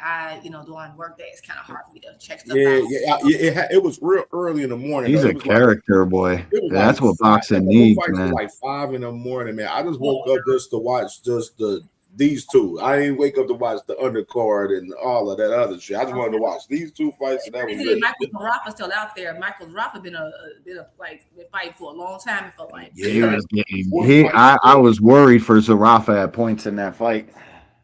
Okay, I'm gonna go back and watch it. And Ortiz ain't nobody. Like he fought Samki or Baki or whatever the fuck. How you say his name? The Baki dude or something. Bakay. Or maybe I'm spelling it wrong. Samki or Baki, whatever. His last fight, he got knocked out by dude, but he got a little bit of skills. Yeah, I see Eric Craft. Salute to my brother Eric Craft in the building. He said it's time. Terra Mona got to step up, man. Yeah, I'm gonna definitely watch that fight tonight and see more. But the reason why I had clicked the link, but it's too late because the guy dropped off. I came in on D1 talking. Oh yeah. Go ahead and he was talking about the whole WBO thing and all that, and why he's correct. Like the WBO has been around for a long time. It was not considered a major sanctioning body until much years later, and proof of that is the last, besides Usyk, the last undisputed heavyweight champion was Lennox Lewis, and Lennox Lewis never held the WBO. Yeah. But he was literally Bob's little toy. He can do whatever he wants. Considered a major, but you know what belt Lennox did have? He had the IBO. But people, even though he had the IBO, people didn't consider it as needed to be undisputed.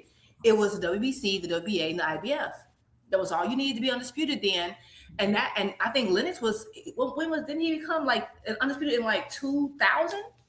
Yeah, late. Yeah, 2000, early 2000 or 2001. I think he was undisputed up until maybe 2002. So yeah, and even then the WBO wasn't considered. It was like a little bit later in the 2000s that it became. So I get what he's saying. And even though De La Hoya fought for it and some other big names fought for it, it still wasn't accepted as like needed for, just like, okay, people love the ring. The ring is not needed to be, it is not a requirement. It's not a major sanctioning body. You don't need the Ring magazine to be undisputed. Make no mistake, with any one of these sanctioning bodies, it's who has the belt that makes that belt valid or invalid. Right. And how they got it, how many times they defended it. That's the shit that matters in boxing, whether you like it or your favorite fighter's doing it or not. That's what it is. Yeah.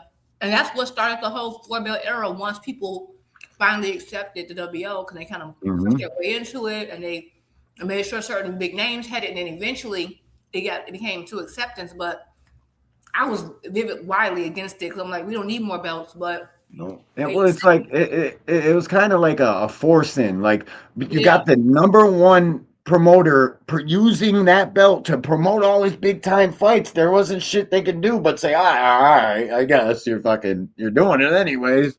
yeah. Like Bob just bullied him. He kind of like It was mobbed his way in there. No, it He did knew what he was doing. because that's when Golden Boy was doing their thing, other people doing their thing, and to maintain control. Because there's no coincidence that the majority of people who have been undisputed in the last couple of years were top ranked.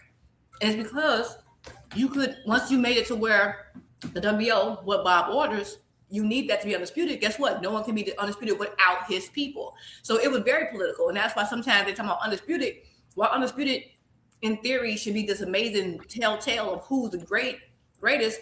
It's highly political, and the WO is a pure evidence of that, right? Because imagine everyone was fighting for these 3 belts to be undisputed, and then Bob says, you know what? Guess what? No one can be undisputed.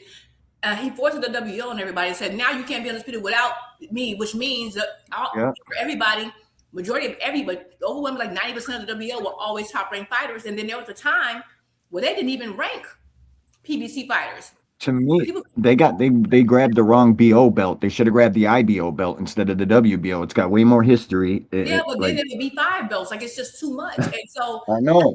Yeah, but I do think the IBO actually was, I thought they were less political than the WO. The WO is completely political. The whole point of its existence 100%. So that's when people are like, oh, but they were undisputed. I mean, again, the WO didn't even rank PBC fighters for a long time. And then people, I remember there was this time where people were complaining saying, PBC is biased against Bud Crawford because there was a time when they showed PBC welterweights, and that was specifically Fox, PBC Fox, right? Because at the time they didn't show the WO belt, and they didn't just do it to Terrence Crawford. They also did it at middleweight and super middleweight when what's his name, Billy Joe Saunders. They didn't put Billy Joe Saunders up on the screen when they were talking about I think the middleweight division one time but they put Calvin Smith, even though Calvin Smith wasn't PBC. But Calvin Smith, I think, had the WBA, right? Because at the time, PBC Fox, specifically that network, for whatever reason, was not recognizing the WBO because they were going tit for tat. Like, you won't rank the people who fight on our end, so we ain't about to, highlight the WBO. And so people only saw it the one way. They saw it as a slight towards Bud Crawford, but they didn't see the fact that the WBO was just not ranking PBC fighters. And I think the only and first PBC fighter to get a WBO was Fulton, and and that was recently. Think about that. Look at all the PBC fighters, and the first one I think to ever be ranked in the WBO and to get a WBO belt was Fulton. So yep, they don't play fair. It's clearly, it's like the Zuffa belt. It started in the 06. Maliza wants to say 88. Fine, I remember those fights too. It's just like, when they say it counted, that's when it counted to me. Yeah. And so it was not accepted. And at the end of the day, the WBO is by far it's in total. The total creation of it was to take control and say, hey, you can't be undisputed without top rank, and Bob say so. And that's what it did. And that's why, again, you look at who's been undisputed and how the majority of them just so happen to be top rank. It's not because you just have better pool, better fighters. It's because I have control of the rankings and who's going to get this fight, when they're going to get the fight. And that's why it's so political. And that's why we can't only use belts to grade who's great and who's not. Yep. To me, a champion or you, if you get a belt and you beat a long-standing champion, that's when it's valid. All these fucking vacants they toss in for unifications because of who the fighter is, that shit to me is the business of boxing, trying to fool the casuals into making this guy seem like he's some sort of fucking big deal, when in reality he ain't fighting no fucking body. They're matching, making, and fucking picking around the board, and nobody wants to be Marvin fucking Hagler, John Mugabe. Like, nobody wants to do that shit. These guys are soft as fucking baby shit. I have never in my fucking entirety of a boxing fan seen such soft shit. Like these guys ought to be ashamed of themselves because they have the chance to make this one of the greatest fucking eras boxing's ever seen. But instead, they all need life-changing money just to fucking fight a guy they've already fought 5 fucking times in the amateurs. But you know what it is too? It's like It's crazy.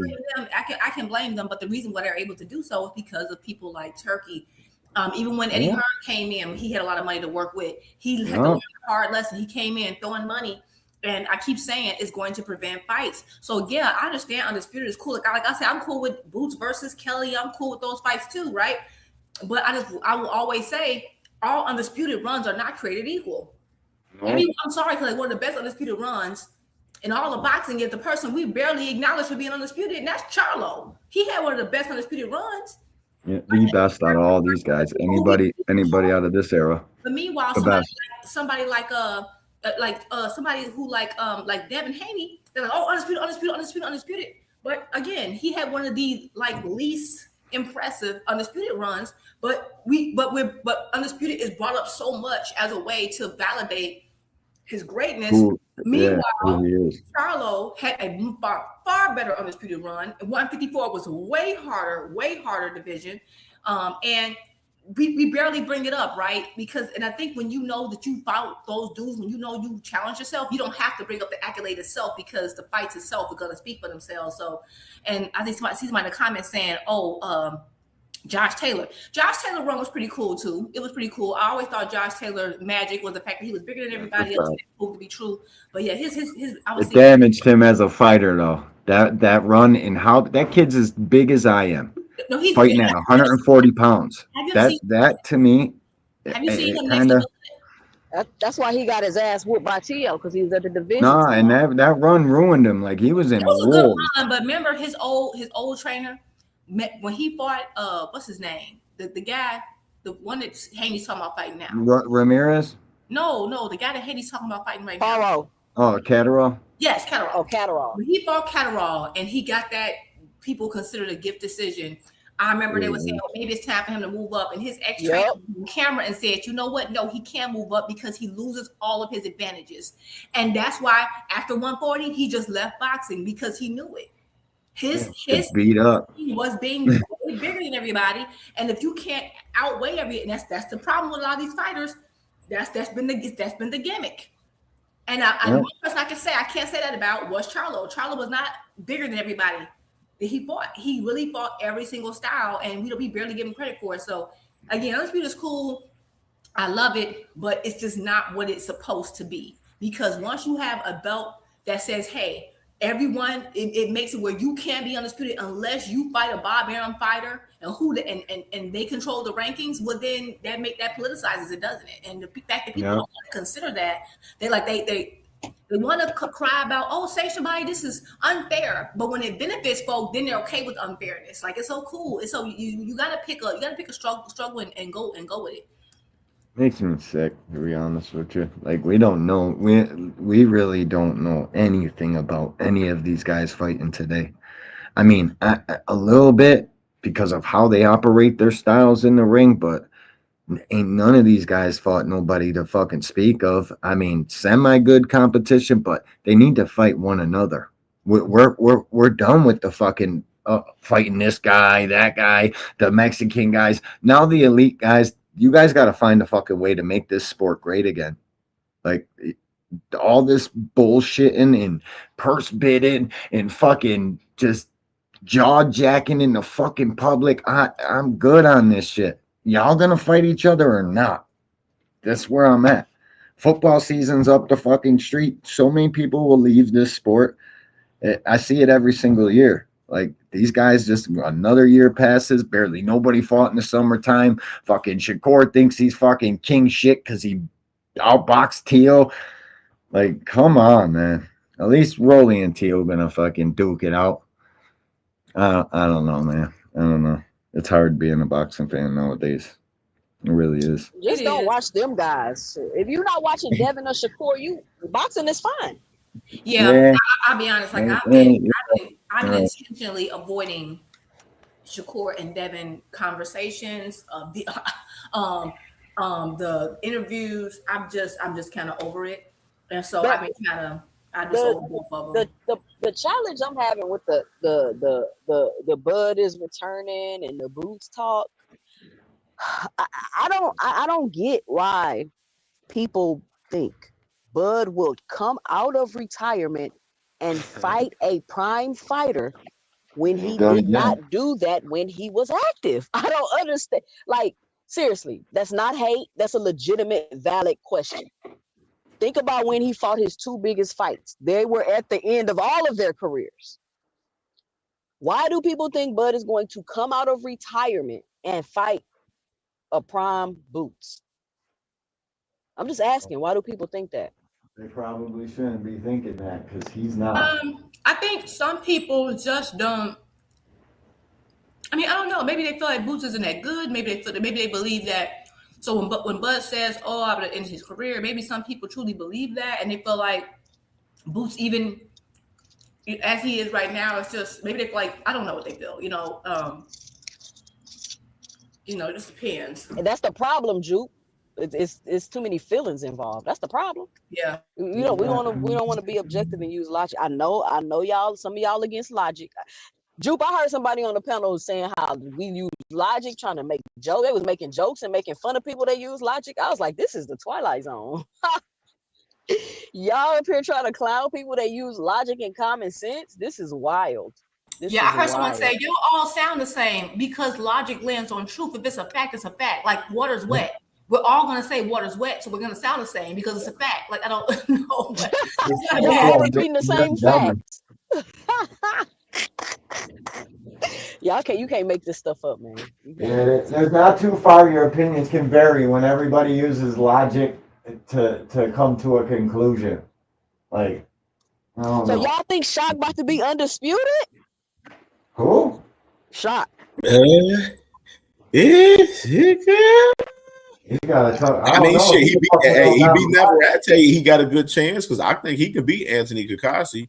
Yeah, I don't know about Navarette. If Navarette still got that nutritionist and shit, because he just said his last fight, he finally started taking this shit serious. And if you looked at him, he looked like he was fucking growing muscles. So I don't know if Shock can fuck with that kind of style. That dude is tough work. You gotta hope he shows up fucking getting unfocused in between fights, because Navarette is I wouldn't give a damn who Navarette nutritionist is. That nigga's sponsored by a donut shop. Navarrette's style is subjective to getting outboxed. Navarette can be outboxed, right?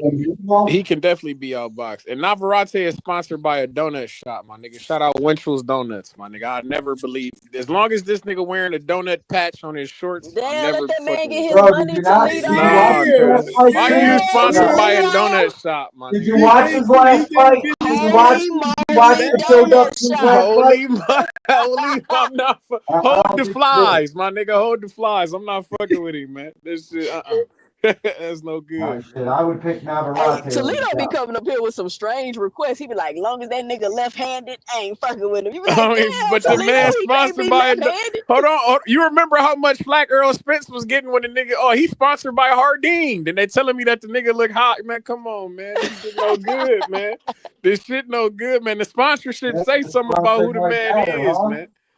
This shit wicked. Let that man get his bread. It's levels to the sponsorship, Toledo. Yeah, he getting his bread all right because he eating them pastries. He getting his bread all right. That's the problem. He getting too much bread. That's why they make it look like that. This shit no good, man. No, that's a fact, bro. Getting too much bread. That's why we only get one fight a year from these guys, because they're getting too much bread. That's what it is, bro. No, but that'll shock you. Damn, somebody say Barinchek. I would pick Navarette, bro. He did. That's when Baranchek won the belt. That's how Keyshawn won it off Baranchek, because Baranchek beat Navarette. Navarette moved up to 35 and had the worst fight of his life. Then came back and beat the fuck out of Sugar Nunez. Bad too. No, he fucked my man. He fucked his eye up. That was wicked. He fucked Nunez up. And it's crazy because I picked Nunez in that fight. I ain't gonna lie. I thought not me. My nigga, he cooked. Navarette, his timing's awkward in the way what I seen out of Shock with fucking Conceição 2 fights in a row. Navarrete might eat him up, to be honest with y'all. But what pissed me? But Conceição was He might beat he was the putting fuck hands out on of Navarrete Shock. for real. Who was? Conceição, he was in the mix. First 2 rounds. Yeah, he wasn't getting beat up. He wasn't getting beat on like that. It was definitely. Bro, I'm just saying the way he deals with pressure, bro. It's nothing to do with the actual shit. Just the way he handles it. He puts his hands in his pockets and starts using feet. And I don't know, man. I think Navarrete would get him, bro. And I love Shock, bro. I think Shock is one of the best boxers out here today. Navarrete, he punching too, bro. No, that's awkward timing shot. Beat Navarrete. That Shakur fight looking more appealing, right? Real shit. No, That's Shakur is fighting him, bro. It don't matter what the fuck he does. He's not fighting him. That was top rank plan, but that was him. top rank plan the whole time. If Navarrete had to beat Baranchek and won that 135 belt, they was trying to do Shakur and Navarrete. That was the fight they was trying to make. And that's a fight I'd like to see Shakur in, to be honest with you. With Navarrete? And it's fucking crazy because I got Shakur beating Shock. That's the crazy thing. I don't know why this nigga don't want to do But he that. don't want to fight no goddamn body. That's the crazy. That's the thing. That's fucking wild, ain't it? 2 cents. I want to see if Shakur is really the next coming of Floyd. But you're not going to tell me that by fighting who the fuck you're fighting and doing what you're doing. It's too late for him to be the next coming of Floyd Floyd. didn't never do that. He missed that train. But listen, that's what they try to promote him as. That's what he says. I want to see how good he really is. Show me. Well, I already know because somebody like Zepeda who's putting fucking hands on him. Navarrete might. Do y'all know that they said Lamont Roach got hit less than Shakur Stevenson in their fights? What? They said Lamont Roach got hit less than Shakur Stevenson.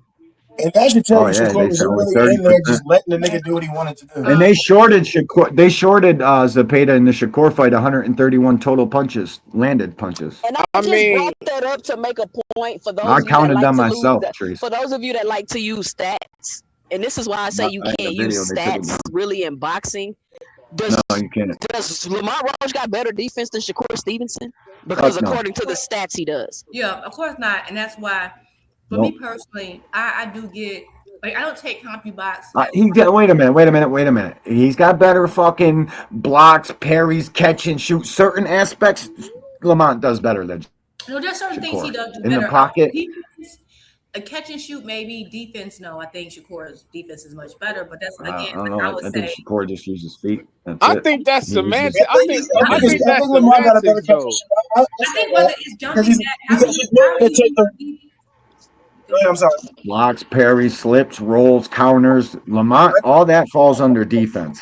But Lamont is pretty good in the Lamont's willing to take the risk more than Shakur is. That's kind of both, though. Parry, catch and shoot. That can be both. But when I say defense, I'm meaning protect, not getting hit. Right? Punches. If it's not getting hit, then I have that's Shakur all the way, right? I'm not saying that Shakur is better at every single thing on earth than everybody. I'm saying you're right. That's you're right. But that's part of why, as much as okay, I think you can use CompuBox for context, but I don't see it as 100% accurate because again, listen to me, it's way off.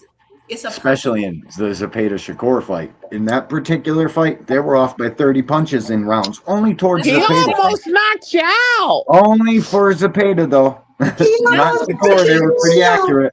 But that's what I'm saying. CompuBox is just a human being with a clicker. And so they fudge numbers. They make the A side look better. Hold on. It's somebody with a clicker. And let's say I'm watching a fight and I'm trying my best to capture how many punches are thrown, right? And so I might be clicking all punches. Somebody might be, I'm assuming it's more than one person that has to, because how do you go back? Three.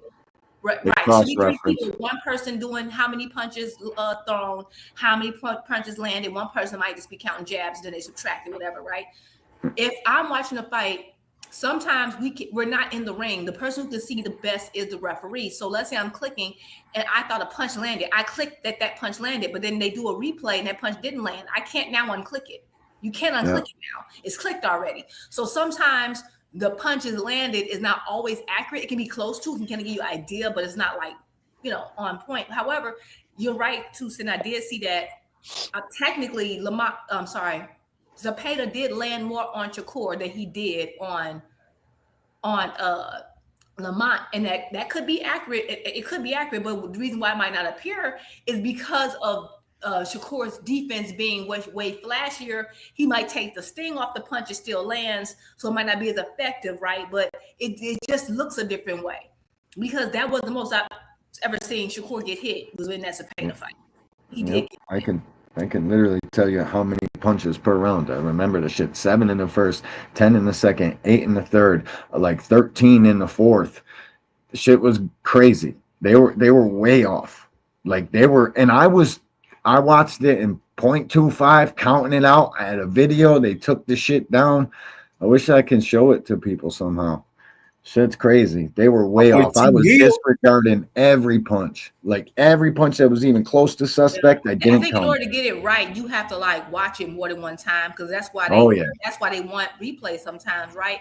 And to aircraft carrier, this is me speaking about and saying specifically what CompuBox does is not criticism.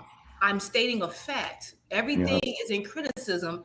And my point is that CompuBox, the point is really just so people can discuss stats, because it's not a part of scoring criteria, so it doesn't even matter. Because nowhere in scoring criteria does it say the person who lands the most. That's not in any scoring criteria, so it don't matter. It's just a talking point to give people perspectives on how people fight. And we don't want AI.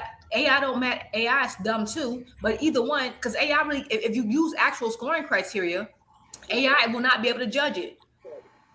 So it doesn't even matter. So I don't even know what the point of I ain't gonna lie. Some of this shit could use some AI judges. Some of these humans don't be knowing shit. I mean, all the AI is gonna count punches. Some of these guys don't know shit. I'll be watching. Some of these scorecards be a little. The same niggas that don't know shit, Toledo gonna train the AI. But I don't know that they. So you telling me they gonna be paid for it too? Some of these judges got to be in somebody's pocket, bro. But the thing is, so is AI. That's what I'm saying. Like, bro, it's mostly like Bob Arum's family members that come and judge top rank fucking fights. I can't believe people don't know this. Watch their names. They're fucking Moretti's and fucking. Why can they organize it to where these former fighters, these former people that's in the sport, actually being the judge? Yeah, that's what I would like to see. All you gotta do is throw some money at them. That's what I mean. Shit, I don't know. They're gonna be easier to compromise. I don't know. I feel like it'll make me feel better. Your fucking cousins and your family members. Bob Arum's literal fucking entire family judges fights. People don't know that. If they got the fighters doing commentary, I don't see why they can't. I promise you. My thing is this: AI definitely isn't a thing, because I don't think people understand what AI is. It's not an independent thing. You can train it whatever. That's why they have instances of AI being racist, because it's an extension of human beings. It's actually easier, and it's actually it would make it hard to judge. Like, for example, when a judge does something egregious and people like highlight it, you can at least say, okay, we can question your judgment. You can't do that with AI. So now it's like when they start having these crazy looking score sheets, you have no one to blame. I think it's just not. I don't know. I think people look to always some easy, cheap way out. Oh, it's not even cheap right now because it's costing us water and clean air, but whatever. I don't want no AI judging no fights that I care about. I'm sick of it. Like y'all, I mean, at this point, they about to dehumanize everything. But even if I feel like even if we blame the judges in the boxing, they don't face no repercussion. The judges don't get fined or no shit. I mean, guys, you can't even talk to them. No system will ever be perfect. No system will ever be perfect, right? No, so, it won't. Perfect, it won't. Unless you count punches.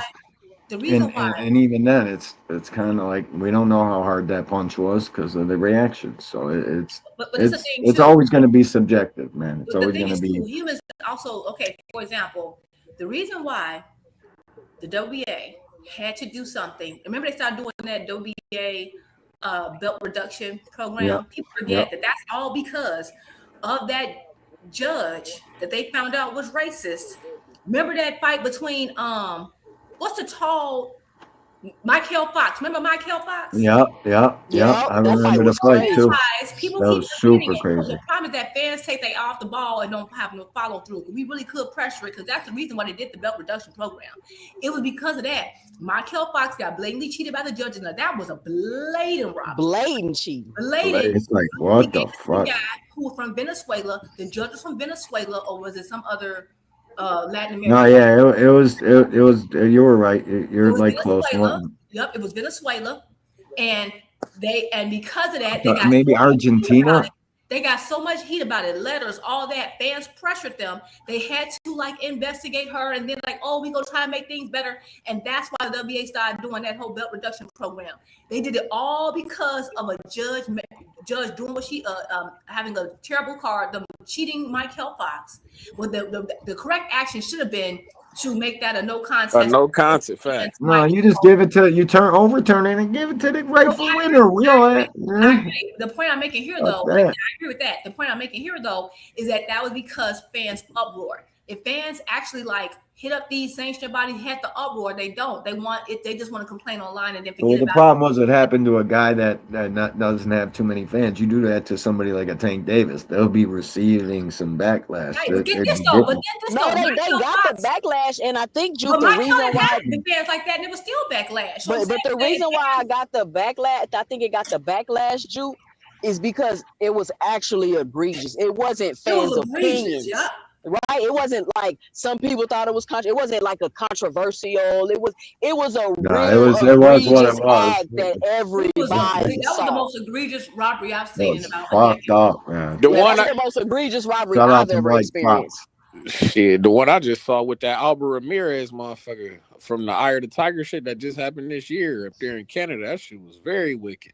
That shit. Michael Fox got a knockdown and won pretty much every single round, and they gave it to the other guy. And they gave it to the other, that's Michael won every round and got the knockdown. And got it. Still say he lost. That's blasphemy. I've never seen it. That was egregious. Damn, my nigga Westbrook retired. What the fuck? This is crazy. I just literally seen that and shared that, bro. That shit hurt, bro. How the fuck, my nigga? How ain't nobody pick my nigga up? They bullshit. This man, they don't fuck with Russell Westbrook, bro. They bullshitting. I don't like that. My nigga got forced, man. They blackballed my nigga, man. I don't like Russell that. Westbrook do? He ain't go to the Diddy party?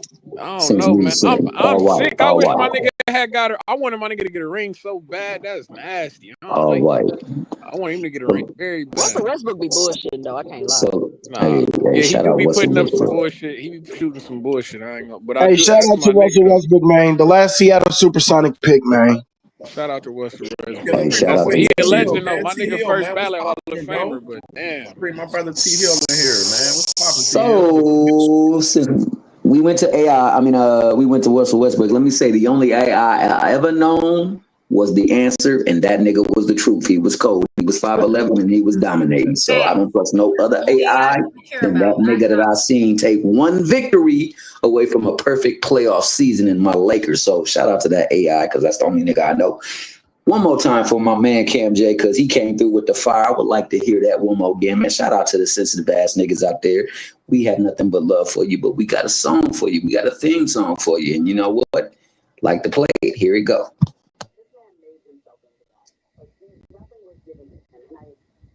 Oh, Cam, you supposed to make the drop, man.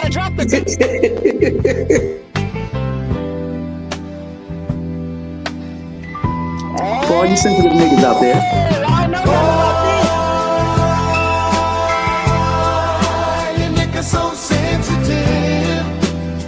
Why you niggas so sensitive? I was cracking up. Every now and then, when I get on this internet, it's one or two that's just way too sensitive. La la la la.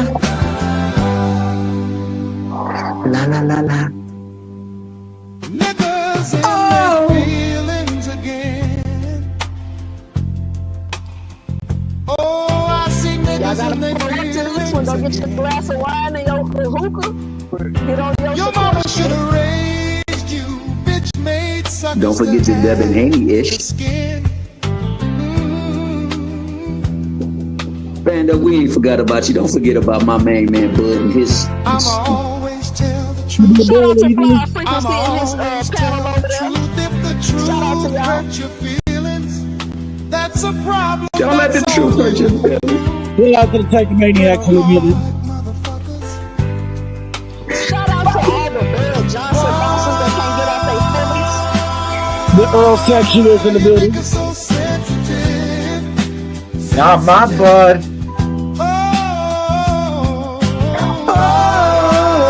The Virgil one and wish I had a green team. Why you make it so sensitive, man?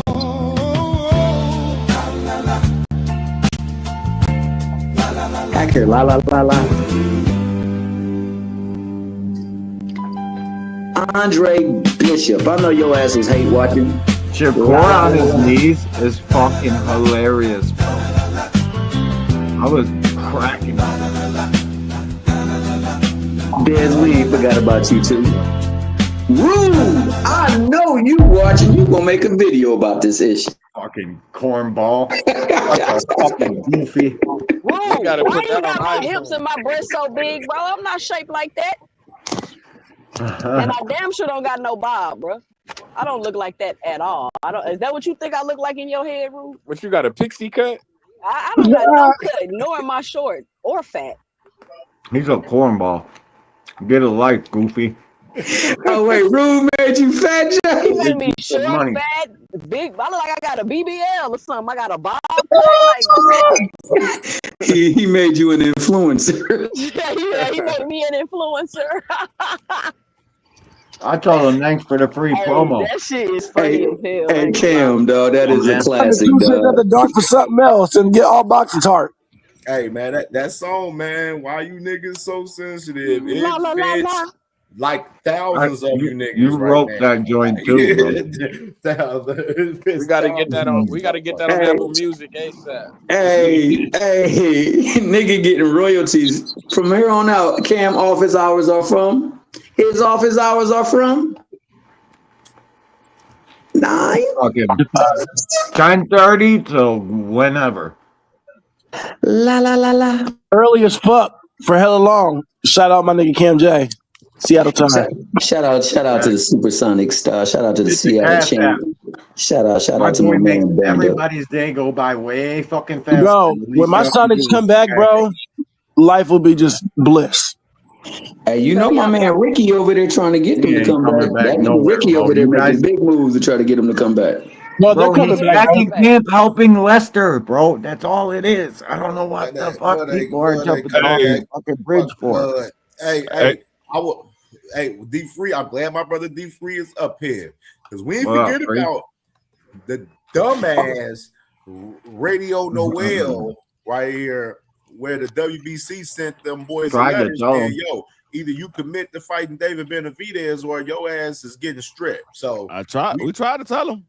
Try to tell him. Try to tell him. This is my thing, though. Niggas, like, hey, is it me or do those dudes sound like the Fabulous Blue Mavericks? No, I ain't gonna lie. No cap. I need to know what app you use because I need them niggas to make me a goddamn intro for my daggone channel. I ain't gonna lie to you.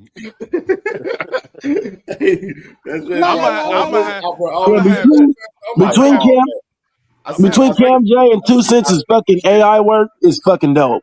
I'm gonna have Drake and Lil. I sent to the T Hill and Crush last night, and T Hill, I'm like, bro, we gotta play this on the show tomorrow, bro. That shit is going.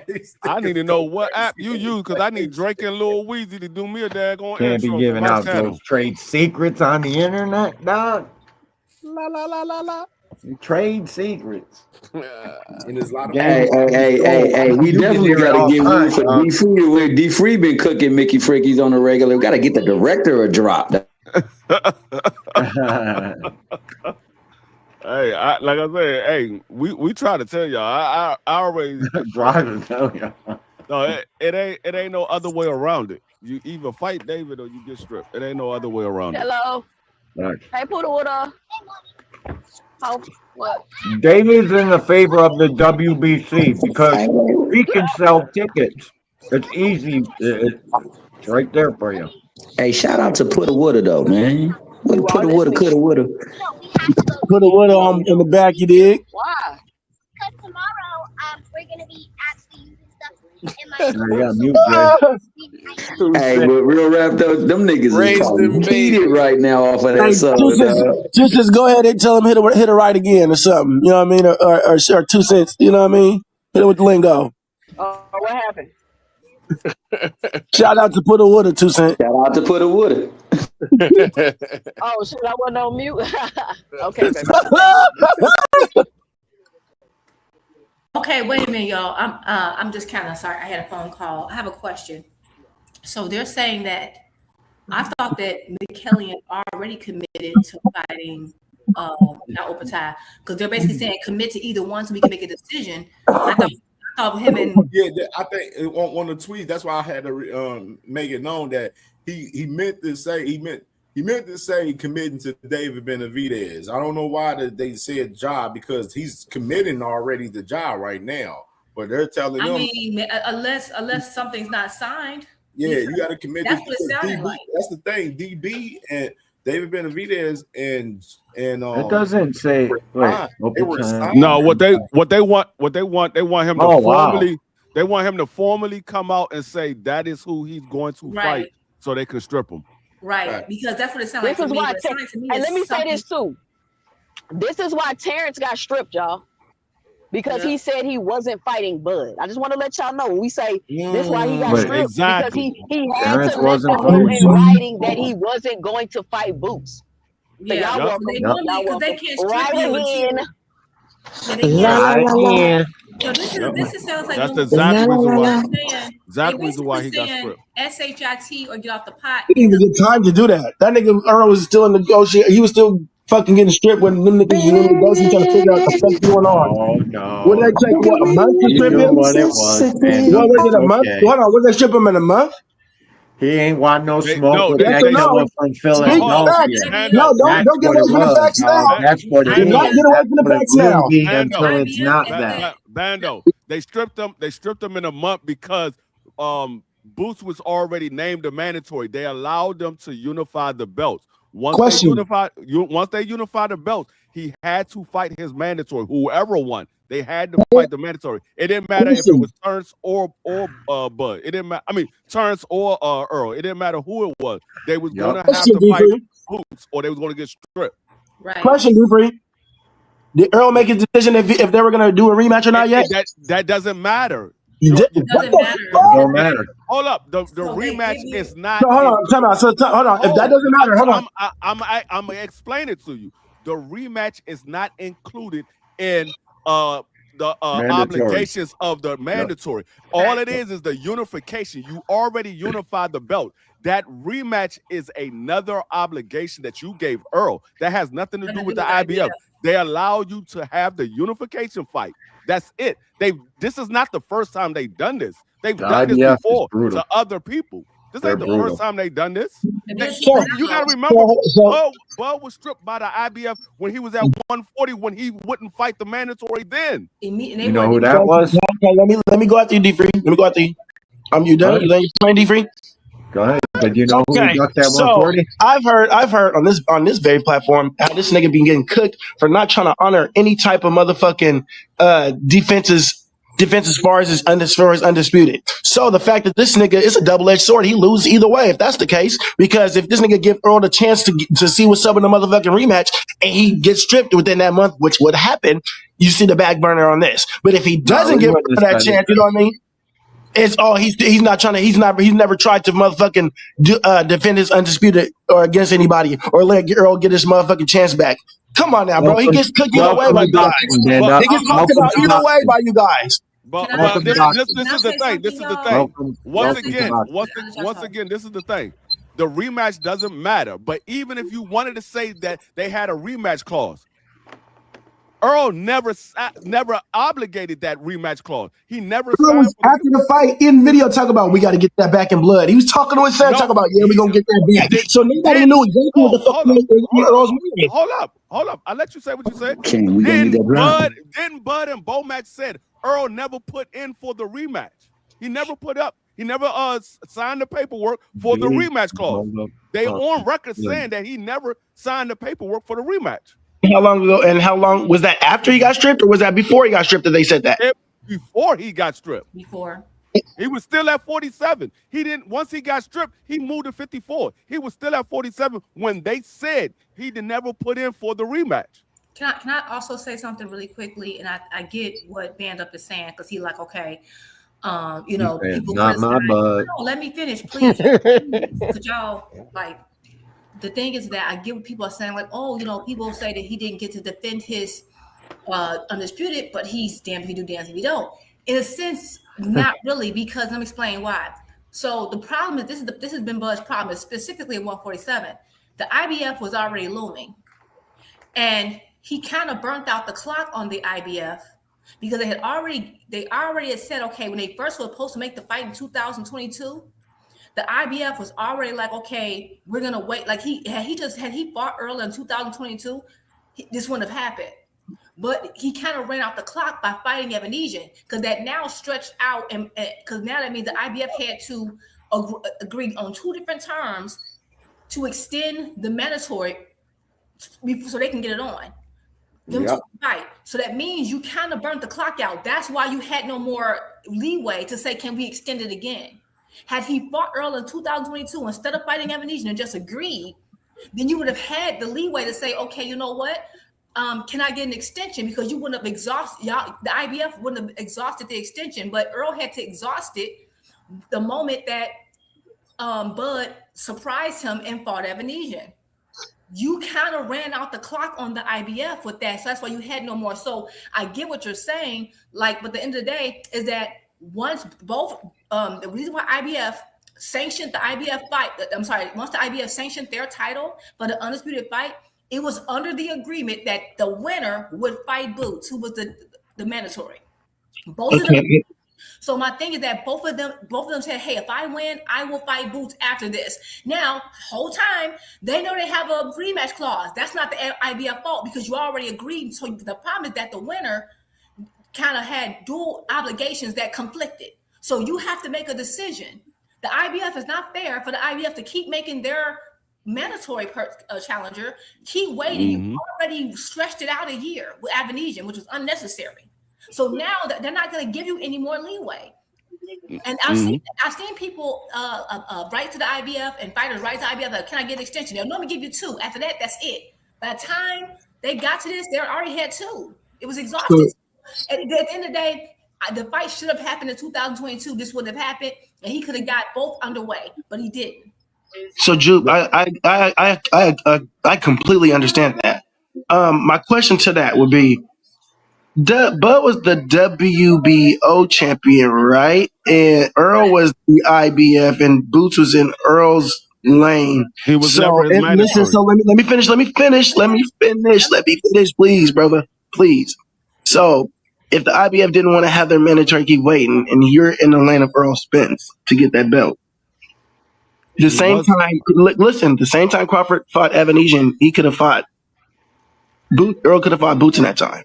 Am I right? He was not the mandatory. Right. Hold on. The reason why, if Bud had communicated that to Errol, yes, Errol's thinking he's planning for. But remember, the Evanesian stuff was a surprise. Bud didn't give Earl the heads up because they didn't have a backup. So yeah, by that time, I think Boots had already taken the fight, because I don't think Boots became available after that, because Bud didn't give anyone any heads up to know that he could have went ahead and satisfied the IBF. By that time, the IBF had already, because they understood that they were going to fight next, the IBF had already granted them the extension.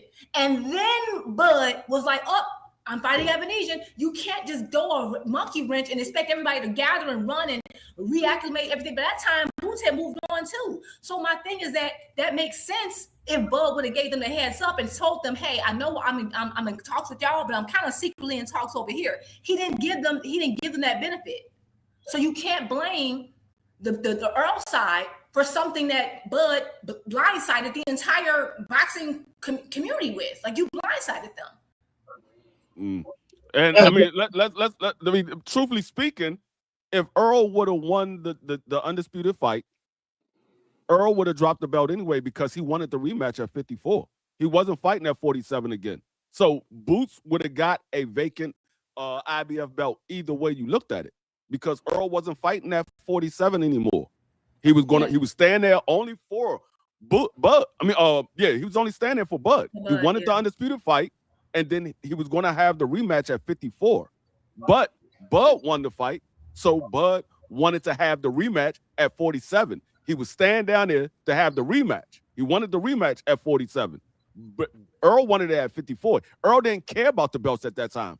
He lost. He didn't care anymore. He wanted the rematch at 54. And if you think about it, again, this fight was supposed to happen in 22. The IBF been giving passes since 22.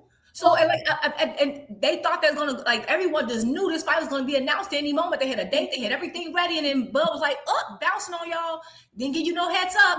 Okay, so like now, and so of course now Spence really can't stay at 147 any longer, because I thought that once I felt my feelings at the time was that once Bud dipped on you for Evanesian, I felt like Spence should have moved up, because he already expressed he was having trouble making weight in 2022. Of course you're gonna be completely drained by 2023, and that's what happened. So I feel like you ran out the clock on that, and it benefited Bud in a sense, but we can't get mad now and be like, oh, could people judge him for it? I mean, because that was your obligation. You agreed that if you won, that you would fight him. That was the only way to get the IBF on board. So I mean, you didn't, and you had a month to make a decision. You made a decision. They stripped you. They've done the same thing to Canelo. I've seen it with my own. They did it to Canelo. So there's no one above reproach when it comes to IBF. Yeah, like I said, what you said making sense. You wanted to check something. Just I have my couple questions about it. Like I said, I don't always come up here to debate. I come here to learn too and get shit straight. Yeah, I mean, again, IBF been doing this for a minute. I never gave an IBF stripped Canelo, and everybody was shocked because Canelo was like the biggest thing since sliced bread, and they didn't care. So I don't know why people think like when they tell you something, you got two extensions, and that's about it. Sometimes they don't even give you that. Didn't they get sued in 2002? Had they made that fight in 2022 when it was supposed to, we wouldn't have been in this situation. Yeah, I mean, let's not act like it's only Bud that they do this to. That's what I'm getting. It's everybody. They stripped Canelo. They love the rules until it's against someone they don't like. These rules have been there. If you've been reading these rules, they've been there forever. I never get they stripped them. They stripped what was his name? That's how who they stripped? Didn't they strip Canelo over they stripped Canelo for the Triple G fight. That's how Derenchenko ended up fighting Triple G. Exactly. Like this is not new. They stripped Canelo. No, that's what I'm saying. This ain't the first time that they done this. They do this to everybody. Specifically, because they're against Bud. WBC against Bud. But WBC also ranked Bud higher, but in a division he had never fought at. So I just think the problem is that people love the sanction bodies when it benefits them, and the second that the rules don't go in their favor, and sometimes they are wicked, they aren't fair. But one thing I got to give the IBF, they're probably the most stringent, and they follow the rules by the book, and that's why people getting mad at IBF is crazy. They actually follow and enforcing the rules, even on Canelo. They have to, because they had an investigation. They got investigated before. They'll be open investigated, and they don't follow the rules, so that don't mean nothing. I mean, but shit, the IBF, they really tighten their shit up though after that. You right. Yeah, I'm just saying, sometimes people get investigated and they don't tighten it up. Some people do. Yeah, right. I think the leadership changed. The difference with the WBC, the WO came in with a specific agenda, and they ain't never gonna stop. I don't care who investigated them. Yeah, they never gonna stop. They would what Bob orders. I mean, that's how they rock it. But hey, man, it makes sense to me, man. I can appreciate they running a strict program over there. You feel me? You cooperate or your ass get eliminated. We getting that strap up off you. I like that because that shit don't hold. It don't hold the game of boxing hostage. You feel me? Like, yeah, get and these you motherfuckers think up about out of it. there. That's why I don't. This is another reason why I'm kind of giving. I get why people are like, "Oh, Virgil for Boots." The reason why I understand, and I'm kind of understanding of why Boots wants Undisputed, is because he was not.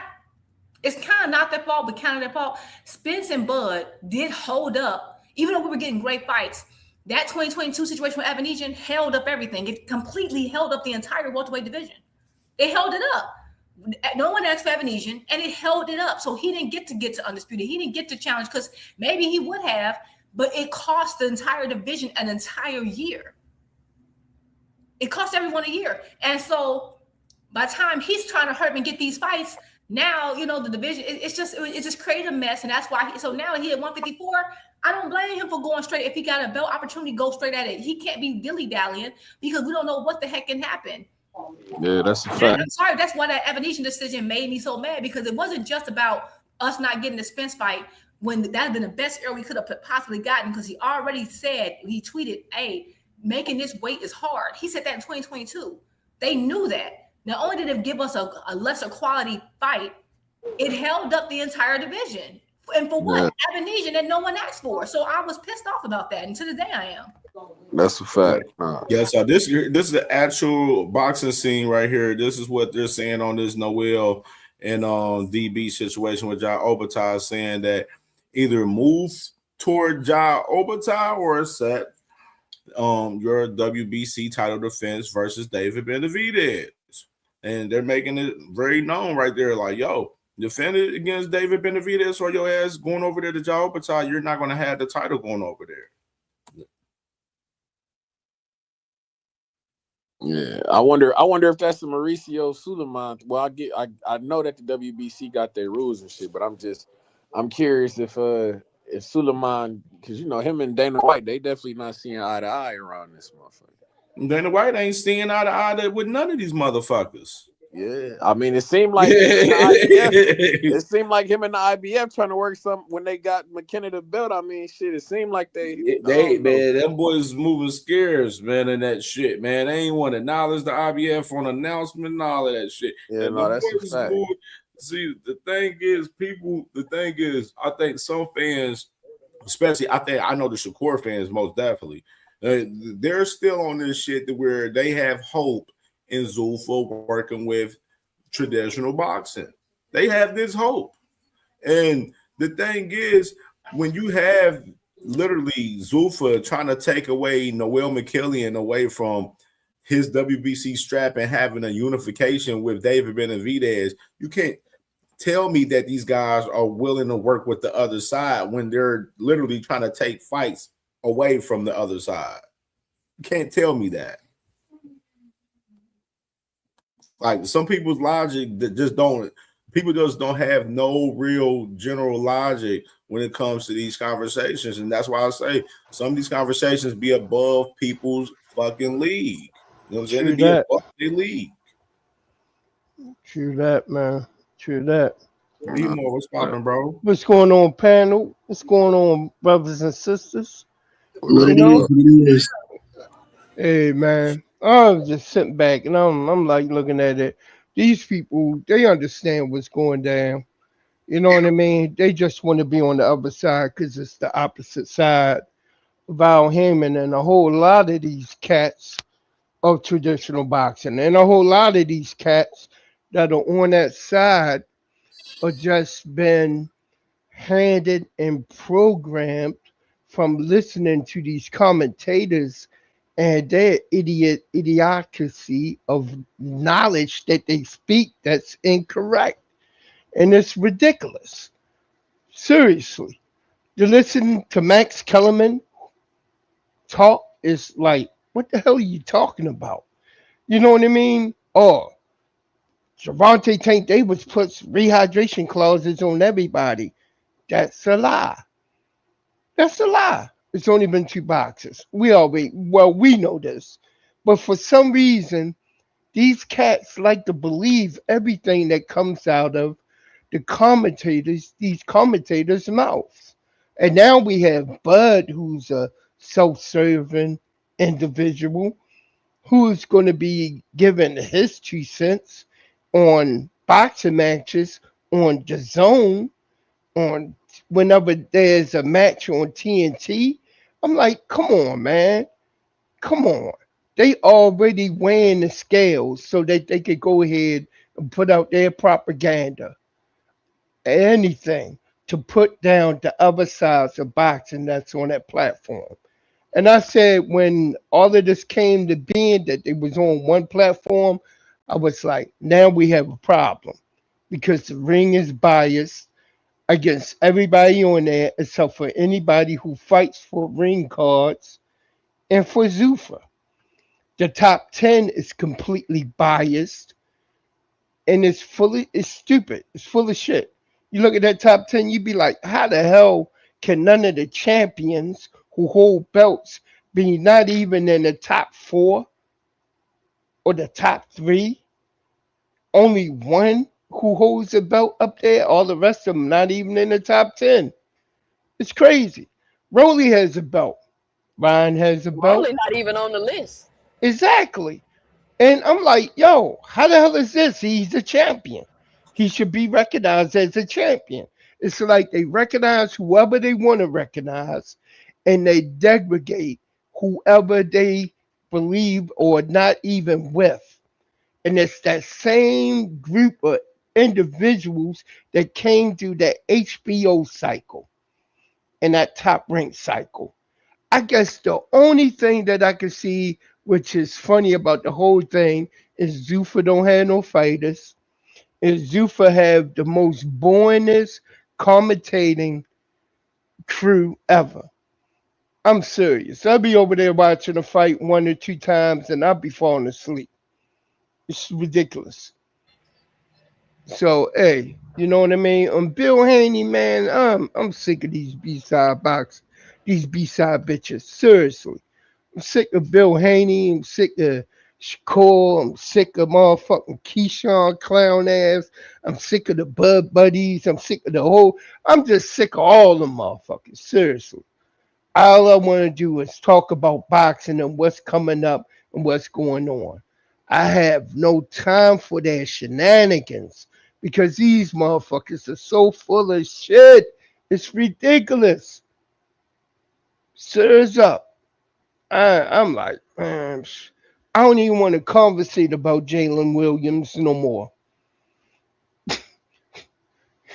Seriously, I don't even want to talk about Jalen Williams, even though I might go ahead and put up a avatar icon of him in the corner smoking on whippets. Now we need one of him and Keyshawn, cause something going on with Keyshawn ass. You see how big his eyes be? I'm like, yo, what the hell? That nigga be like, Hey, he's still looking for that brick. that nigga be hyped. He be like, why are He you sound so like he got a scared of me? thyroid issue. Something that nigga got something going Now on with Bud his can't even ass. commentate. What the fuck can he do? But he's getting better. He's getting better behind the mic. He I will can't do say that. shit. He can't do shit. And He Timothy can't go on Bradley, tour.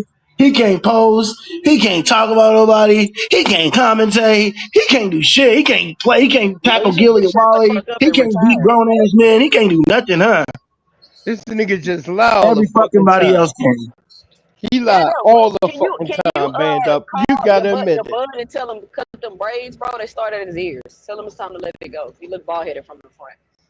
He trying to get that youth back that he used to have with them braids. I don't know what Bud. He having a midlife He want them. He want the Having his 2012 braids midlife back. Bud with crisis. the 2012 braids back, right? Bud in the middle of a midlife crisis. That's what it is. That's what it is. He having a midlife crisis. Why You would know he what be I in a mean? midlife crisis? What would make you think that he in a midlife crisis? This Come nigga on now, B-boy. retired and he up here because he's 40 years old with giving cornrows. in. Yeah, exactly. And he up here going through delusions of grandeur, talking about he can defeat a young up and coming in his prime fighter. Was Jordan delusional when he was still telling the motherfuckers he could give him the business? Yeah, he was delusional because a lot of times lately he get on that court, they make him see reality now. That's why he don't get out there like that. He only Like, be trying come on to now, bro. This is threaten. the He thing, only bro. be trying to The threaten Magic to get on the court. people that got competitive natures are always gonna be that way, bro. That got serious competitive natures, bro. Sally's always gonna be. That's why I don't really kill him for the shit he be talking. It is what it is, kind of. But I did, like I said, I was talking to CamJ and Dean last week, and I was like, bro, I see what you guys are talking about when he was talking about he was hating on Boots in a sense. Hell yeah, he was hating. Because Hell yeah. But because all for the other example, shit though, it's like why are you like you're retired, you can't make the fight, but it's like Bud wants the public perception. He doesn't want. I don't think he wants anybody to think somebody can beat him, and he doesn't want anybody to think themselves that they can beat him. And yeah. you can't control that, right? Like you can't control you that. can't That's control very that. odd. Like that's very like delusional, right? And so if Bud just was like, oh, Boots is great. If Bud was not, he don't gotta say he's great, but I'm saying if he was just like, oh yeah, he a great fighter, it's his time, blah blah blah. Instead of trying to insert himself, like, oh well, I would have did this. Oh, I'm 10 steps ahead. Like that's when it's like, what are you talking about? Like we would never know that. So it's no need to even just be saying that. You know what I'm saying? It's no need. Yeah, that's what you guys are saying. I definitely listen. I had a comment that he definitely be hating on it because Boots ain't never really did nothing to hate on him. Like for me to be like, oh yeah, he was hating on you here or there. I can't say that, bro. I'd be lying on Boots if I said that. You know what's crazy? Like even like people reference Michael Jordan, which is again, in my opinion, the GOAT, right, of all basketball. But like, and I know he's like super competitive. I love that documentary they had. Like he's like, I mean, he would just, I don't care. He would challenge you to a coin flip. That's just how competitive he was. Huh? Jordan was crying in the documentary. He's so competitive. Yeah, he's so competitive. But I think even Jordan, I don't remember, and I could be wrong. I don't remember Jordan being like taking shot, like constantly going his way to take shots at like Kobe and LeBron. Like I didn't. I remember people would compare him. And I remember he did this one video response. He talked about, let's talk about great teams, and he talked about what he did because of the compare. But it took a while before he even said something, right?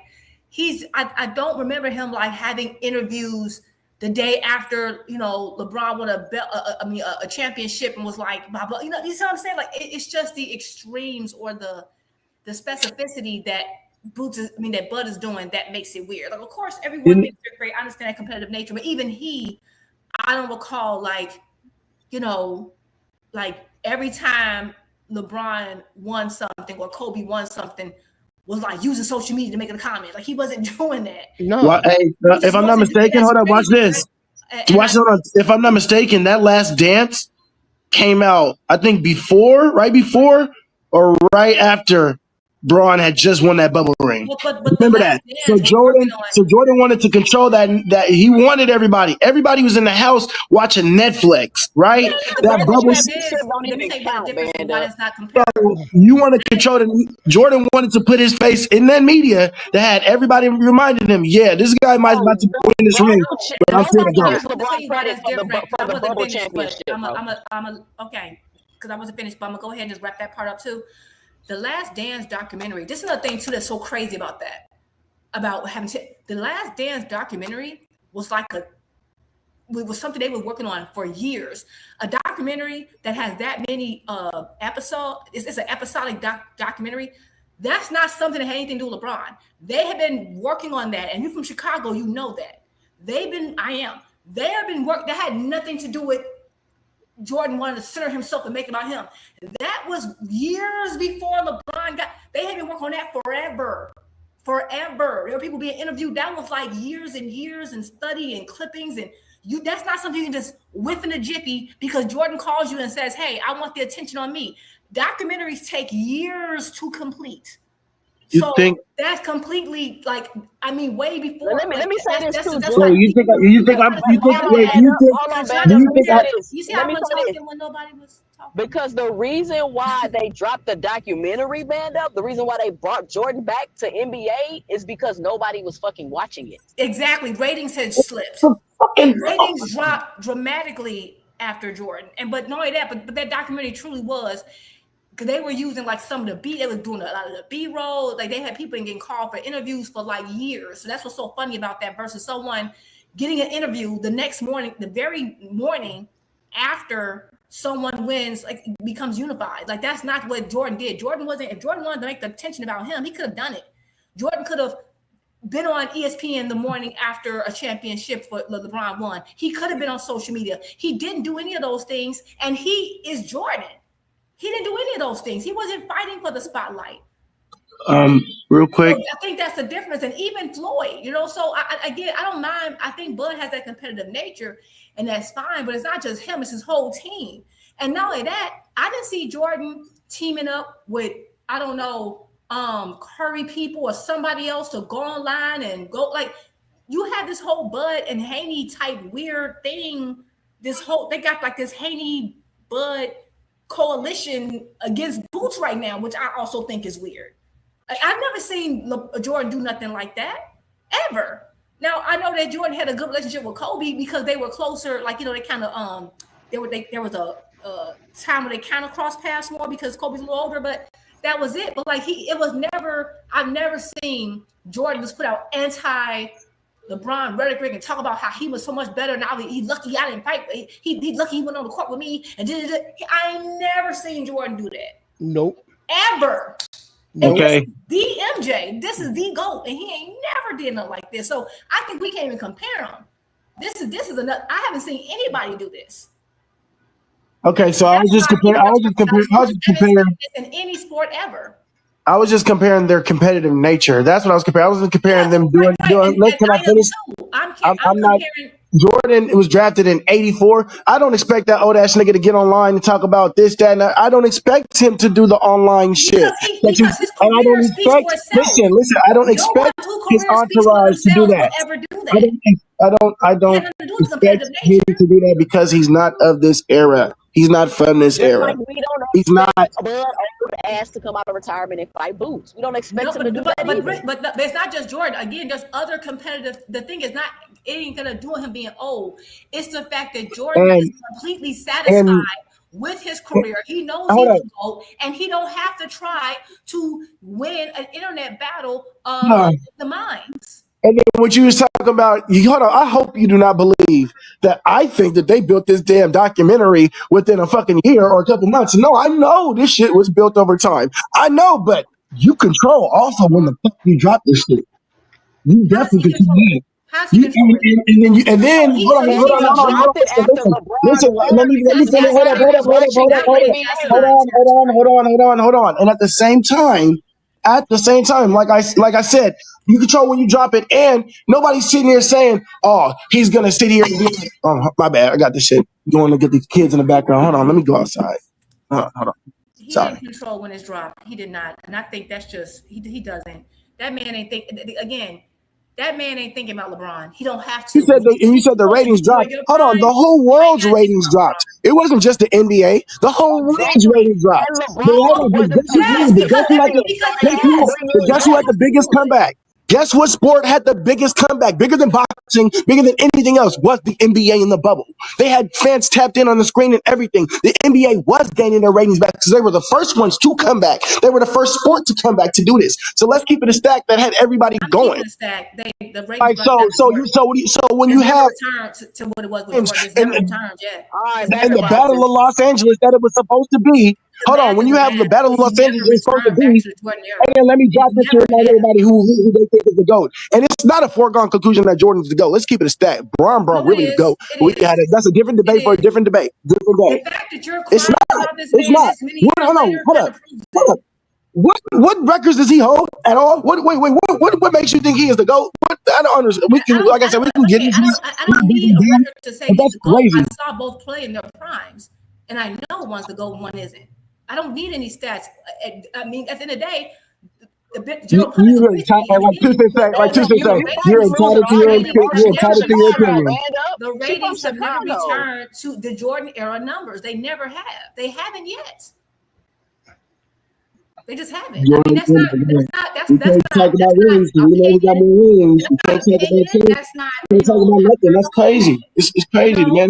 It's not crazy. At the end of the day, the whole point, and not only this hasn't even been a basketball debate. The whole point is that Jordan is known as one of the most competitive people on the face of the planet, and even he did not go out his way to commentate, pull the media to him do everything he can to make himself and compare him to LeBron or even Kobe for that matter. If anything, they compared themselves to him, which I think was a lot of respect, right? You didn't have this. I haven't seen this in any sport. Forget basketball. Haven't seen it in any sport. And the Last Dance documentary was not, that's a producer decision. You have to have post-production. There's a lot of things that go into that. Michael Jordan was like, yeah, put it out. LeBron won this and LeBron, like that. And now if you have any factual data to provide, to back up that claim, please do so, and I will shut up. If you have any factual data to prove that Michael Jordan was in control of pre-production, production, post-production, Netflix, if you have some valid proof, drop it, and I'll give you that W. Please drop it. If not, then it's fan fiction. I'll figure it out. Got you. Yeah, please do, and keep me abreast of all your updates. I would love it. Oh, I got you. Oh, I'm an NBA head. You don't know this guy. I'm a real how you guys know boxing. Like how you guys know boxing. I promise you, we can go to any era. We can go to any era. And we can talk about the game. NBA head and do with the production. Do you even know the production team? Name of the production team that did the Last Dance. Do you know who the producer was? Do you know the production team? I have not done my research, but I will do my research. Thank you. So you just admitted. So let me do my research. Did I not say that? Did I not say I will go find out and give you before you started asking questions? Did I not say? Hold on. Did I not say I will go find out? Did I not say I will go find out? Hold on. Did I? No, because you're not cooking. You're not cooking. You're doing something that's completely irrelevant. I already told you I was going to go find my facts. Then you proceeded to ask me questions. Didn't I say I was going to go find it first? Okay, let me go find it. That's what you just agreed to 30 seconds ago. Now you want to shoot questions down my damn throat. No, I don't got no questions. You already answered it for me. I don't got no questions. Like I said, I answered what, Ju? I answered what, Ju? What did I answer? Your question, like I said. I heard you. I don't have any more questions for you because you already proved my point. So this is what I'm going to say real quick. You just stated that you didn't do any research on it. So that means that your claim that they released The Last Dance, that Jordan did this, because that's the whole reason that The Last Dance came up, that documentary came up. You claim that it was Jordan who wanted to release at a certain time to take the attention away from LeBron. But then you just admitted that you had no research on it. So that means what you just did was made an unsubstantiated claim, and what you just provided was fan fiction.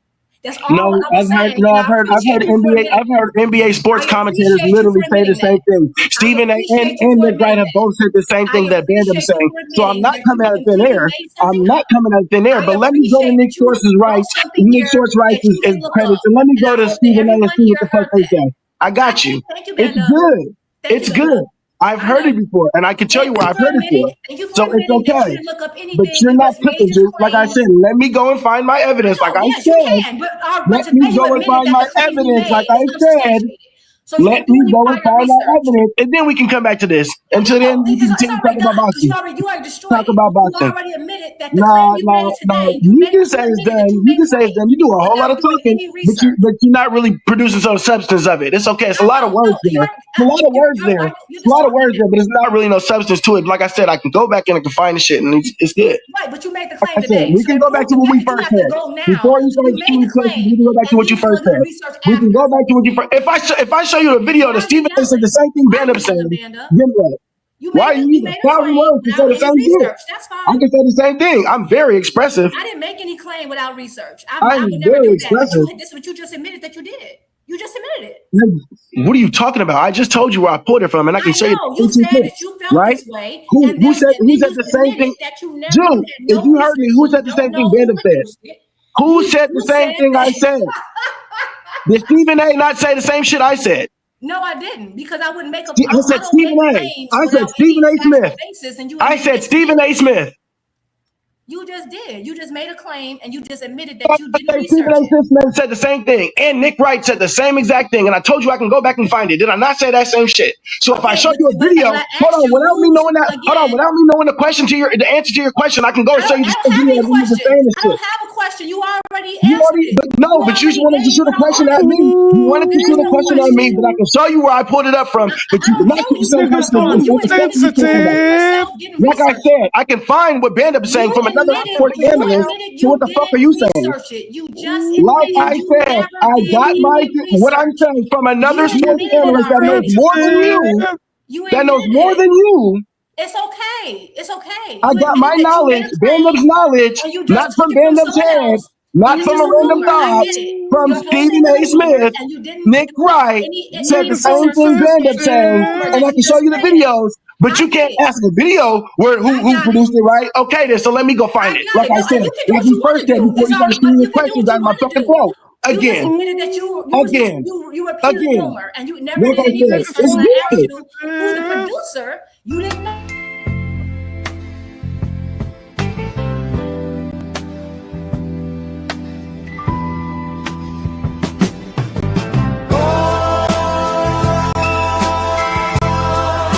You niggas so sensitive, sensitive.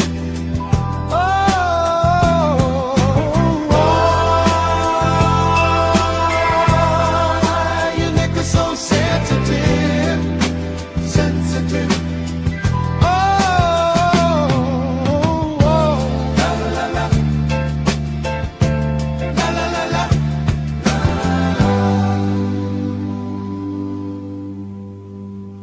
Niggas in their feelings again. Oh, I see niggas in their feelings again. Your mama should have raised you, bitch made suckers to have thicker skin.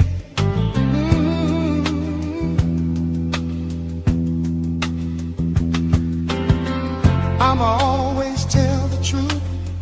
I'ma always tell the truth. If the truth hurts your feelings, that's a problem, that's on you. Brittle heart motherfuckers.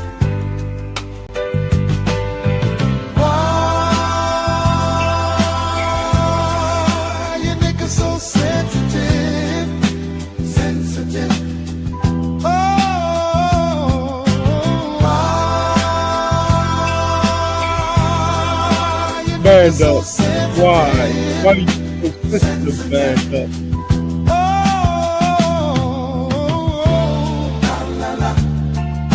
La la la la. La la la la.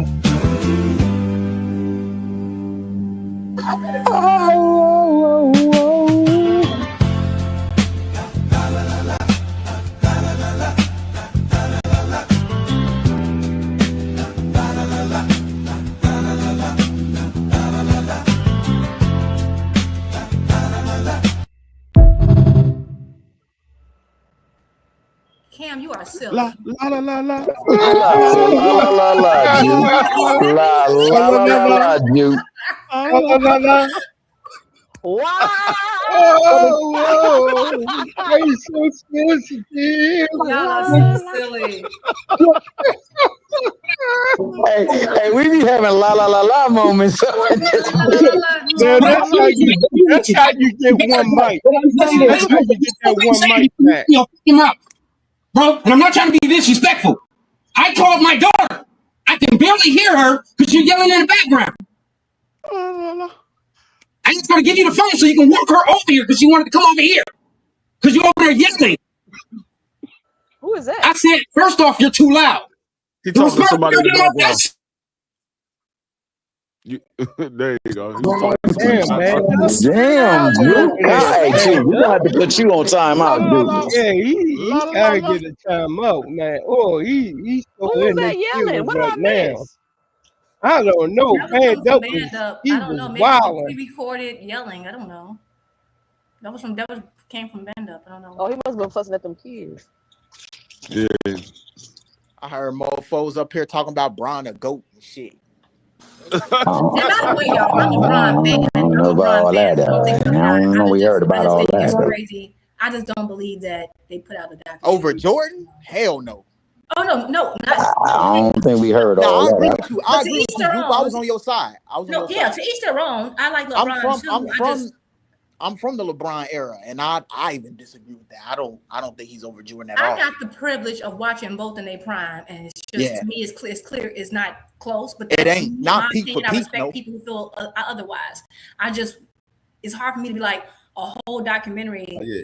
Was Yeah, like, how would he be able to time a documentary release around someone winning a championship? So he had it early. Like, how would he have known? You see what I'm saying? Like, it's just, Yeah. it's not feasible. And if you compare, both of their peak, it ain't close. Jordan accomplished so much more basketball than LeBron conversation in is a cool, short but amount let's of time. get back to the boxing shit. Top Bossman, you got something for boxing, my boy?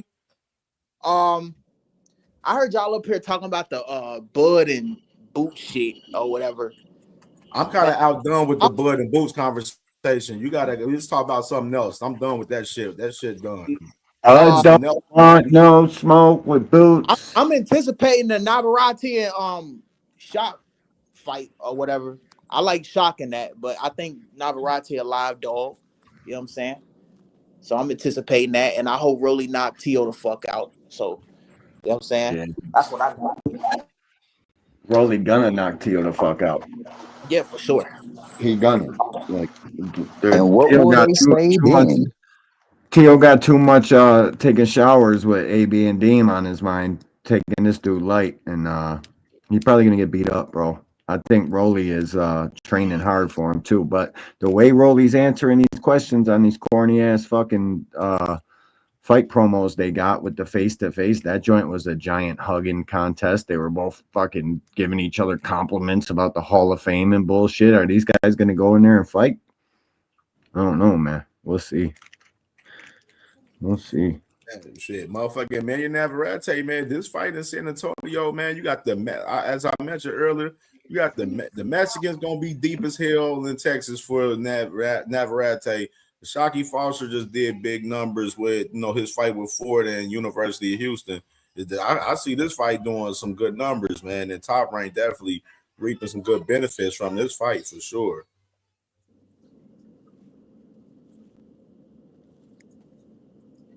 Yeah, I hope that fight gets over the line. I really do. And if it does, and I might be going too far with this, if it does, I think that Foster should be in contention for one of the fighters of the year. It's just my opinion, because a lot hasn't happened this year.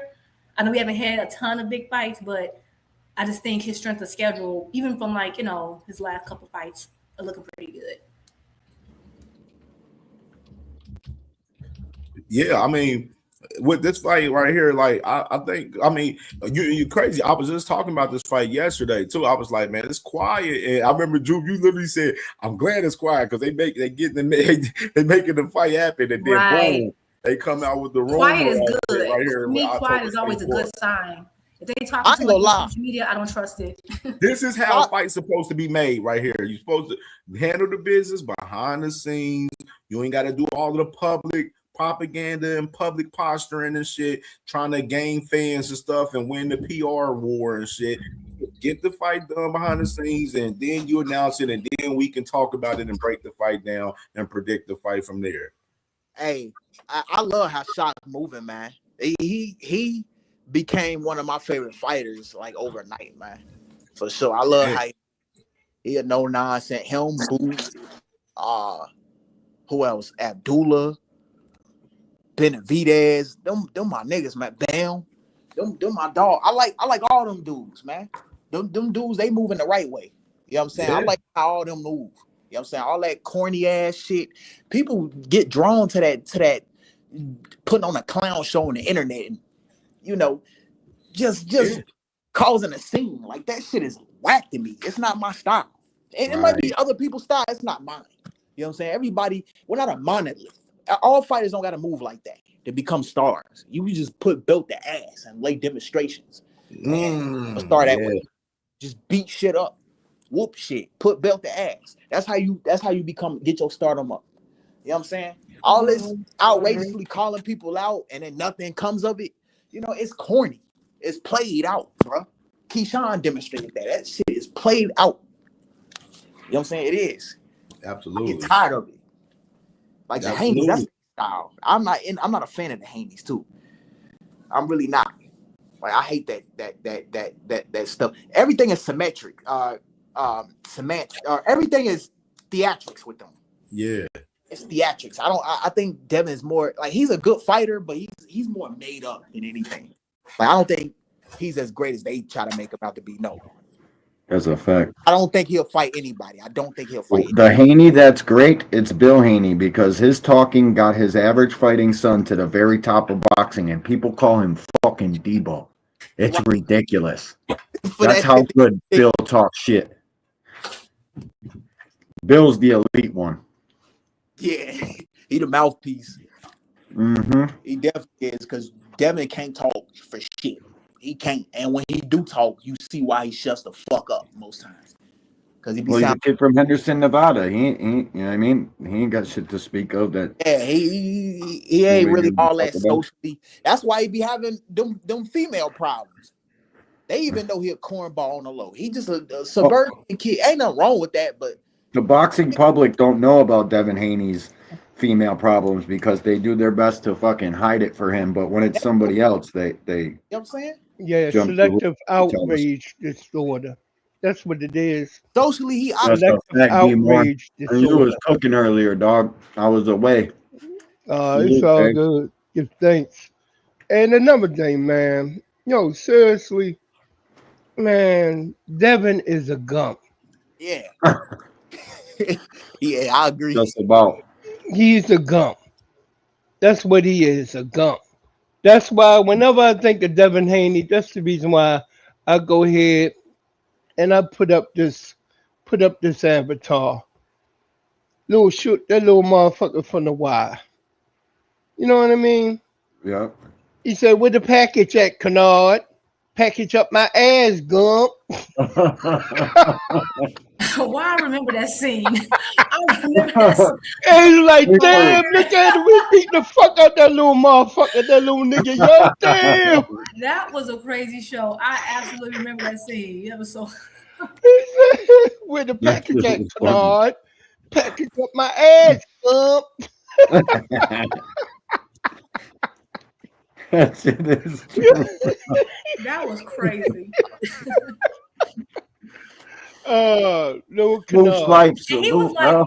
all of 7 years old. That's what made it crazy. That nigga was like around, he was about 8, he was about 10. 10? Well, I thought he like Yeah. 7 or 8. Okay, he just looks so little. You know what? And then back in the day, you know, I seen kids just like them kids, yo. That's why that shit like kind of resonate with me. You know what I mean? Facts. From down the way and shit. Those kids are out there. Their parents are all fucked up on drugs. They just out trying to find something to eat, trying to hustle for somebody, just so they can live. You know? I was that kid. Salute all things. I was that kid, Dave. True that. My brother seeing Ironheart in the building, man. Seeing my dog, man. I know Seeing got to talk about some of the propaganda guys, man. Seeing what's popping, boy. All right, get that bud. Get it ready. It's time to get bud. Yeah. What up with y'all? Get Man? him. What's good with everybody? Get him, son. He out here lying like crazy. Don't instigate nothing, man. I just Get got him. up. Don't instigate no shit. Get him. Seeing you Get have him. the floor, my brother. You have the floor. Yeah. Nah. I heard some niggas up here loving Bud Crawford, man. Where them niggas at, yo? Where that nigga band up at? Where that nigga band up, man? I'm looking for some feelings to hurt, man. Oh, band up. He was. I'm right with you, I Fed. I don't don't know. like He was that going nigga. through I don't like He Nah, can fight. man. Don't get Hey, me wrong. He'll have I a heard he fucking did fighter. some bird ass shit. I ain't even catch his latest gimmick. I heard somebody y'all talking about a contradiction that he said. I don't know what happened though, because I didn't follow his latest. Can anybody enlighten me with what this clown ass nigga been talking about? Jordan does nothing like what He Bud said they does. build Earl Spence off his name, Sin. Yeah. Hold on, time out. Hold on, 2 Cent. Hold on, 2 Cent. Because I know I ain't just hear what the fuck I just heard. Yep. Yes, you did. Yeah. Yes, you did.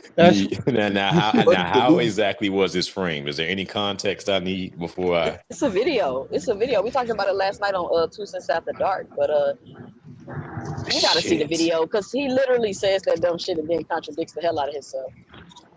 Nah, yo. See. Hey, look, it's funny. It's funny, right? Because I was doing one of those PowerPoints. You know them little PowerPoints I used to do. They used to star Crawford all the time. And I just be looking for ammo just to strengthen my arguments. I don't even know why. My arguments is already on snack, right? But I just be looking for more shit anyway. And I happen to I happen to ask my you know what I'm saying, little chat buddy, like, yo, how many champions, how many out of all the headline fighters that we know, out of all the greats, right? The champions, how many of them had their first monumental fight or their first contribution to boxing? How many of them had their first monumental fight at the age of 36? Uno. And I named some names. I named Sugar Ray Leonard. I None named of them. Oscar De La Hoya. I named Tank Davis. I Bud did named at 37. Floyd Mayweather. I named Mike Tyson. I named all of these stars, right? All of these names that we know. You know, all of these motherfuckers was like 17, between 17 and 25 when you first heard of them, when you first knew who they were, when you first had respect, when they first put on a monumental war for the sport that This is immortalized young their man's names game. in the sport. These dudes was in their teenage years and in their 20s. But all of a sudden, this lame from Nebraska comes out here and gets his first monumental mark at the age of 35. And everybody thinks that somehow we missed this great talent. And that, you know, that we were late to the party and he was blackballed and all this other shit. But he has more belts than every other champion that I just named, right? Everybody I named with no defenses and no monumental marks. And what was this man doing? And what was he doing in his teenage, in his 20s? Why was we not hearing of this clown ass nigga? I think it's because he was a mediocre talent. But I need somebody else. I need a fan of his to, you know, come up here and defend and you know, defend this dude's resume. What was he doing? Well, how come he wasn't making that noise that all of these other guys that he's attaching his name to? We knew those guys back then. We knew these Band dudes Up's in on the his way. embassy. You just got to put the signal out. Well, Band Up jumped off of here. He was on here earlier too. He Yeah, might be hopefully back. he comes back. I hope I didn't irritate him too bad. But Oh I Lord, would just say, I already know you done did some shit, Juke. I promise you I did. We would end up talking more about basketball. He said that he believed That means he had to move the goalpost. That means you knocked his ass out of boxing and you took him to the NBA. So you bullied him. Like, we weren't even talking about basketball per se. We ended up talking about a freaking documentary that he felt was placed specifically to like take attention from LeBron. But I'm like, that's a very complicated thing to do. Anyway, I will say this because I am a Bud fan, despite what some folks will say. I don't think it was because he didn't have talent. I think Bud always had talent. I think it was his decisions that kept him. Because I knew who Bud was for a very long time, and a lot of hardcores. Yes, his name took off once he started, you know, getting his name. Once he became like more attached to Spence, and of course it went through the atmosphere after he fought Spence and then Canelo. But I do think that he always had that talent. I always recognized that talent in him. I think it's because he chose to stay on Top Rank. And I think one thing about Top Rank is great at like finding talent. Like they found a lot of talent, like even so like Floyd and all that. Like they great at finding it, but they don't really push you to like that star level. Like I feel like every promotional company has their thing. Like Top Rank is great at matchmaking. They know how to build a fighter up. PBC is good at like, okay, you're good, but we're gonna put you in here with dogs. And if you is, you know, kill to be killed. But that kill to be killed environment is what stars. And I think that that's something that Bud missed. And that's why I think the worst decision he made just for the trajectory of his career was re-signing once he got to welterweight. I think he should have left. And I feel like his name, even though it wasn't like huge, it was strong enough to stand on his own. I don't think he needed Top Rank. And I think that's was the problem, you know, but that was his decision to stay with Top Rank. So, all right. So now look, now I'm gonna give you that. I'm gonna give you that. I'm gonna let y'all know that Jupe is doing damage control. I already have her application for the anti-Nebraskan army. We have Jupe. We have recruited Jupe, and y'all just don't know about it. She is in the army. Little do y'all know, and that's why she be hurting y'all niggas feelings too. You see what I see, Jupe. I see what you're saying, but I disagree with you slightly. I see what you're saying. I get your frustration. Right? I get your frustration with Bud, but Bud is a good, like he is talented. We just didn't get to see everything because of the decisions he made, who he aligned himself with. You know what I'm saying? But in the end, we did, right? It's just towards the later end of his career. I'm a Bud fan. I might not go as hard as Band Up. Like I'm not gonna be like, just to make an argument, say that a whole documentary was created for years just to undermine one person. Like I won't go that far, right? But I do think he's a good talent. I just think that just because a person's a good talent don't mean they always make good decisions, and that's a lot of my favorite fighters, all of them. And then I go on to say, I'll to add to that, I'll say just because you're a good talent don't make you a great talent. So with that being said, I would like to know why your ass stayed away from great fights all the way until your 30s. You called out Errol Spence when you was 30 years old. I want y'all to gauge this shit. That man called out why he said Spence was the actual star in this scenario, right? So he called out Spence when he was 30 and didn't fight that man till he was 35. With one belt that he got from a bum-ass Jeff Horn. Was there not more monumental fights? Was there not more monumental fights that man could have sought out that were bigger than Jeff Horn, Amir Khan, who's the other niggas he fought at 147? Avanesian, Benavidez. What was it, Benavidez he fought? Like, I can't remember all the people that he fought, but none of those guys were top contenders at 147. They were all stepping stones. Bud was projected to beat all of those guys. And this is the reason why fans don't get behind any type of fight, because the real boxing fans know a fight with great integrity behind it. Even if, you know what I'm saying, even if the names are mediocre, if it looks like an uphill battle for somebody and it becomes a skill test, those fighters are going to get behind that fighter. Plain and simple. Right now, O'Shaquie Foster's on great momentum right now. Not talking about Tank Davis, but he has an organic fan base that's following him from his last fight, his last two performances, and he's building up his name.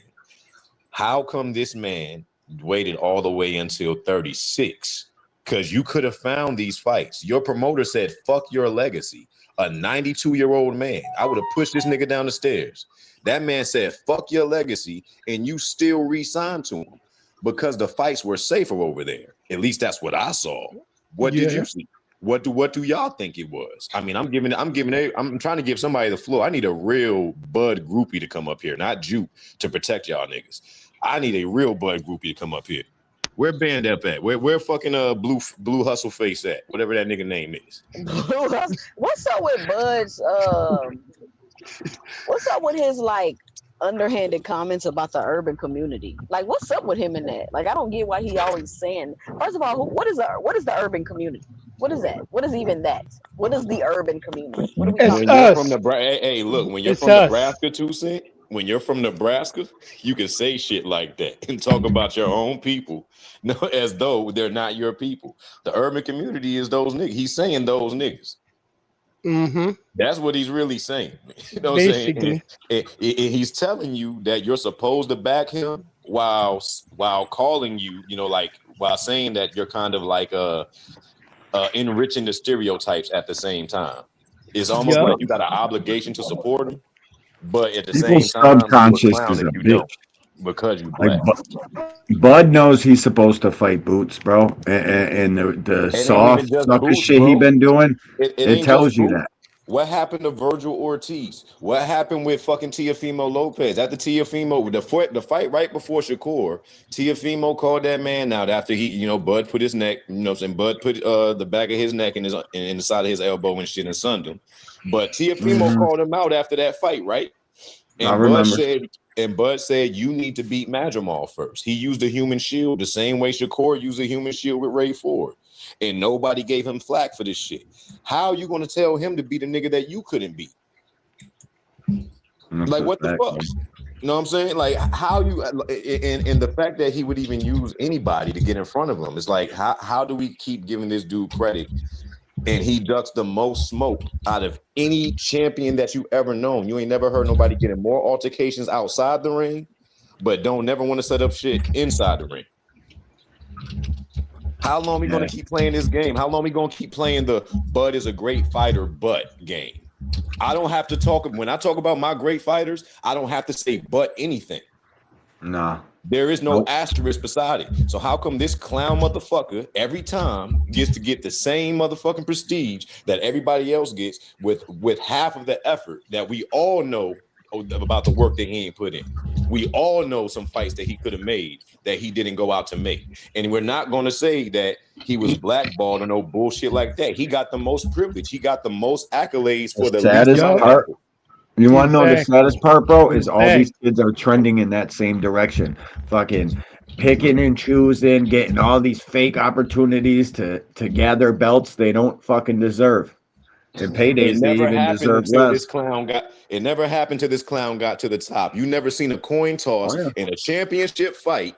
You never seen a fucking coin toss in a championship fight until this clown ass nigga came up trying to get something that he didn't deserve because his talents couldn't get him to come out motherfucking to come out second. Bro, that man had 3 belts. Why would you even argue about coming out second? Why did Errol even give into that? That's a big I don't deal, know what bro. band up is, but like, bro, you need to come here That's a because, like, big I don't know deal. what else to say with this. To see this is Hey, Juke, we not gonna do that, girl. You put that boy in a bad space, man. He had to go out there. put him in a bad space. All I did was say what he said. We weren't even talking about Bud per se. We ended up arguing about a freaking. We weren't even arguing. I don't even know what that was about a documentary. Bam need to come back and talk. Sit back and enjoy the fruits of your labor. Is everybody Hey, like Foster over Juke the type to stab a nigga to death and then say he bled too much. It ain't the knife that killed him. I did not say that. You did it. That That man crying on the shower floor because of you. We actually agreed on we talked about Bud earlier. Me and him actually kind of like she trying to go for the situation. We were talking. Me and D3 was talking to him, and we were cool on the actual Bud topic. I don't know. He has this Jordan thing with the document. I don't know what that was about, but no. Yeah, he wild about that. I didn't say nothing. I promise you I didn't stab him or nothing. It was nothing crazy. I didn't say anything crazy. I promise. I made sure I did. And I'm sorry, man. I think Stephen A. Smith is just like that nigga Bud Crawford. That nigga will call us. He like Steven on what's that, Django? You know what I'm saying? Yep. He think he that nigga on that there nag. The one-eyed Charlie motherfucker. Hey, This I challenge all one-eyed of y'all. Charlie. One-eyed All Charlie. your favorite fighters that y'all love. I want you to look up when was their first monumental contribution to the sport of boxing. When was the first fight that we knew that this guy was going to be a star or that his star power was being tested. And this motherfucker that we talking about was double the age of a lot of the people that we talking about. This is an anomaly in the sport. This don't happen, bro. And we don't miss talent. We do not miss talent that far. What the fuck? What? Yeah, nah, I mean, I don't know that deep inhale. I wasn't feeling that. I know, it sounded like somebody disconnected their fucking oxygen tank or something. That's what I'm saying. Yeah, somebody was fucking doing like, whippets. Where's the core at? Who doing whippets? Seymour, you doing whippets? Yeah. But yeah, man, like that's not that's an anomaly in the sport for somebody to wait so far into their You can career. tell when somebody's on whippets, their voice changes, kind of like that dude Two Tone. His voice, like Stupid. Yo, that's dirty. This photo is dirty right here. Yeah. It looks like a fucking But yeah, man, and look, everything that we see right now with all these fighters moving with that entitlement, it's all a product of Bud Crawford, man. You ain't see nobody doing this shit. Now you got 5 motherfuckers doing it at the top of the sport. When has it ever happened? When does it ever happen? And what promotion are they with? and who do they work with again? Because I could connect some dots. I done seen that man over there with Tyson Fury. I know Tyson Fury be over there with Kenahan. You know what I'm saying? Like I'm seeing the whole where all that turkey money was coming from. Yeah, I'm seeing the whole Weasel connection, bro. The whole Weasel that's connection. why Bud was the look, chosen one, bro. Them This niggas shit, don't. Hey, it's they all so right fake. there. Hey, D1, they so fake. These niggas don't even like each other. How the fuck these niggas about to pull a gun out on each other? They about to shoot each other up in a boxing gym. And now he talking about Devin could beat Jaron Ennis and all this other weak shit. Like, yo, But see, Bud pulled out the they gun whole on him and camaraderie shit. is just as fraud as them, yo. And It I can't is, believe bro. that anybody, you got to still believe in the tooth fairy. If you believe anything that come from that motherfucking corner, you know what I'm saying, whether it be Shakur, Oh, dude, I'm glad you just said that. Rickerson, any of Yo, those you know how motherfuckers, Bill, you got to be a you know fucking how clown. Bill was on It Is What It Is today? He's talking about, oh, well, I called Keyshawn and Keyshawn said I hung up on OG. Well, yeah, I had another million for him because he knows fucking Keyshawn's not going to take the bait. He out here capping. He don't got another million for Keyshawn. That's just another fucking narrative, bro. You got to learn how to read these fucking people. The only reason he said that is because Keyshawn ghosted the fucking call. He got another million for him. The offer's 4 million now. Keyshawn, call his fucking bluff. Yo, Man, if they make this fight, I ain't never paying attention to them The ever fight's getting again. made. I promise you. That's how they If made they this make fight which what it fight? is. If they make Devin and Keyshawn and Keyshawn. Devin, I'm done with this. I'm done with it. I'm done with it all. They're good. I That's mean, the fight. That's how they make it, Jay. That's how they make it bigger fight. Playing I mean, theatrics and shit. at this hey, point, they running dummy routes out there. Somebody gonna run the hot route. Yeah, running dummy routes. Gotta don't care. audible to the hot. That's why Jack is fucking Catterall. That's why fucking they're not saying shit. Either that or Devin fighting Barbosa.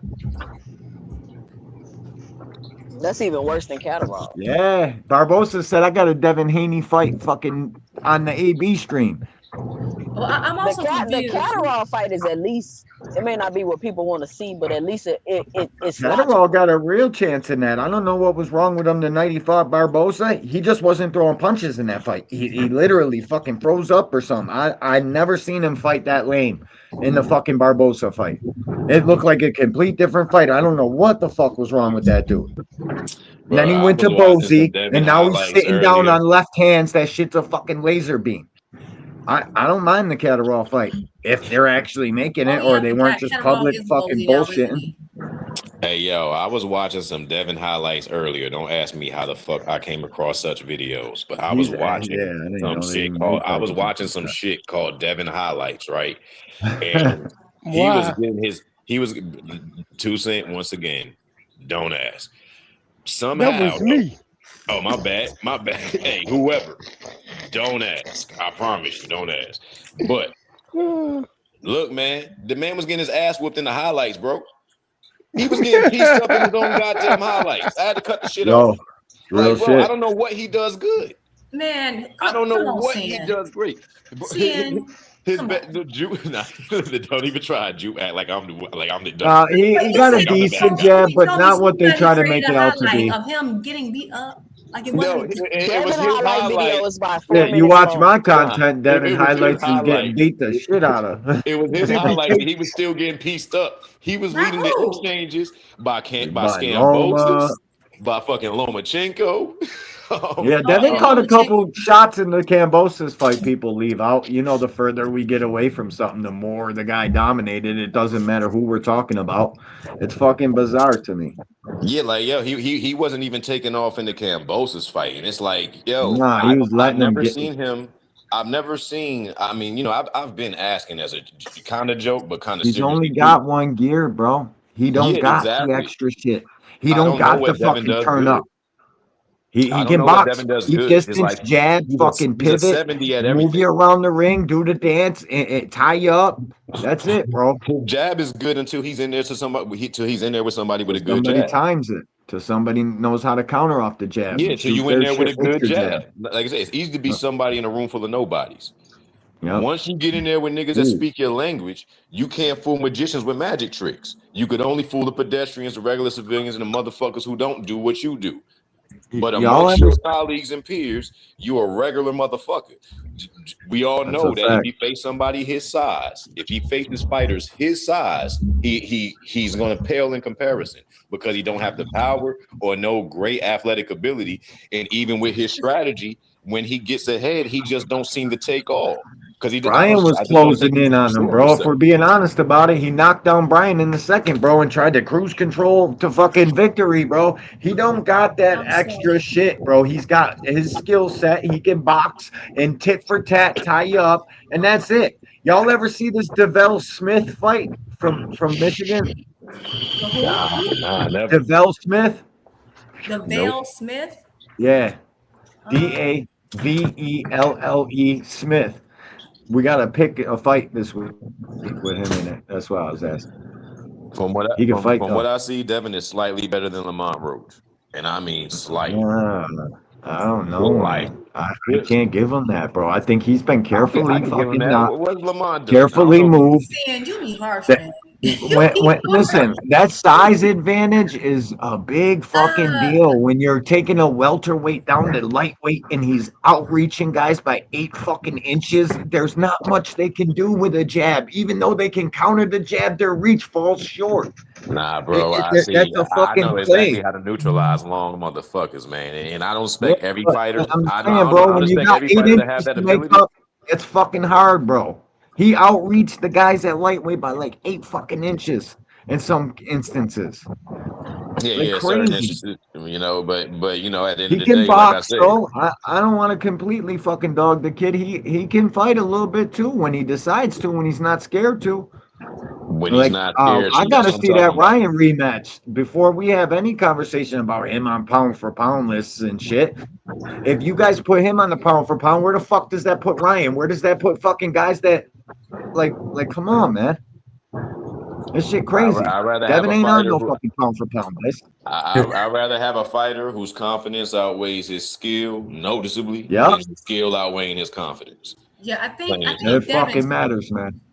I think Plain and Devin's simple. good. Like in that Brian Norman fight, in his last 2 fights, I really think, well, not last 2 because Ramirez was one of those. I really meant to say that Ramirez, God dang it, Norman and Prograis.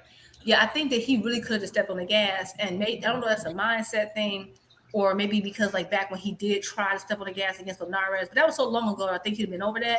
Like I don't understand, especially in Prograis. Like you really had Prograis kind of shook up. Ryan Norman fight too. I really think he could have just went after him and really got the stoppage, but I guess he just decided, you know, but with Mm-hmm. at least with lower Prograis, like he kept, that was still to me one of his best performances. He kept the heat up and he never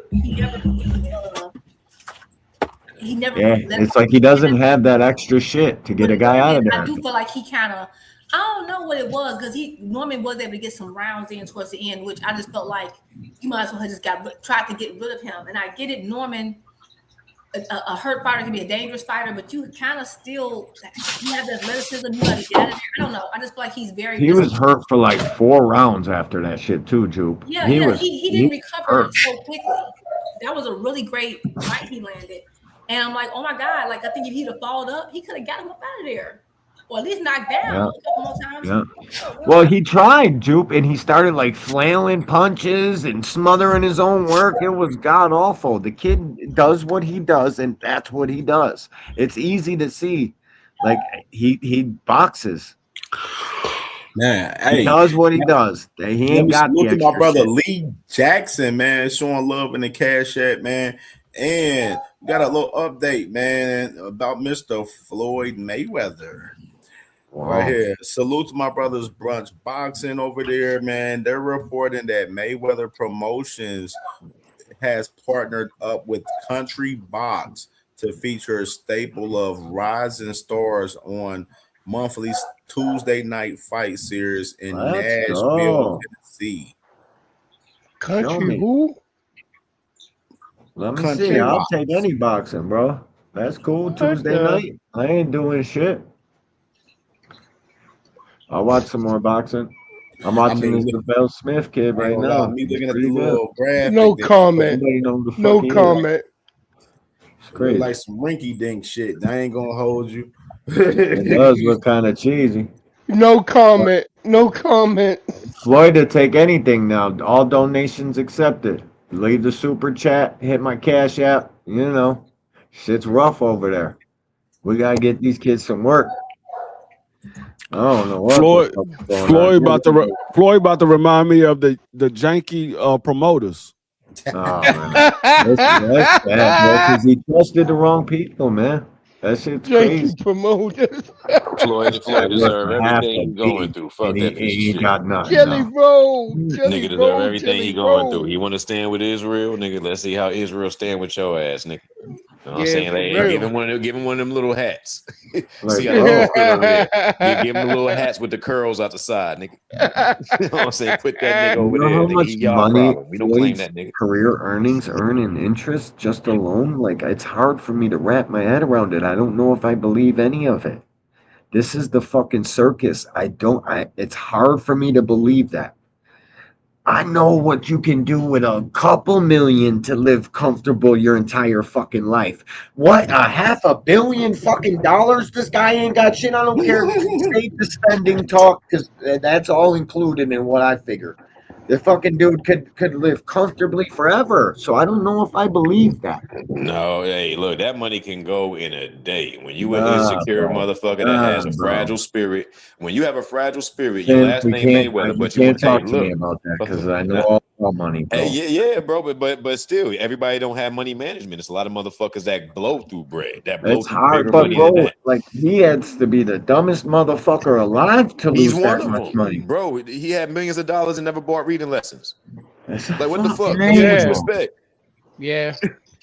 You could You have gotta afforded, like, be a you could have fucking bought that education, dipshit. and you could have learned the shit for free on YouTube, nigga. You know what I'm saying? You ain't do neither one. You know what I'm saying? So when your last name Mayweather and you want to keep up with the Joneses, nigga, you gon' go broke. And that's what the Yeah, fuck he was Floyd doing his gonna whole lose that career. O too, bro. Imagine if Floyd loses in a fucking sanctioned bout because he needs some fucking dough, bro. His whole career, he told us how he kept his faculties Man, intact and don't need it. Oh, and then he gets fucking knocked out by Manny or something stupid yo, because he got a fight.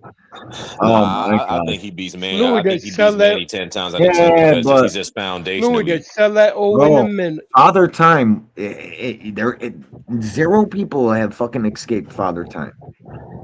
I mean, that's all well and good, but the textbook of boxing It's is what karma, bro. outlasts Father Time. You know what I'm saying? That's the I reason why bet you're you supposed to have fucking, a strong foundation. I bet you Father Time waiting for Floyd to take that fucking Hey, fight. Father Time. I mean, the textbook is the reason why we could do away with talent and reflexes, because reflexes and all of that shit fades. You know what I'm saying? But the foundation of how to throw a strong and sound punch, that shit never changes. And as Yeah, long but as you you need practice that to get shit the fuck and out you of the keep way, your though. you keep all of your you keep all of your obligations simple. Don't send your hands out to check the punch and so on and so forth. You know, Floyd got a strong foundation.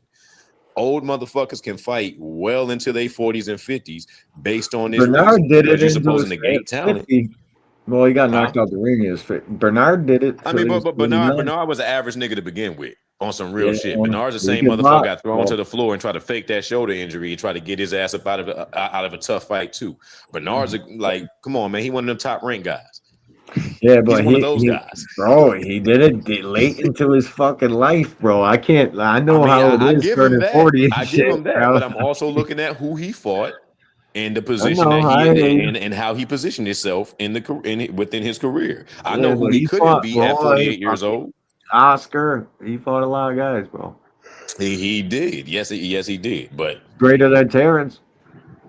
we know we look, man. We know what's going on. D1 Yes, chill. dog. Don't act like I'm just being the bad guy. I'm saying, like, Yeah, no, there's a reason he owns half a Golden Boy and fucking. How come Bernard never catches no flack? How come it's bro. always Oscar? How come Bernard don't get half the fucking bullshit? Nah, he get the flack. He's just not as in the limelight. Most Hey, it's people ain't crazy. really. D1 Bernard ain't really been like I ain't I been know. seeing him like in the Golden Boy, like you know what Let I'm me saying? find In the out he looking like deaths and Shakur shit in that recently. fucking He been Whippets kind of picture, quiet. but with something else. Yeah, Bernard Bernard kind be of quiet lost in lately, his bro. I ain't fucking been seeing him around that much. scripted, blazing it up.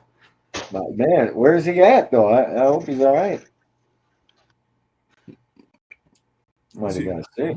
Nigga said, "Hey, look, that last comment is funny as hell." He talking about Crawford keeps his blade sharp. Crawford gonna come out of retirement to fight another unnamed Crawford looked like shit unknown in Russian. that fucking training footage. Don't try to fucking. Did somebody just say he looked good? Let me see. Same way Crawford keeps his blade sharp. Do you know he looked 50-something years old in his last fucking training video? Hey, said, don't he look like he got the made snack pack? content on I might have to rearrange this and put the snack on this one a little bit, man. Yeah, you got to put the snack pack. You name it something snacks. Something snacks. Cocoa or fucking snacks. Shit. He literally like he got the snack pack in this motherfucker. Yep. What's Shit, that? snack works, dog. I got some upstairs. I take zinc magnesium every day from snack. I hope they don't discontinue it. I just ordered some too, and it was available. That snack shit works. I don't give a fuck what nobody says. Yeah, it do. I'm taking Yeah, mine yeah. now. Best zinc magnesium on the fucking planet. And if you know about vitamins and how they get down, the motherfuckers is bunking you all over the place. Yeah, you Snap's think got I it's the want, best I, zinc magnesium until you hey, magnesium find out that shit in I the got a want little the bit world. of ecstasy in it. Vitacante snack. I That want shit that got some ecstasy in Vitacante that snack. shit. Oh, I That want shit got some the Viagra in packet. that shit. You talking about, look, D1 talking about some zinc and magnesium. Giving his They got wife good. extra Bro, rounds, I wondering take a where it's lot of coming from. vitamins. I take a Ain't lot. been to sleep in 3 days on your last scoop. Real shit. A motherfucking pre-workout motherfucker. Dude, that shit got meth in that motherfucker, boy. Oh yeah. Got you Oh out here shit. on fucking Adderall and shit, fucking wired for sound. Like, Motherfucker yeah, be I'm anemic. Fuck it. I could take any, but what, cream? hold You up. got What's cream? that? Give it up. The Bud You want some Crawford cream? Reese Puffs edition. Yo, what the hell? Yo, This Cam would be the crazy, snack yo. edition. Snack puffs. Hey, Crush the Legend, man. Where Crush the Legend at, man? Crush the Crush Legend. God. crazy, huh? Crush your T That's Hill, fucking man. shit. T Hill be inspiring some shit too, man. Got to throw my brother Oh T man. Them with the cereal listener drinks. there, man. Where's like, Yo, that shit crazy. Extreme The video. Rick Glazer. I agree with that. the Rick Sugar Glazer Rice joint, Sprinkles. the Sugar Rice He look sprinkle. old, Tanjiro. Rick He look Glazer old. always Get wrong. over it. Your hero ages. He's no exception to the rule. Okay? Nah, Sorry, bro, man. but look, hey, look, some shit Look, ages how like people wine, other forget talent about ages how to like box when other they talent like ages like you're, milk you're or talking to bread. the You know what I'm wrong saying? one, Tanjiro. I've boxed before.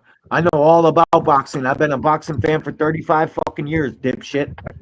Now, how somebody Hey, from the comments going to be typing down there in the comments and not man enough to come up here and fucking talk about it? How's that Hey, going to look, happen? how much older was B Hop than Bud when he got that belt that you was just talking about? that's Kellerman right here. Huh? Hey, look, I need some answers now. Kaboom. Give me some answers now. Yeah. Nobody know. How much older than Bud was B Hop when he went and got that last belt? You know what I'm saying? When he was about 47, 48? Shit, I don't No, remember. 46. Can y'all hear me? Yeah, I can hear you. I don't remember that Yeah, one. I got you. I I got don't know. All right, but yeah, all right. So just to be clear, but he was at least 12 years older I than was he was at least 12 years older than Bud. Bernard was like, I think he was close to. He was damn near 50. It's like 48. Yeah, he was like 46, 47. Like he was about 12 years older than what Bud is. You know what I'm saying? When Bud finally decided that he wanted to drop out. You know what I'm saying? We all know that the only reason why the nigga quit is because Victor Conte went to hell and left him up here to fight fights by his fucking self. Damn. Plain and simple. You know what I'm saying? So, like, yo, a real great is going to be great. We just watched Mike Tyson had to hold back punches from Jake Paul because a lot of us know that he would have hurt Jake Paul at 57 years old. Bud don't have this capability, bro, because niggas been hyping up his ability the whole time. Motherfuckers have been acting like Canelo has been some unbeatable motherfucker, bro. We seen Canelo's ass whoop multiple times. But when you from Nebraska and you haven't done nothing in your life, we can hype up this fucking we can hype up this mediocre ass win from Canelo as though he was some fucking Godzilla or something because you've never done nothing. So they're gonna gas that win. But if the next man beat Canelo, it's like some of us already know. We know what Benavidez is gonna do to him. We don't really have to see it. You know what I'm saying? We know what a certain caliber of fight. We know what Canelo was already running from. Some of us knew that Canelo was not a real 168. But to the Crawford fans who think the belt shines so bright that we could just buy all the bullshit that they selling, those motherfuckers think that Canelo was Godzilla. You know what I'm saying? And in reality, bro, we seen his ass whooped worse. Ain't nobody about to act like I'm happy that Bud won. and it was good for Bud, but it was only good for Bud. It wasn't good for boxing. We've seen this shit done before. So what the fuck are we praising this man for? True that. 12 belts, no damn defenses, man. We ain't trying to hear this shit, dog. Tanjiro Not says one. I sound like two-tone. Tanjiro, now you can't type no more today, my boy. You got to come up here and debate if you want to be heard. And You that's the fucking chili-ass goofball. killers. That's the chili killies, you fucking corny fuck. Fuck is you talking about? Pay attention. Use those 2 eyes and 2 ears God gave you to pay the fuck attention. Fucking clown. Y'all told me. Mm-hmm. Oh yeah, yo. So what's y'all thoughts? me. What's y'all thoughts about Bivol, man? So we ain't forget about Bivol, man. You know, I made this little graphic for Bivol and Colin Smith, man. So Bivol was not rocking with the Beterbiev fight, and he's going with the mandatory and Colin Smith. What's y'all thoughts about this? Hey, this dude is not built like the people said he was. I mean, he avoided. He's getting up there. You don't want to lose to somebody late in his career, even though there's the biggest fights money could fucking give him. He wants to fucking do what he wants to do, and Callum Smith ain't no fucking nobody to duck to, because that dude can fight too, bro. No, I'm not even talking about that. I'm just saying this dude avoided David Benavidez. No doubt. That's what I'm saying too. Now he's trying to avoid Arthur, age him out. Everybody was telling me this dude, crazy, bro. This He's already aged out. Was going to beat David Benavidez. He's a better technical boxer than David Benavidez. He'll beat him. I was like, no, I don't know what y'all saying, Bivol. He's okay, but he ain't beating no David Benavidez. No, you're not. No, he can box for sure, bro. He got Bivol's big problem is that he pushes off his punches. His punches don't snap or have any pop. There's no explosion. It's a push. Nope. So it's a lot of mass. There's a lot of frontal mass to it. But those type of knockouts, they're not like he can't get that flash knockout or that knockout that Benavidez might hit his ass with. He's just going to get that overwhelming effect to where if he throws enough volume, then maybe he could get a stoppage. But as far as having like real fire and pop to that punch, he don't snap that shit back enough for me to have faith in him beating somebody that has a lot of volatility. Like a if he got pop, but he just don't. Nah, he does not pull sit that on punch it, back bro. at all. D1, he pushes. I know. through with them That's what I'm punches. saying. It's like if he had some if he just got some technique, I think he got heavier hands. You know what I mean? But Bivol don't throw body punches, Sin, and you know, like I know, if you don't body punch, you're not fucking with nobody like David Benavidez. There's you got 0% chance to win. If you ain't shooting to the body against DB, it's over with. It's over with. Yeah, I just don't think he was. I don't think me personally looking at Bivol, he had nothing that David Benavidez had to be worried about. Like even with Arthur at his age, he got something that David has to worry about. He has power. David got to worry about that power. He can't just go in there reckless and just throw a bunch of shots and think he's gonna stop Arthur. You gotta worry about that. Even with Zordo wasn't that athletic and ain't that fast of a puncher. He got power though. So David don't just go in there recklessly throwing punches though, bro. He's methodical. Demetrius, he doesn't really have anything that David has to be worried about. You can go back and look at the Canelo fight. He literally had Canelo on the ropes, and Canelo didn't know what to do, and he didn't know how to step up the game. He literally was like, okay, nah, this dude look like he gonna lead me into a trap. Let me back up. I'm not hurting him.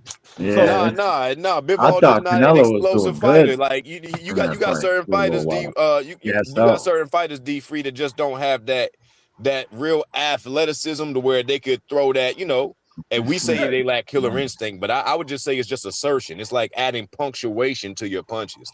Certain people don't have that exclamation mark at the end of their punches. They just hitting you with a bunch of periods. No shoulders. That's all Bivol is doing. He's hitting you with a bunch of regular ass sentences. No, regular ass sentences. Like boxing punches. He's like a those shits will overwhelm you if you were average talent. You know what I'm saying? But when it comes down to somebody like Benavidez hit with exclamation marks. Dog, you know Nigga, what? you're gonna You have know to what? readjust your whole introduction when you talk to a nigga like that in combat. Demetrius Bivol reminds me of a more technical Caleb Plant without the movement. That's what he reminds me of. See, He's I a think guy Caleb punches better though. Caleb has No, that no, no. emphasis on Caleb, his punch yeah, Caleb that punches Bivol don't have. better. He punches better, but Yeah, Bivol is I more agree with you. technical. I Yeah, agree with you. I'm with you. yeah, he's more technical, and he doesn't move as much as Caleb Plant, but he doesn't have the power. Like a guy like Bivol, in my opinion, would never beat David Benavidez when David Benavidez is at 100% or on top of his game. He would never beat a guy like David Benavidez. Nope. He don't throw body punches, bro. It's like his last fight, bro. There was like 2 rounds. The first and the 9th were the only 2 rounds this guy even attempted a fucking body shot. And I'm not even exaggerating. He didn't. So do y'all think That boxing shit. Do y'all think Bivol's a gatekeeper? Oh, I can't call him that. I can't call him a gatekeeper yet because he's He still a ain't lost. champion. He's still a champion. And Well, I thought he lost both those fights to better he be. he lost to Arthur, but right now he's still a champion. So I can't call him a gatekeeper yet because I still think he'll beat a lot of guys at light heavyweight. I just don't think he'll beat David Benavidez. He'll probably beat Callum, but Callum's a tough fight, man. Callum come to fight, he got cracked too. I mean, if you look at light heavyweight, it ain't really much down there for him to be able to be still the top guy. It's only really Arthur that's there. Arthur and David said he'd come down for Bivol, but Bivol doing other shit. Yeah, I mean, and I hope David doesn't do that. I think that's idiotic. No, David, stay at 200.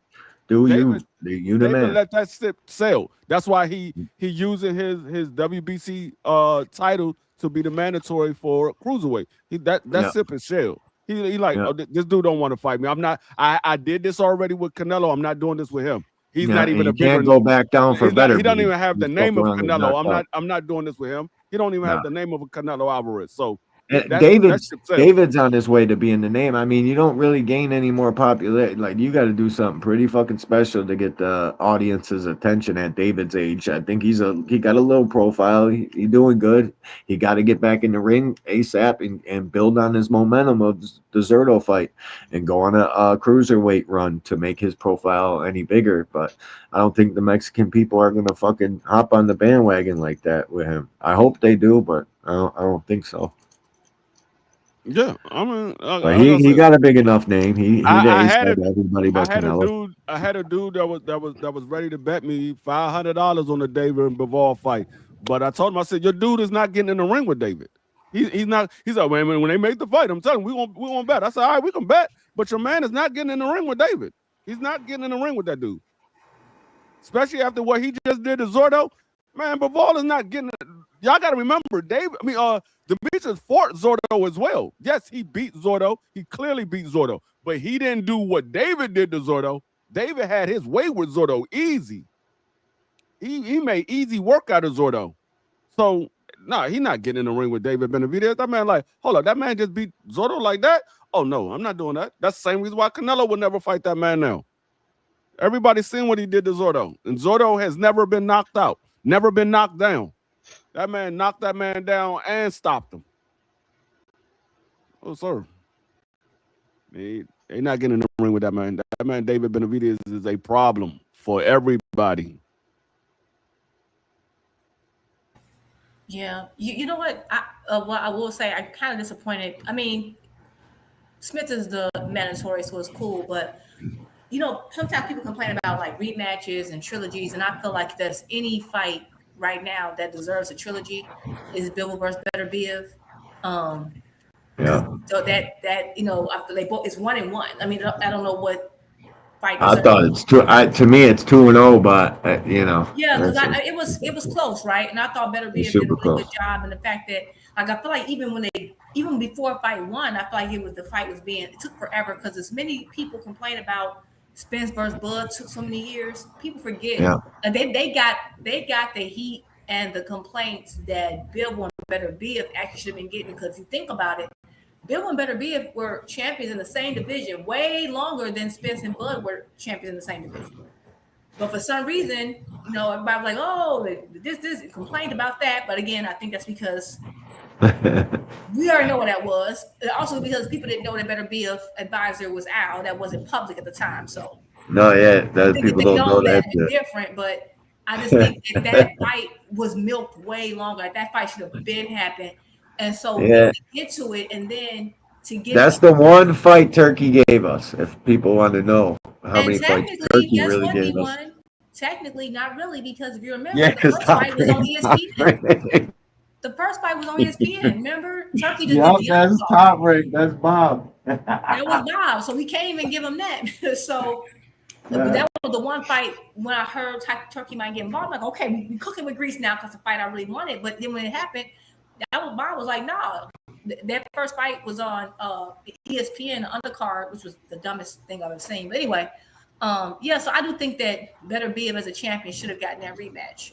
And I really don't like the way Bill was doing this. And I feel like, I mean, how much he was already old when you first got in the ring with him. Now you're gonna do this for Callum. I mean, I guess Callum Smith the mandatory, but I feel like this was Turkey playing hot potato with Bill and moving around people that he didn't want him to fight because they know that Better Be, even in his old age, is risky. So yeah, but that's definitely I still would take that trilogy over any fight that Bill does right now because Better Be, in my opinion, deserved it.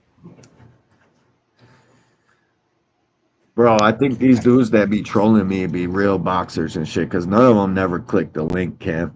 They're never eager to click the links. They gotta be fighters or somebody that want to keep their identity Hey, hidden. Either that or they're just straight pansy. I got a question. Nah, Did y'all hear anything about they Kell just Brook? some pure fucking trolls, bro. That's all Nah, that shit. listen, bro. I bet Shakur calling into places with voice changers and shit. Y'all be having y'all fans, man. Motherfuckers be watching y'all and be trolling the content and shit, man. So you know how that shit be, bro. Be more, what's up, bro? Hey, did y'all hear anything about Kell Brook supposed to be coming back to boxing? Yeah, I ain't want to talk about it because I mean it's really stupid, but yes, Kell Brook has spoke recently and said that he's coming back into boxing and he's trying to fight Chris Eubank Jr. by the way too. Just to mention on that. Man, cut it out. That's a big fight for them guys. Man, you know what pissed me off? The Fury AJ fight. Why the fuck is that here? Why is that here? Why are they insisting on shoving that fucking fight down our throat? What they're gonna do is fucking catch a L at the gate because nobody's coming to that fucking fight like that. Like to me, that shit's crazy, bro. Man, that shit about to flop, D1, bro. No doubt, Cam. Did y'all see Tyson Fury getting his ass whooped in his last fight? Yeah, and did you see getting his AJ? ass whipped? Like, bro, AJ almost fucking fumbled the bag, but he steadied the ship and smoked buddy. That shit was crazy. Yeah, right. AJ always stumbling and putting his shaky ass back together. Like, that's another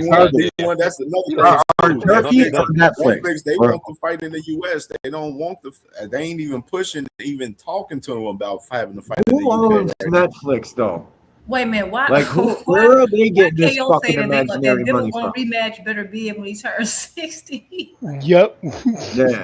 Wow. You know what? Where is Netflix getting all this KO fucking tripping. imaginary money from? That's all of a real, sudden. because like He Better ain't Be lying is though. old, man. He ain't Like, lying. Cam J.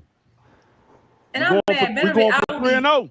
I'll be transparent. Better Be is one of my favorite 3-0. fighters for a minute, but that is true. Like that, I hate the way they do it. But whatever. Who's fighting right now? I said we're going for 3-0, Cam J. So who is it? Who is it? Is Steele? What's his name? Stillwell. Savine? We got Stillwell. That's it. And then everything Undefeated? else is on Saturday. Let me check him out real quick. Yeah, let me see. I gotta see his ass. I'm looking at. Which fight y'all talking about now? He gonna win this fight. Stillwell gonna win this fight. Oh yeah, let me see. Stillwell gonna win this fight. They What did I pick Stillwell for? I think I might have picked him for a decision. I don't know if I picked him for a knockout. I think I picked him for a decision. Siobhan Stillwell, Chavion Davis Stillwell versus Isaiah Dent. Damn, 10-0 versus 10-0, 10-0, 8 knockouts, 10-0. Oh no, I knockouts. picked Stillwell. I picked Stillwell for a knockout. I picked him for a knockout. I'm looking at buddies right now. I'm typing that shit in. I picked him for. I was looking at the other fight. That's why I asked. That's why I asked about this Smith kid, but he kind of asked Buddy trying to knock him out. He gassed out and looks like shit. I picked him for a 4th round knockout.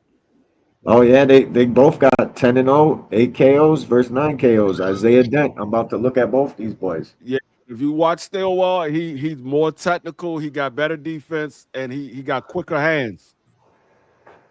Shit. Damn, good thing you said something because I probably wouldn't have even made. Yeah. I be doing the boxing breakdown and the studies in the morning. I do too, bro. Oh no, you're talking about on stream. Fucking, I'm at the bottom fight, bro. I wouldn't have made it to this fight until fucking probably like Saturday morning, bro. I'm doing research So I right was now. looking. Stillwell 6'1", and Dent he 5'8". Stillwell got the longer. That's another thing too. Yeah, he's smaller. He's much Stillwell's smaller. the younger fighter in this fight. You know what I mean? And he's the local favorite in this, I think, too. So, interesting scrap, man. Interesting scrap. Yeah. I'll fuck around and probably favor Stillwell since he's the bigger fighter in this fight. You know what I'm saying? Probably on some late stoppage shit for real. Let's see. It's gonna be a good scrap. There's barely no fucking footage. This is Combat Vision TV. This is the card. I get Roy Jones. I think Roy Jones and some other people is hosting this card for this fight with Siobhan Davis Stillwell versus Isaiah Dent right here. Friday. This fight is Friday. Yeah, that's on Friday. I'm watching this dude Isaiah Dent right now. Yeah. But Indianapolis 5'11", 24. And I was gonna pick Michael for the knockout, but I was like, I don't know if he's gonna get the knockout. He look a little awkward. I don't know if he's gonna get it.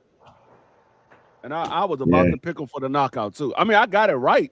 I just didn't get the outcome right. On the Zarafa joint? Yeah, on our little picks. I got the pick right. That's what I'm saying. I'm 2-0 right now. Me and CamJ, we both 2-0. We both picked Taramona for the 2nd round knockout. Nice. I picked him for 5. I thought he was going to go some rounds, get some experience, but I was one off on the Zarafa joint. Fucking always getting 1 round. If you would have watched, if you watch Savage, he doesn't have a jab. He comes and he leans straight back. I was like, he gonna get him out early. It was what Taramona was saying in the pre-build-up joint. I watched the fucking press conference, and that's another thing too. All that shit. He was acting like he needed some experience and shit. Say Taramona, it's not his fault. He just can't get past the 2nd round. He's punching, bro. I can't wait to watch this card. He needs some better opponents. That's what it is. It's on the zone, y'all. You need better opponents. Yep. Savage was supposed to be a better opponent, but when you look at him, you was like, when I looked at Savage fight, I was like, this what dude is the hell? He's not gonna last. Yeah. Savage, he a big puncher, but he doesn't have any type of defense whatsoever. He tried to go into that little George Foreman shell when he get in close and he be leaving his stuff wide open. Man, that fight was god awful today, man. I was like, damn, I wanted to see this guy fight a little bit longer, but I'm like, I looked at a couple of his fights and his opponents is like, hey, I'm gonna be honest with you. I think he'll beat a guy like what's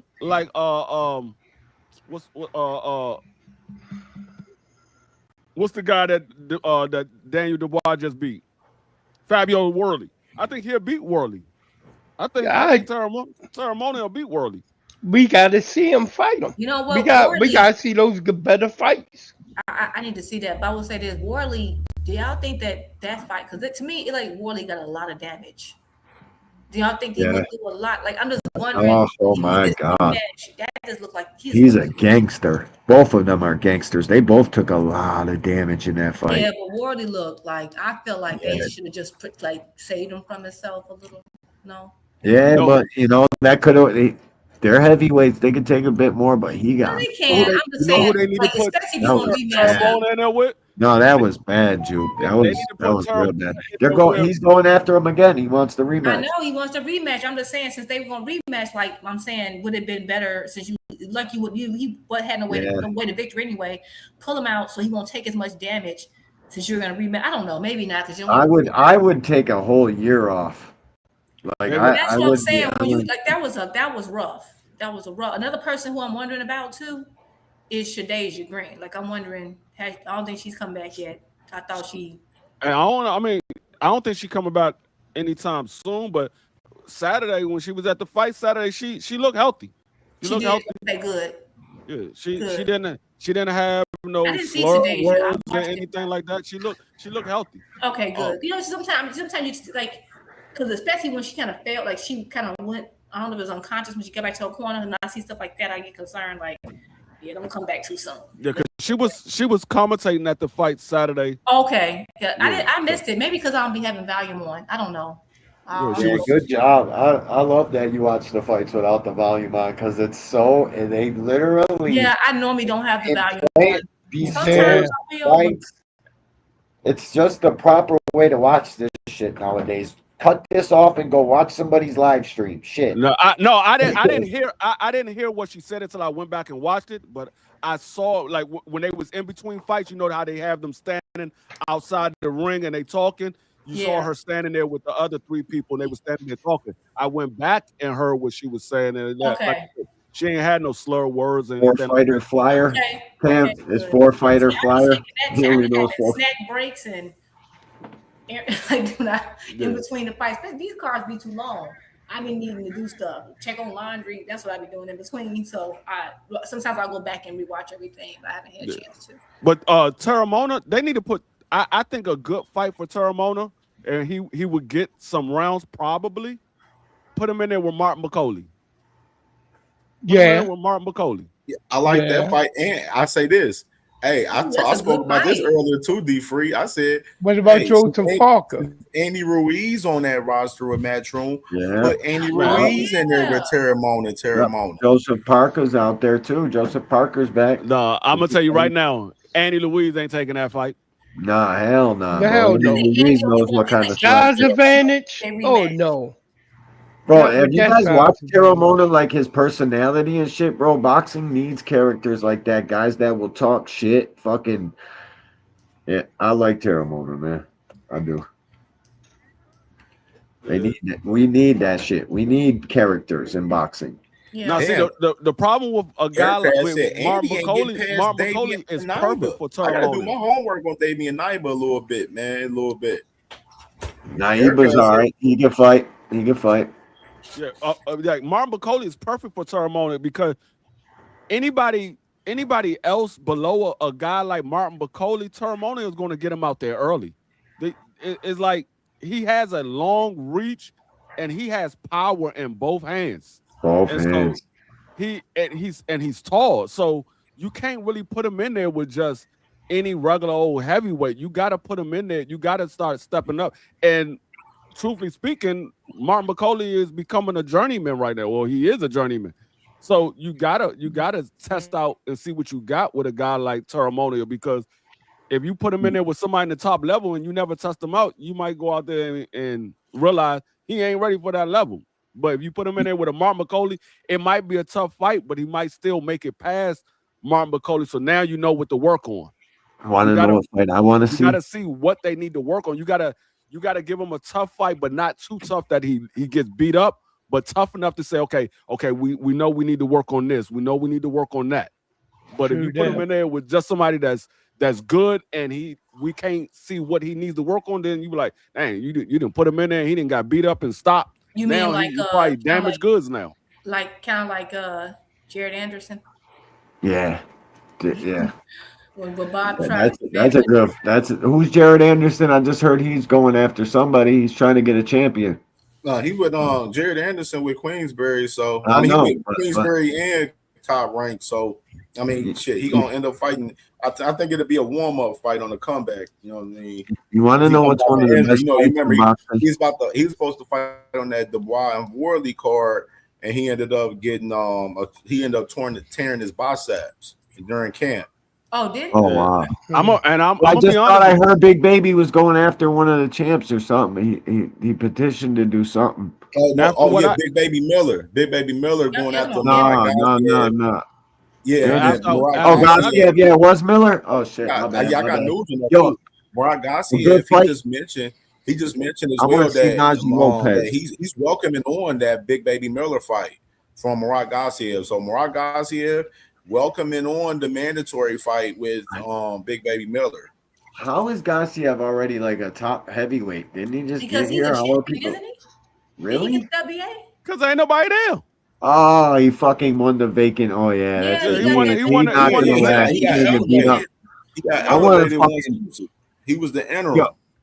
I want to see Najee Lopez versus David Benavidez at So right now the 175. Man, champion. I hell mean, no. we kind Why of Hell not? no. Why not? actually. Nazi Lopez gonna I get don't beat think into Benny's the fucking dirt. with So what? 75 But no it's an more. entertaining ass fight, D. It's gonna Actually, be now I think about entertaining it, for y'all. Yeah, one him and round. ain't too shabby because Oh, we you're got crazy. Dubois, we got Najee Gassiev can and fight, bro. Cavaniel, He got heavy hands too. Nazi But he ain't not. can He. fight. It'll be an entertaining ass fight, bro. You get Nazi can Najee fight, Lopez but a big ass the payday. problem with Nazi is he leave his guards down. He gonna get beat up. I will be surprised if it goes past 3 Bro, rounds. Wait a minute, y'all talking I about think Najee that's a good Lopez? fight, bro. And Najee versus David at 175. That's who Najee Najee is should light be trying to heavyweight. He's fight. not cruiser. Mm-mm. No, he's 75 pounds. No, Right. you He's you a light don't you heavyweight. don't you don't David put said he's you defending don't put both an of them. upcoming star in there with a monster. Wait a Yeah, minute, but David said he's And defending I both of them. I want to think say that's this too. I want to say this part too of the real reason quick, why man. he's y'all talking about joking Najee because I want to say this because I'm starting to everybody's see a lot building of fighters. people got a confusion with this David Benavidez. David Benavidez is about to let go of that 75 shit because he's contending at cruiserweight. So Oh people yeah, that sitting didn't he there up just put here out a like, statement where he oh, said he's defending how both? can David keep the 175 WBC and then he fights for the cruiserweight WBC? Bro, he's about to leave 75. 200 No, yeah. Once he cruiserweight is the become the Yo, division I now, thought bro. I So just I seen don't know why something where he people said he was don't defending have that both. assumption of that. Like, it's common sense.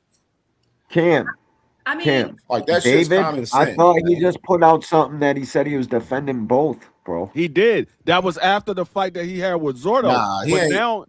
But now he's using Yeah, that that was WBC after to become the Zerto. mandatory. But That was Yeah, right. but That he was at the said it, post. bro. I gotta That was hear the him post say yeah, it. conference. D1, you gotta look at it. Once you step in and you get you a third strap in that I division, know, you're I fully know, cruiserweight, bro. Like I that know, bro. 75 I shit's know. done.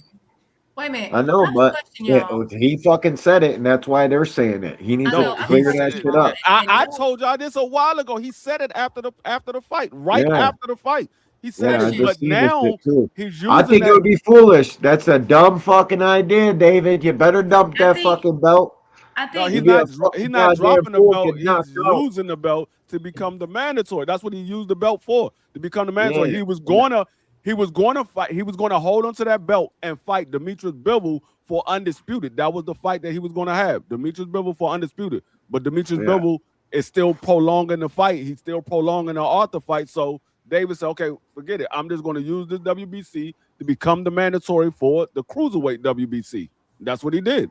I think that Yeah, this is the thing. Yeah, I do think it's dangerous to cut that much weight unless when he went yeah. to cruiserweight. I think what You'd be a fool. if David was going to consider kind of like bouncing between both, which I think that's a huge bounce, so that's a huge drop. I think that he would have like you can't allow yourself to fill out a cruiserweight then. Like you can't really be like I understand the max is 200. That means you should have been playing a comfortable 180 or something like that, so that you would be able to go back down to 175. But it seemed like I don't know what his weight was the night before or anything like that, but he looked filled out for the most. He didn't look huge, but I would have concerns about him dropping back. But my question was, oh, you know what? I saw something wrong. I'm about to ask y'all a question. It's okay. I see it because I knew he had the WBC at light heavyweight, and I was like, I know he had the WA, but I guess he had the world, and then but Bivol got the, I don't know.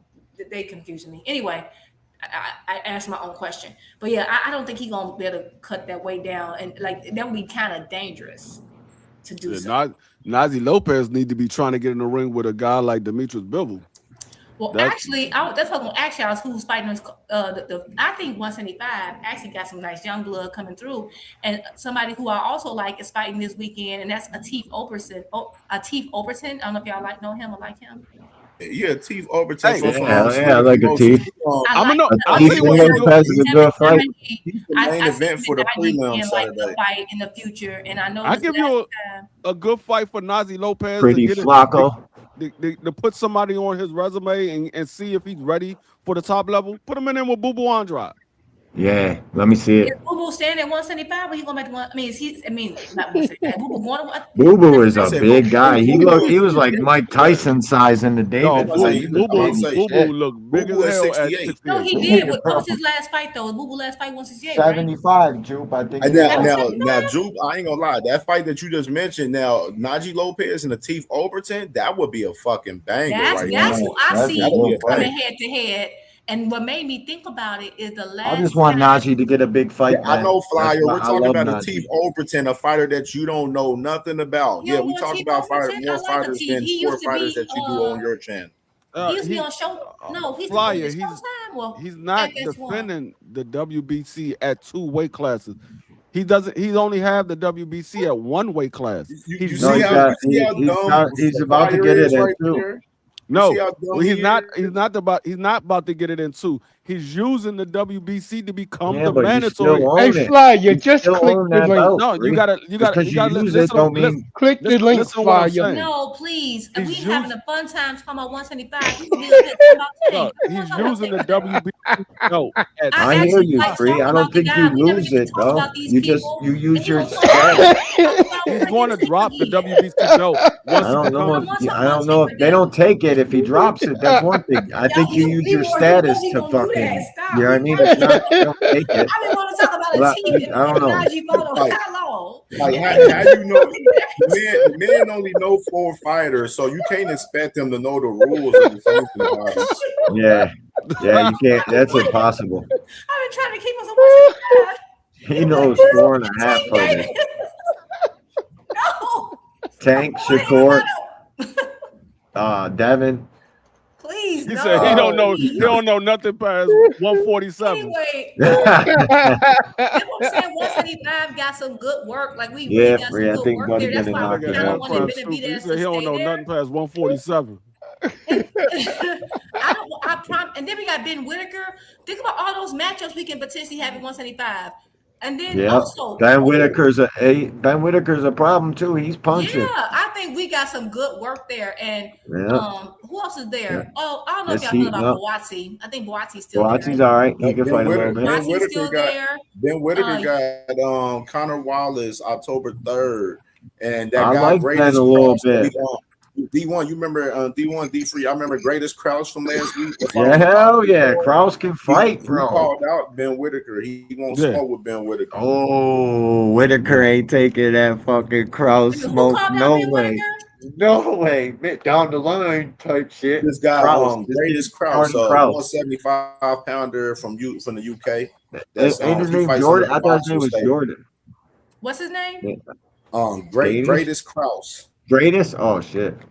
That's far from Jordan. Okay. Greatest, yeah. He got a mean little slick body shot. His defense is poor as shit though, Jupe.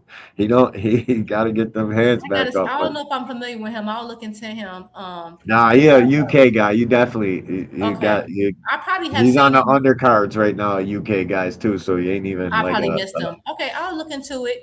He can Also, fight, I though. know we probably threw him away and packed him up, but Morrell is still at 175. I think if he can get himself back on track, that still Pringa like to see dude him. who packed him up. The Pringa guy, he can fight a little bit too. I mean, he was getting outboxed the entirety of the fight, but it looks like a game plan. What do y'all Like, think he just about? letting it Hold work. up. I thought about it, y'all. Okay, so remember how we talking about these young guns like Atif and God dang it, Najee. What if they fought like a Anthony Yard, or do y'all think they ready for somebody like that yet? Anthony Yard said he's trying to get the Ben Whitaker smoke, ain't it? Oh, is that what he's trying to do? Okay. Yeah, and he said that Ben don't want the smoke. 175 got some fights, and I'm like, I know we talk about the other ones, but I actually like 175. I see a lot of good matchups at that division. Me too. I like 175. I wanted David to hold on, but I completely get it. I get it. If he can make Yeah. 175 comfortably, absolutely come back down because he got a lot of good smoke there to me.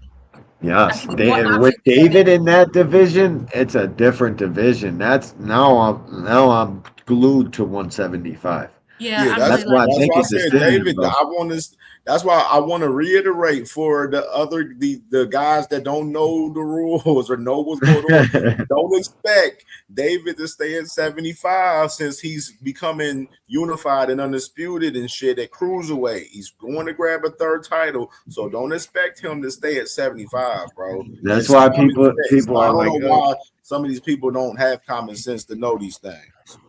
yeah. But Nope. I'd like him to clear it up. That's all. That man was only holding on to that belt so he can become undisputed. Now that he has an opportunity to become undisputed at cruiserweight, he's going to drop that belt. Oh shit.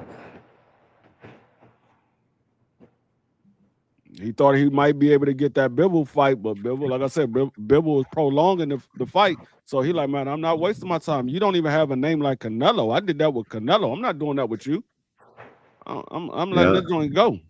I'm gonna use this daggone I belt. mean, look, I'm glad you mentioned that, D. Because looking at it in the perspective of that, like you're not about to wait on Berturbiev and Bivol and all of these motherfuckers do their thing. If they want to fight you, they can see you at cruiserweight where you're getting all the titles at. You know what I mean? And that's just, it's common sense, man. It's just really common sense.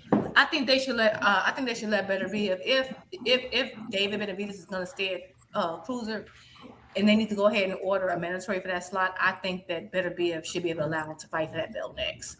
That's because of the way they did it. I'm sorry. I think me too. because that would just. I'm sorry. Oh, I really think that. Well, I just can't understand how like no one's going in on Bill over this. This is crazy. Yeah, he getting that. He getting that preferential treatment. They don't treat fighters the same. It's been so crazy because I've been talking about Bivol since last year on how weird he been moving. People said I was crazy, but now they're seeing it at AK where it's coming full circle where Bivol's moving funny, and I look like a fucking genius now. I said it when Bivol said he wasn't going to fight David Benavidez. When David Benavidez became the mandatory, he said, "No, I'm not fighting him because I want a trilogy with Arthur." And then the man got. They put He's a off. star in Russia. Like he been on that diva time. He's a star in Russia, guys. Like they that's their champion. But they put off the trilogy, and then he went in to fight a mandatory of another belt. I said, "Oh yeah, he don't want to fight David Benavidez." Yeah, and isn't it funny how all his aches and hurts and all his surgery just magically cleared up the second day. Yeah. Left division, just like then his last win, he's going for microscopic elbow surgery. I mean, everything healed immediately. Everything just healed. The second, just like a certain someone who all his managerial problems cleared up. The second, just like I'm sorry, like, it's just sometimes there are coincidences, but come on. You had back surgery. I don't believe in coincidences. You had a malignant mole. Your feet were swollen. Everything. You had every ailment known to man. Especially in boxing, there is no coincidences. I don't subscribe to that. Like a guy pops up with an injury all of a sudden. Like, come on, man. You guys are bullshitting. This could have been a great ass era, but time just keeps going by, and the guys are. Well, yeah, ain't nobody speaking on Ja name. I'm not speaking on Ja name no more. Until this man fights somebody, I ain't speaking on John. This man literally only fought. He did that shit on purpose. He only fought one person his entire career. We was giving him the benefit of the doubt because we saw the talent that he has, but the man hasn't fought anybody. I'm not sitting here wasting no energy on a guy that hasn't fought anybody, and then you go over to Zufa and you want to act like people ducking you. You ain't fought nobody. He didn't look good, bro. Okay, so I've noticed, and this I can't even see his comments because I blocked him, but I imagine he talking about the divisions that people have argued about because that's probably why he not commenting on 175. We over Ja right now, okay? Great fighter. Let him deal with his legal stuff and figure out what he didn't win. He said, "Oh, David with that duck energy when he won his last fight." No, he told the truth. I'm a fucking A-side by a long shot. This dude goes running over there. I ain't going to fight for no bullshit Man, Zuffa y'all belt. see how Hey, Flyer hey, man, always we take gotta the realize conversation to another these division that we're guys, not on. these guys, they come from a B side realm of things, so they're used to No. doing B side things, man. No, it's B not that they side do. kings. It's not just B side. They used to talk. Okay, clearly he don't know anybody. What we talking about? When we have to talking about Latif and all these other guys that they don't know about. That's why they trying to talk about Jive, because that's the closest thing they know to 175. And you should have moved the conversation because they only know about 3 or 4 people, and that's what they want to talk about ad nauseum. And there's nobody to They fight don't over watch there. Najee There's Lopez. 0 people. My Nobody God. to fight. It's just like we got a circle between those 3, 4 fighters they know all the time, consistently. And now we And don't I'm stop. They pissed keep off can't Ryan chime took in about. Conor Ben. So it's like, Now we got to hear about cross promotion possibilities. Oh, they did it for I don't even Conor care and about Ryan. Conor and Ryan is a big business fight. That's a big numbers. They're anticipating millions of, and I don't know why, because I don't think so. I don't You know believe what I started thinking about when Jai tried to make he took the fight back from David Benavidez. I started thinking of Dumb and Dumber. You can't triple stamp a double stamp. You can't triple stamp a double stamp. What? Man, it's not the fighter. Like people like, oh, Jai got the fight back. It's the belt. It's not the fighter. It's the belt. David just wants the belt. He don't care who has it. He don't care who has it. the run David's been on. How can you call that guy a duck? Yeah, to me it starts fucking. It's like, what are you guys talking about? There's nobody in the fucking sport that has fought more challenges in a fucking row than David Benavidez. Now you guys like Jao Pataya for what? He gasses in the middle of his fights. He get run over. why do y'all let this man get y'all off topic? We was talking about. That's not even to. Yeah, just. They're intentionally doing that. So y'all can Yeah, debate. D-Wood. That's why D-Wood. I don't pay. I try not to pay these niggas so much mind in the chat, especially when they because say he wants to move you off the shit. topic because he don't know what we Now talking check about. this. I got this right here. So this is big right here. Adrian Clark, man, manager of Frank Martin and the man Brian Norman Jr. He said them will be fight. Then he said, me, let's do it. What's the offer? Then he says, them, how much do you want? Then he said, me, is there an offer? Then he says, them, it depends how much you want. So he said, since when did negotiations become this? Wow. Yeah, if that's what negotiations are, it See, is what it is. This is what I'm talking I'll about. catch y'all later, man. Propaganda, the bullshit, and around in the negotiations. Oh, Motherfuckers sit there, send an offer, and talk to a motherfucker, and say they want to fight, and then they bluffing, and they really trying to lower the price on another fight and shit like that, bro. It's too much. That's why I said, That's bro. what Bill Haney been doing. In the sport. That's what he been doing all year. That's what he been doing all year. Bill Haney. He been doing exactly that. You know what? Remember, we had this is kind of slightly up because I agree 100% with this comment. Remember the other day we were talking about gatekeepers and versus. Oh yeah. What was the other term? Gatekeepers versus journeymen. Yeah. Okay, so just as example, I want y'all opinion, and I know this man is older. So Alexis Angulo, right? Alexis Angulo is still fighting. He's who? What would y'all consider him? A journeyman. Okay. I asked that because I'm looking at this card and I realize Atif Oberson is fighting him, and Atif has what 14 fights. But you know what? It's good to have It's good to have a journeyman on your resume of fighters that you face, because that journeyman could give you different tests that you need to go through so that your trainers can see where you at and see how you adapt and see if you can go ahead and move with your IQ, and at the same time, if you're paying attention to what they're telling you in between rounds on how to adjust your style in order to be able to get some good work in.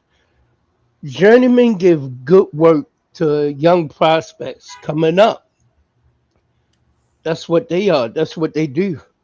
You Yeah. know what I mean? I'm surprised he's still fighting. He's kind of older, but I do get it. But this to me will be a test only because when Berlanga fought him, Berlanga, but this is the time I think Berlanga was knocking everybody out. He went he still went the distance with Angulo.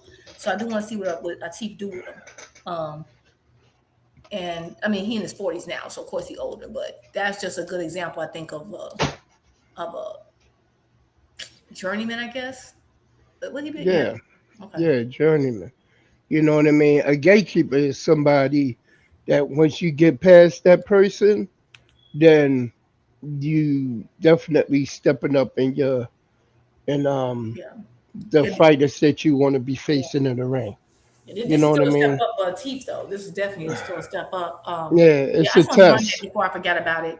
I think that's why I am really paying attention to this card because I want to see what he does. Because these 175 young guns, he just to kind of step it up and see where they are in comparison to some of the other guys at 175. But Cam, real quick, the Adrian Clark tweet, who was he referring to? Do you know if he was He was speaking about Brian Norman Jr. like because Brian Norman Jr. I spoke about it earlier. It's a narrative that's out there where the Haneys and the LDBC is pushing that Brian Norman Jr. and Keyshawn is in negotiations and Top Rank is trying to make them fight, which is false from what I've heard personally from Norman team last night. They hit me up and told me about it, saying that this shit is cap because I talked about it on Twitter and it's like, Cam, this shit is cap. So don't even listen to Keyshawn and Norman rumors. It's a lot of bullshit in between that from the LDBC and the Haney side. That's basically all they ever do now anyway. They like to go around and create narratives, and they got their little trolls that they pay money to who go around and spread it on every platform that they come across, you know?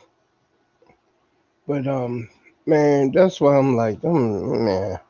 You wanna know what's wrong with boxing? Those B-side bitches motherfuckers over there. Them B-side bitches. That's what's wrong with boxing. They don't want to fight nobody.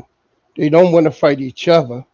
They want to stretch everything out. They want to take one fight a year when they haven't even earned to be in that position, when actually they need to be fighting more often rather than taking breaks over a year or so. It's, man, it's ridiculous. How can you have everybody around in the same weight class, 5, 6 fighters, and they talking about they're not going to fight each other? What type of bullshit is that? Seriously. And they want top dollar to get in the ring. No, it don't work like that. You got to earn that. I'll be good, man. I'll be so happy when this crop of clowns get out of boxing. Seriously. I'll be so happy. I don't want to see no more Shakur's. I don't want to see no more fucking Haney.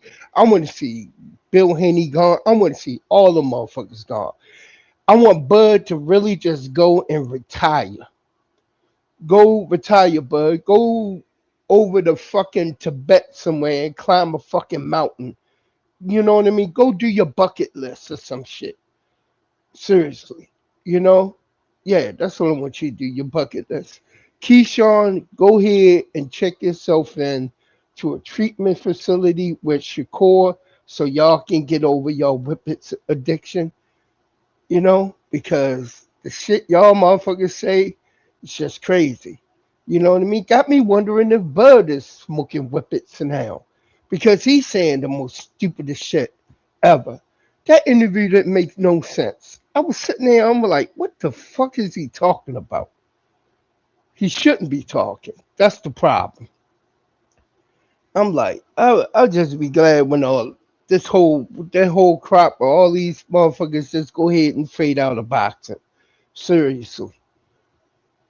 Boxing to be a whole lot better. Let Abdullah and the young champs of tomorrow come up and do their thing. You know? Let them come up and do their thing. Seriously. Subtract Floyd Schofield Jr. from him and Auntie. Subtract them from the whole list.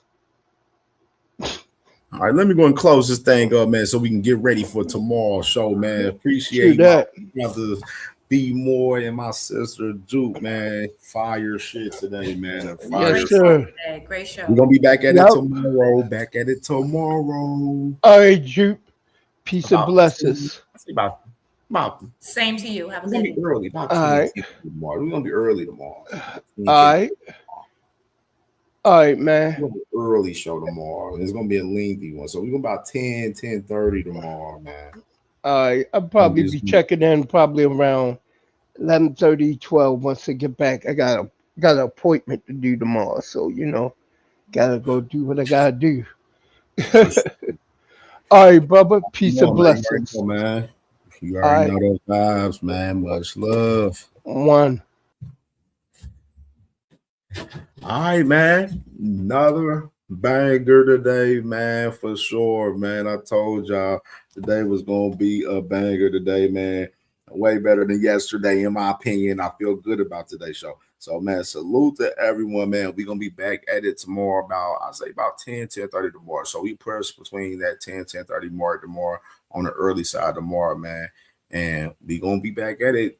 Covering that hot shit, man. Y'all know we one of the best in the game doing this shit, man. Covering the sport of boxing in this space, man, for sure, man. And appreciate all the love and support today on the show today from my brother Swoosh Life, my brother Mr. Altruistic, my brother Ace Austin, my brother D1 and Lee Jackson, all sponsoring today. Sorry, but not sorry, Boxing Talk Wednesdays today, man. So we will be back at it tomorrow, man, between 10:30 a.m. Eastern time, man. And we will see y'all tomorrow. Holler my brother Knockout Boxing tonight. He live tonight, man. Gonna be turning up tonight, man. So definitely see y'all tomorrow. Peace. Love y'all.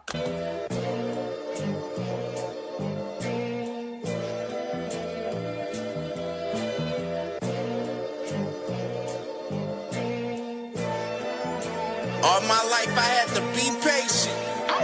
Like Meek Millie, I was dream chasing. Finger to the law when I see haters. Oh, the feeling when you tell your niggas we made it. Ooh, baby. Ooh, baby. Ooh, baby. Ooh, baby. It's showtime like Kareem Lakers. I make a masterpiece, scene basic. No Meek Millie, but I'm dream chasing. Took the shortcut like Anita Baker. I want the bright lights that you see in Vegas. I need a big house with like 3 basements. Drop an M on the whip, think I'm speed racing. Don't know if it's the Transformer or the Green Ranger. My nigga Mac got the beat banging. Young nigga selling crack as a teenager. Had fiends playing baseball out here free basing. Had me showing off the rings like a Freemason. My mama gone, but I keep pacing. Trying to keep it all together like I need braces. Family calling when they need favors. When I was broke, they was acting like complete strangers. All my life I had to be patient. Like Meek Millie, I was dream chasing. Finger to the law when I see haters. Oh, the feeling when you tell your niggas we made it. Ooh, baby. Ooh, baby. Ooh, baby. Ooh, baby. Rest in peace, the Nippy was the street savior. Got my credit right now, I need acres. Gotta turn your dirty money into clean paper. Trying to own a franchise without a key player. I go through hoes like I weave laces. Tree blazers, let they mama noodles be flavored. Meat takers that be acting like the D sacred. You bust saying you would think they on their knees praying. Then I slide like a screensaver. When I'm done, make some scrambled eggs, cheese bacon. Then it's on to the next, I ain't a speed dater. Little bitch ain't gon' hear from me till weeks later. I don't see no things changing. Kids still dodging bullets like they seen Matrix. These young niggas really need saving, but OGs won't teach them that the streets All my life I had to be patient. Like Meek Millie, I was dream chasing. Finger to the Lord when I see haters. Oh, the feeling when you tell your niggas we made it. Ooh, baby.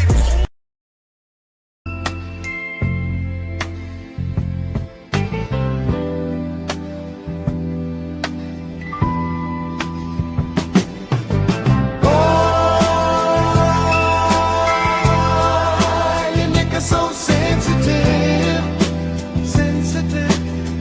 Oh,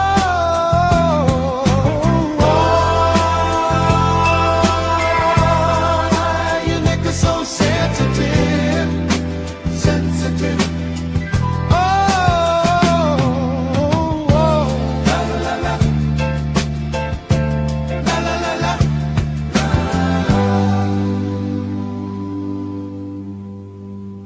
Niggas in their feelings again. Oh, I see niggas in their feelings again.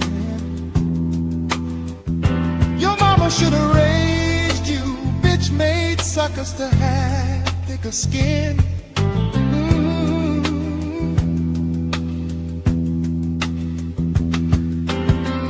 I'ma always tell the truth. I'ma always tell the truth. If the truth hurts your feelings, that's a problem that's on you. Brittle heart.